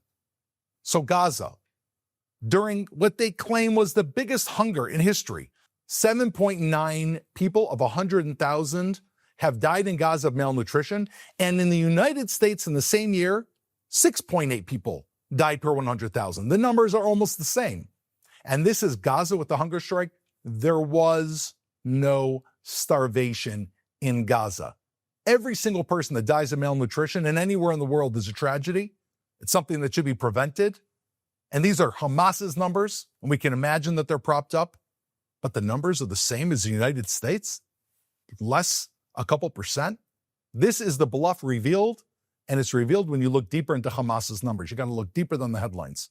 According to Hamas's numbers, taking out natural deaths, again, this goes back to Salo Eisenberg, who did an absolutely phenomenal, all the data is there, all the charts are there, the statistical analyses are there. The numbers have rolled in. 24,000 combatants, that's evil, bad terrorists, were killed, and 33,400 civilians were killed. Again, these are Hamas numbers. The majority of these civilian deaths happened from Hamas embedding them inside its arsenal, putting their arsenal within civilian populations. Is it a tragedy that 33,400 people were killed? Yes, it's a tragedy. War is a tragedy. Is this a genocide? No. There was no genocide in the Gaza Strip. It's propaganda, it's a bluff, and unfortunately, it's working on many people around you. And if they have a question, they need to dive into the statistics and not repeat these things like parrots. So the data's out. There was no starvation in Gaza. There was no genocide in Gaza. Now let's go back to the Gazan people. Imagine if Japan was allowed to turn Hiroshima into a memorial site for the pilots that bombed Pearl Harbor. What would Japan be today? Imagine if Japan was able to idealize their supreme leader, the Emperor of Japan, their fight to the death. We wouldn't have Japan. That's one of the most successful countries in the world today. One of the greatest friends of the United States, one of the most peaceful countries in the world. Japan would be something else. And we know what that's called. It's called North Korea. The reason it did not happen is that Japan was not allowed to have Hiroshima as a memorial to the pilots that bombed Pearl Harbor, and that Japan took upon themselves, with the help of the Allies, education based on honesty and fact, which was that they started a war of disaster that brought destruction on the Japanese people. If you want to move forward, you have to admit guilt, you have to lick your wounds, and you've got to move towards hope, the long, hard stride toward hope. How many people in the world today wouldn't love to live in Japan? Such a phenomenally successful society, and that's because they did this. They came back from destruction and moved forward.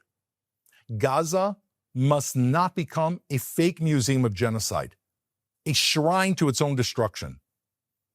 There are two paths ahead. Hamas's Gaza land or Trump's Gaza Riviera, the Riviera of the Middle East. This is not a fantasy, but this is a blueprint for hope. You need to clear 500 miles of tunnels, about there's 300 miles left. You have to remove dangerous ordinances beneath the ground, and you have to restore life above ground by building a new Riviera, which will create jobs, will create housing, will create trade. This has to be integrated with the United States and Israel. For this to work, you need to take the most successful country in the Middle East, which is Israel, which has skin in the game and a stake in the game, is located 3 miles from the site. The whole idea that Israel can't be involved is just a huge bluff. Of course, Israel has to be involved. If you want this to work, the U.S. can play a major role, but Israel wants to be involved. And in order for this to turn into a Singapore, Israel must be involved. Now, Trump came out of the gates running with fresh ideas. The Gaza Riviera, people say, well, Trump threw the Gaza Riviera against the wall to see if it would stick. He realized after a month or so it didn't stick, and now he's moved on to other things. Well, the Gaza Riviera, maybe it didn't stick to the wall the first time, but President Trump needs to throw it against the wall because that is a good idea.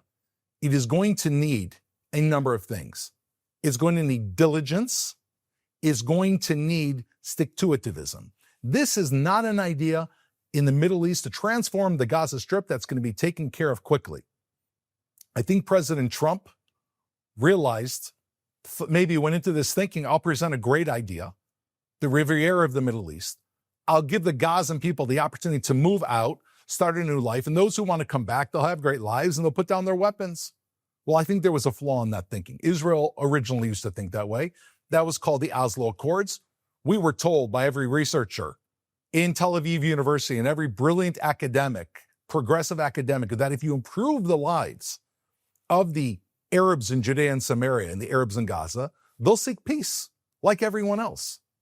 Well, we know that doesn't work because where ideology has rotted out the individual, what the result is the Second Intifada, 3 wars in Gaza, constant terror attacks. That doesn't work. You cannot buy off someone with a committed ideology, at least not in this area of the world. However, you can go after those people that have that ideology, and you can get rid of them, either making them leave Gaza or killing them in war. And you can take the majority of the population who doesn't have that ideology, we certainly hope, and engage them. But without that hard step, the reality, the optimism of thinking that they're going to run towards the money is simply not true because they'll be held back by a small group of people who are committed to the ideology of destruction. It doesn't take that many Hamas members to kill that many innocent Gazans in the streets to scare the average Gazan person not to go for a better life. And here is where the United States with Israel needs to be committed. The only way this is going to work, and we have Trump's Riviera, is if we continue the process to destroy Hamas. But once Hamas is destroyed, this is the deal. And there is, in fact, a window of opportunity. The latest PCPSR survey just came out. PCPSR is a Palestinian statistical organization that does polls. They work very closely with Israel, with other Western powers, and they are considered to be good at what they do. Of all of the polling agencies, these are the guys who are really the best shot that we have of understanding the reality. Well, this just came out this week. Unfortunately, 53% of Palestinians say that the Hamas October 7th attack was the correct thing to do. However, 47% of the people do not think it was the best thing to do, meaning close to half the Gazan population, under the constant barrage of Hamas propaganda, think that that was not the right thing to do. It's not 90%, 95%, 98%, 53%. And we could probably even figure out that these numbers are skewed because people are afraid when they take surveys to say what they really think. 60% say they're satisfied with Hamas performance. 40% think that they're not satisfied with Hamas performance. But here is very, very telling. 35% support Hamas, 24% support Fatah. Now, Fatah is also a terror organization. I always say Fatah If that's the iPhone 1, Hamas is the iPhone 2. It's simply just a little update behind. However, what that means is you have 41% of the people that do not think that Hamas or Fatah is doing a good job. Meaning there is a serious group of people in Gaza, and keep in mind, people are nervous to take these polls, that actually think that there's a sense for hope. Half the people think there's a sense for hope. Half the people think it was wrong. Half the people don't think that this war was justified. However, the ideology that went into Gaza land is still alive and thriving, and the window is right now. And we're going to talk about maybe what needs to happen in order for this to stop before those cameras roll to counter the narratives and offer a path forward. First of all, the big question, and I was asked this, constantly asked this, Piers Morgan says this in every single interview, this is the mantra of the left, is the press is not allowed into Gaza. However, once those gates open, the flood is going to begin, and what they record will be the record of history. The press has to come with guardrails. Freedom of the press is an essential value. Israel, the press, probably there's no more place in the world where the press is fighting as much and as critical as much as within the state of Israel. Israel understands the importance of press and the importance of the press being inside of Gaza. It's a war zone. We don't want to deal with dead reporters. We don't want to know if we're going to strike a building and we have identified Hamas, and not only have they snuck innocent civilians in the building, but the head of a major network. Because one of those is a disaster. And the press is, well, it's on us. No, it's not on us. It's not on you. It's on us. There's a very legitimate claim to say that while the war is going on, press won't be there. However, when the war stops, press is going to come back to Gaza. It has to be done strictly under U.S. and Israeli coordination. We're not going to tell you exactly what you have to say and edit all of your materials. However, if you are glorifying Hamas and you are glorifying October 7th and you are glorifying terrorists, you should not be allowed into Gaza. Not only because you're going against Israel, going against the narrative, and standing behind the most evil people in the world and inciting them, also for the people of Gaza. Those people need to understand that the Nakba, their day of destruction, wasn't 1948 when the state of Israel was founded. The date of destruction for the Arabs in Gaza was October 7th, 2023. That was the date that their lives in Gaza were destroyed. It was carried out by Hamas that they elected into power in 2006, that they gave their sons to work in, that they enabled to steal the humanitarian aid, and that they didn't stop on their own, which they bear a degree of responsibility. When October 7th happened, that needs to be cast as the Nakba, the day of strategy for the Palestinian people. Anyone who glorifies that day should not be allowed into Gaza. They shouldn't be allowed anywhere. You don't bring in a journalist that's going to glorify murderers and give fuel for terrorists and terrorist supporters around the world. I'm sorry, if you don't think that's free press, I think it's pretty darn good free press to allow anyone who doesn't glorify Hamas on October 7th to go into Gaza, run your stories, and do everything. But we're going to vet out, we should vet out those journalists who are aiding terrorists. Again, the pen is free, but it's not to become a sword for terrorists. The second major issue is the Arabs of Gaza. What is going to happen to the Arabs of Gaza? October 7th must become their Nakba. It's the day that Hamas brought ruin upon themselves. They have to be given two choices. And this is laid out very clearly in the Trump plan. Point number one, de-radicalize or leave. Now, with the Trump Riviera, this is going to bring tens of thousands of jobs to the Gaza Strip. Who's going to get these jobs? Well, the people who get these jobs should be people who have de-radicalized. Now, how do we know if they've de-radicalized? They need to go through de-radicalization programs that explain to them Hamas's ideology, explain to them the propaganda, explain to them how they were used. Yes, de-radicalization seminars for anyone who wants to get a job. Their children have to go to schools that have undergone education reform by the U.S. coalition oversight, We can involve the Emiratis, maybe the Saudis, although they have some education reform they need to do on their own country. But we can have the Emiratis and maybe other partners go in there and vet these schools to see if they are going to be creating a young generation that is crying victimhood, that thinks that they were beaten by an aggressor, that they're innocent and that Hamas are heroes, or whether these are schools that are telling these children, just like with the Japanese, that was a day of destruction. We're accepting it was a mistake. We're licking our wounds, and we're going to imagine a future. They need to send their children to those schools. And in order for this to happen, in addition to the coalition partners, I think that we need a Peace Corps from the Muslim world, a Peace Corps from Western thinking Muslim countries. Could be from the United States, could be from Israel, could be from Saudi, could be from the Emirates, could be from Morocco, that are going to be sending teachers on 2-year stints into these schools. People who come from a different place altogether, who've experienced a different form of Islam, who understand hope, who understand how these people brought destruction upon themselves, and who can offer a different thought. You know, we talk a lot about ceasefire. Ceasefire, ceasefire, ceasefire. What does a ceasefire mean? You ceasing your cessation of fire. You are stopping fighting. Okay, but that doesn't have any positive side to it. It's a cessation of fighting. However, what about the future?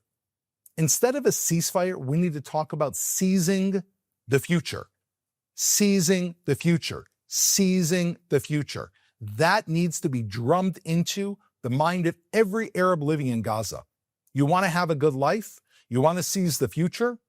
That means imagining a bright future. If you can't imagine it, it can't happen. And if you're wrapped up into Gaza wood and Gaza land and Hamas wood, you can't find your way out of it. You know, there are some people here who are not happy that the war is really coming to an end. And most of those people are UN organizations. Why? Because now that the data is coming out, it shows how we've been lied to by these organizations. We've been saying the whole time that we've lied. I mean, you know, Tom Fletcher, the UN envoy, said 14,000 babies were killed, and then he had to retract it. And you've got the head of the UN who sometimes retracts it. You have UN, it took them 1.5 years to decide if Israeli women suffered from sexual abuse on October 7th. I mean, it's a farce. However, now that the data is coming in and we have the figures that there was no genocide and there was no starvation, these organizations are being laid bare. The humanitarian industry, so to call it, was complicit in trying to rewrite history. Now we have a chance. We need to build Gaza, and we need to build Gaza quickly. We cannot allow it to turn into a memorial for the soldiers and freedom fighters of October 7th. We need to provide jobs for Gazans who are willing and want to de-radicalize, and most importantly, who are sending their children not to the mosques of the Muslim Brotherhood, but to the mosques and the schools of Western, open-thinking Muslim countries. This has been done in other countries throughout the world. Numerous Arab countries, I checked this, have been monitoring very carefully that the Muslim Brotherhood is not allowed in to try to corrupt the minds of the young generation. This is the opportunity. The parents and the children of Gaza. Israel and the U.S. has to understand that we have to move very, very fast. We have to shape Gaza's rebirth before Hamas shapes the story. Before the curtain rises on Gaza land, we have to remember who wrote this script. We have to know who paid the price. Of course, Israel paid a dear price with our soldiers, and we're still paying a price with our soldiers because Hamas keeps violating the agreement. But at the end of the day, this has got to be done through education of the truth. As we stand on the edge of this media storm, it's going to be crucial to remember that the surest way for us to fail is not to have a plan. I'm not sure if this plan is going to work. We can't guarantee the outcome, but we can put real, legitimate steps in place. We can ensure that the press gets in there and that press access is vetted and balanced. We need to rebuild Gaza. And the people who are going to be doing it need to be doing it on the conditions of de-radicalizing and vetting the education.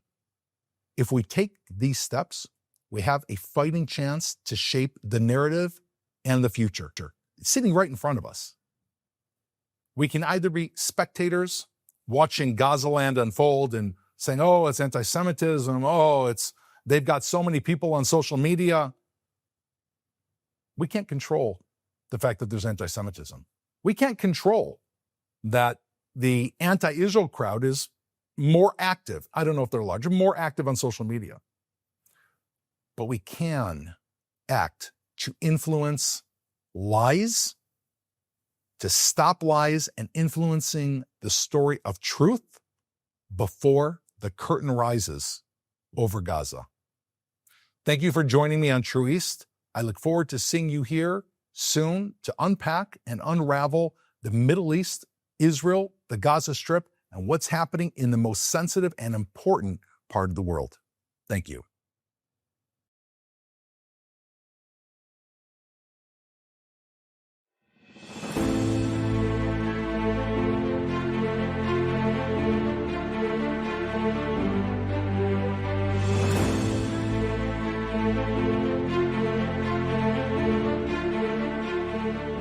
Welcome to Viewpoint on ILTV, where we bring you leading voices in the Middle East and beyond. In this special, we're taking you inside the Israel-Gaza war to hear from stakeholders, thought leaders, and decision makers. I'm Emily Schrader, and today we're speaking with attorney and founder of the End Jew Hatred movement, Brooke Goldstein. Brooke is a human rights attorney, an award-winning filmmaker, author and founder and executive director of the Lawfare Project, as well as the founder of End Jew Hatred, the movement, and the co-founder of the Zionist movement. She's also a widely known television commentator and has given lectures around the world. Brooke, thank you so much for joining us today. I just want to start by asking you, how did you get involved in all this? How did you get started, and what inspired you to be such an activist for Jewish civil rights? Well, first of all, I want to thank you for having me, Emily. I'm such a big fan of yours. We work together, and I admire you, admire everything you do, and I've wanted to sit here with you for a long time. Mutual. So thank you for having me. So how did I get started? I was actually in law school, and I ended up producing a documentary film it was called The Making of a Martyr, and I spent 2 years in and out of Jenin, Ramallah, Tulkarm, and Nablus, and I secured firsthand interviews with leaders of terrorist organizations such as Hamas, Islamic Jihad, the Al-Aqsa Martyr Brigades. I went into Israeli prisons. I interviewed children who were arrested for participating in violent activities or attempting to blow themselves up. And I made this film. I co-produced it, called The Making of a Martyr, and it was a documentary film that exposed the illegal state-sponsored recruitment and indoctrination of Muslim children towards violence, which unfortunately is still an issue today. And we followed up with a piece about UNRWA, the United Nations Relief Works Agency, which, as you know, operates schools and allows Hamas to come in and recruit the children. And so as a young attorney, I identified this legal argument that the abuse of innocent Muslim children to train them towards jihad is not only the root cause of why we have conflict in the Middle East, but it's the greatest crime against humanity, because you're ruining the future of that society when you have hate education. And the only way to get rid of conflict in the Middle East is to end the hate education, right? No child is born with Jew hatred. Jew hatred is taught, it is indoctrinated, it is taught in the schools, in the textbooks, by the television programs, sometimes by the religious leaders. And this is a crime against these children. So that's how I initially, got into this space. And once we ended up winning... What year was this? This was in 2006 when we won the Audience Choice Award for Best Film at the United Nations Documentary Film Festival. It's really remarkable that we're still dealing with the exact same issues. Exactly. And those of us who were screaming at the top of our lungs about what is going on and how the United States is aiding and abetting the premeditated murder of Muslim children by continuing to fund UNRWA. We've been talking about this, and yet nobody was listening. And we've been warning about what was going to happen. And now you have an entire society that's been not only held hostage by an Islamist terrorist group, but whose own children, their minds have been kidnapped and they have been indoctrinated, and now the children are being used, as you see, as human shields, so that terrorist groups like Hamas and Hezbollah are able to claim lawfare, are able to blame Israel for the civilian casualties and the human shields. And wasn't it just discovered, was it yesterday, that Hamas's headquarters in the south are in a children's school? Not only that, but there have been countless tunnels discovered under UNRWA buildings, and we know the collusion between the two has been ongoing for many years, apparently since at least 2006, with the, the release of your film.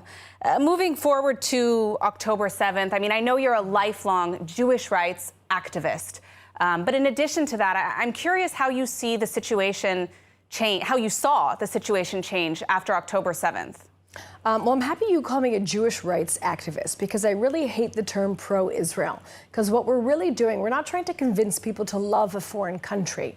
We're engaged in civil rights activism on behalf of the Jewish community as a minority community. My job is not necessarily convincing haters to love us, but empowering the Jewish community to stand up for themselves when they're discriminated against.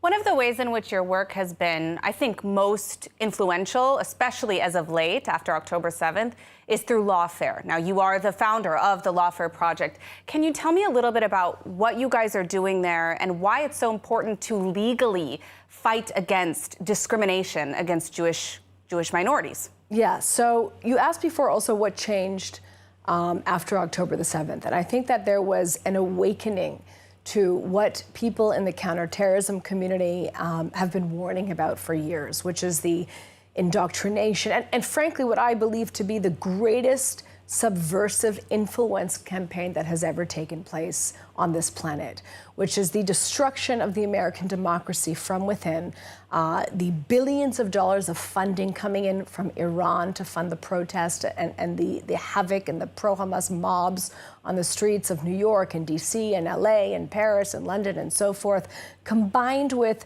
the education that's been happening for 15 years, funded by Qatar to the tune of $1 billion a year, where our youth are being radicalized in our institutions of higher learning.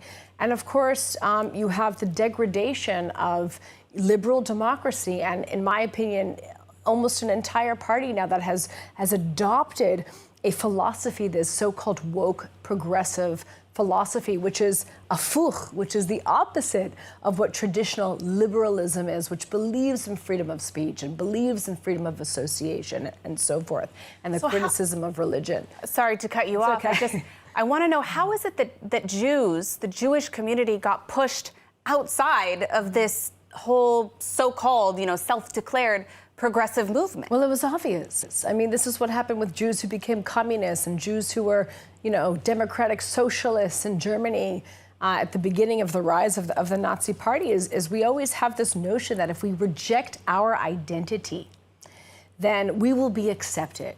And these movements, all of the minority rights movements, the civil rights movements, were started in America with the help of the Jewish community. The NAACP was founded with the help of the Jewish community. We had Rabbi Heschel marching hand in hand with Martin Luther King for the Black civil rights movements of the 50s and 60s. Initially, it was Jewish women who launched the Me Too movement before they were pushed out by people like Linda Sarsour and Tamika Mallory. That whole thing, was perverted. And so that's why we launched about 3.5 years ago, the End Jew Hatred movement, because Jews have always been marching for others. It's always been Jews for Black Lives Matter, Jews for gay rights, or Jews for women's rights. But now is the time for a Jews for Jewish rights movement. There has never been a Jewish civil rights movement in America. Isn't that just a remarkable thing to think about? It really is, especially considering the fact that there is, not like other countries, but there is a history of even institutionalized anti-Semitism, not allowing Jews and Blacks through the main entrances, not allowing Jews and Blacks into certain areas, certain country clubs, even until the 90s. So it really is remarkable that there hasn't been any kind of push before when it comes to civil rights.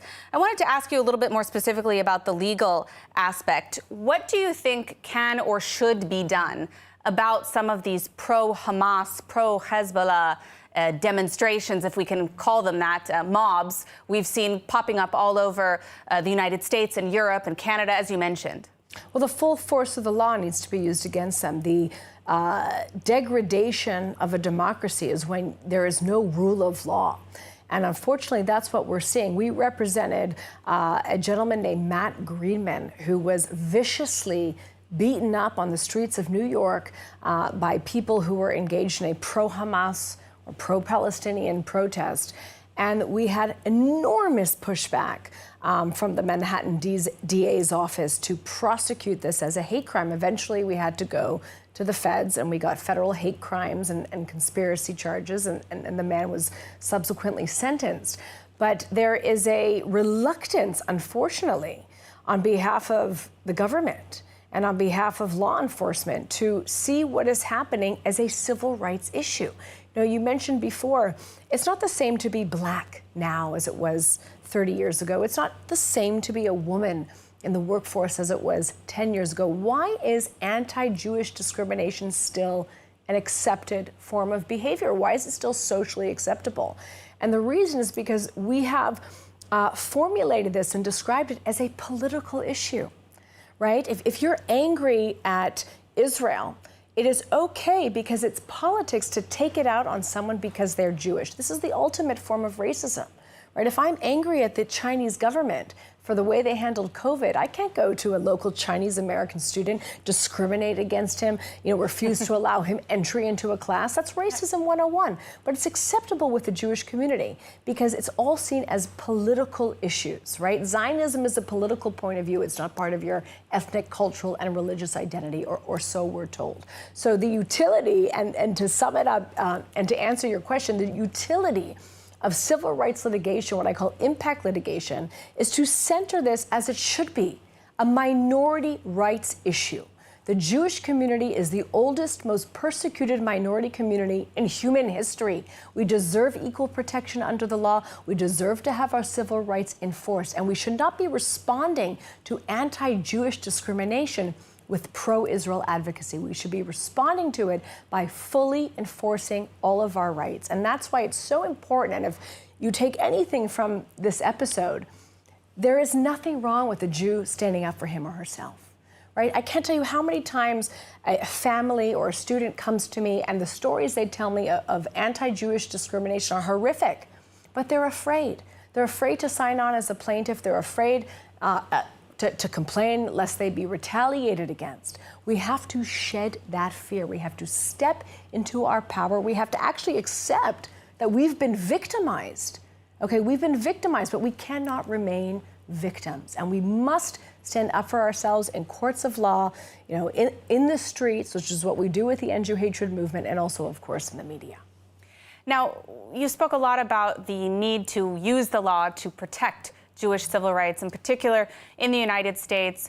You are leading, through the Lawfare Project, a lawsuit against Columbia University. I believe it's still ongoing. Can you tell us a little bit about this case? I mean, Columbia has been all over the news because of these anti-Israel, pro-Hamas encampments on campus. We've seen shocking scenes of anti-Semitism, explicit calls to violence in some of these demonstrations. What's going on, and what is the Lawfare Project's case on this issue? So thank you for asking. We are very proud to represent a student, not just at Columbia University, but we also represent the 10 students who were locked in the library at Cooper Union while a pro-Hamas mob was banging on the window, threatening violence, and they had to be escorted out of the building under police protection. We represent a student at Carnegie Mellon University, the third largest recipient of funds from Qatar. And there's one thing in common. All of them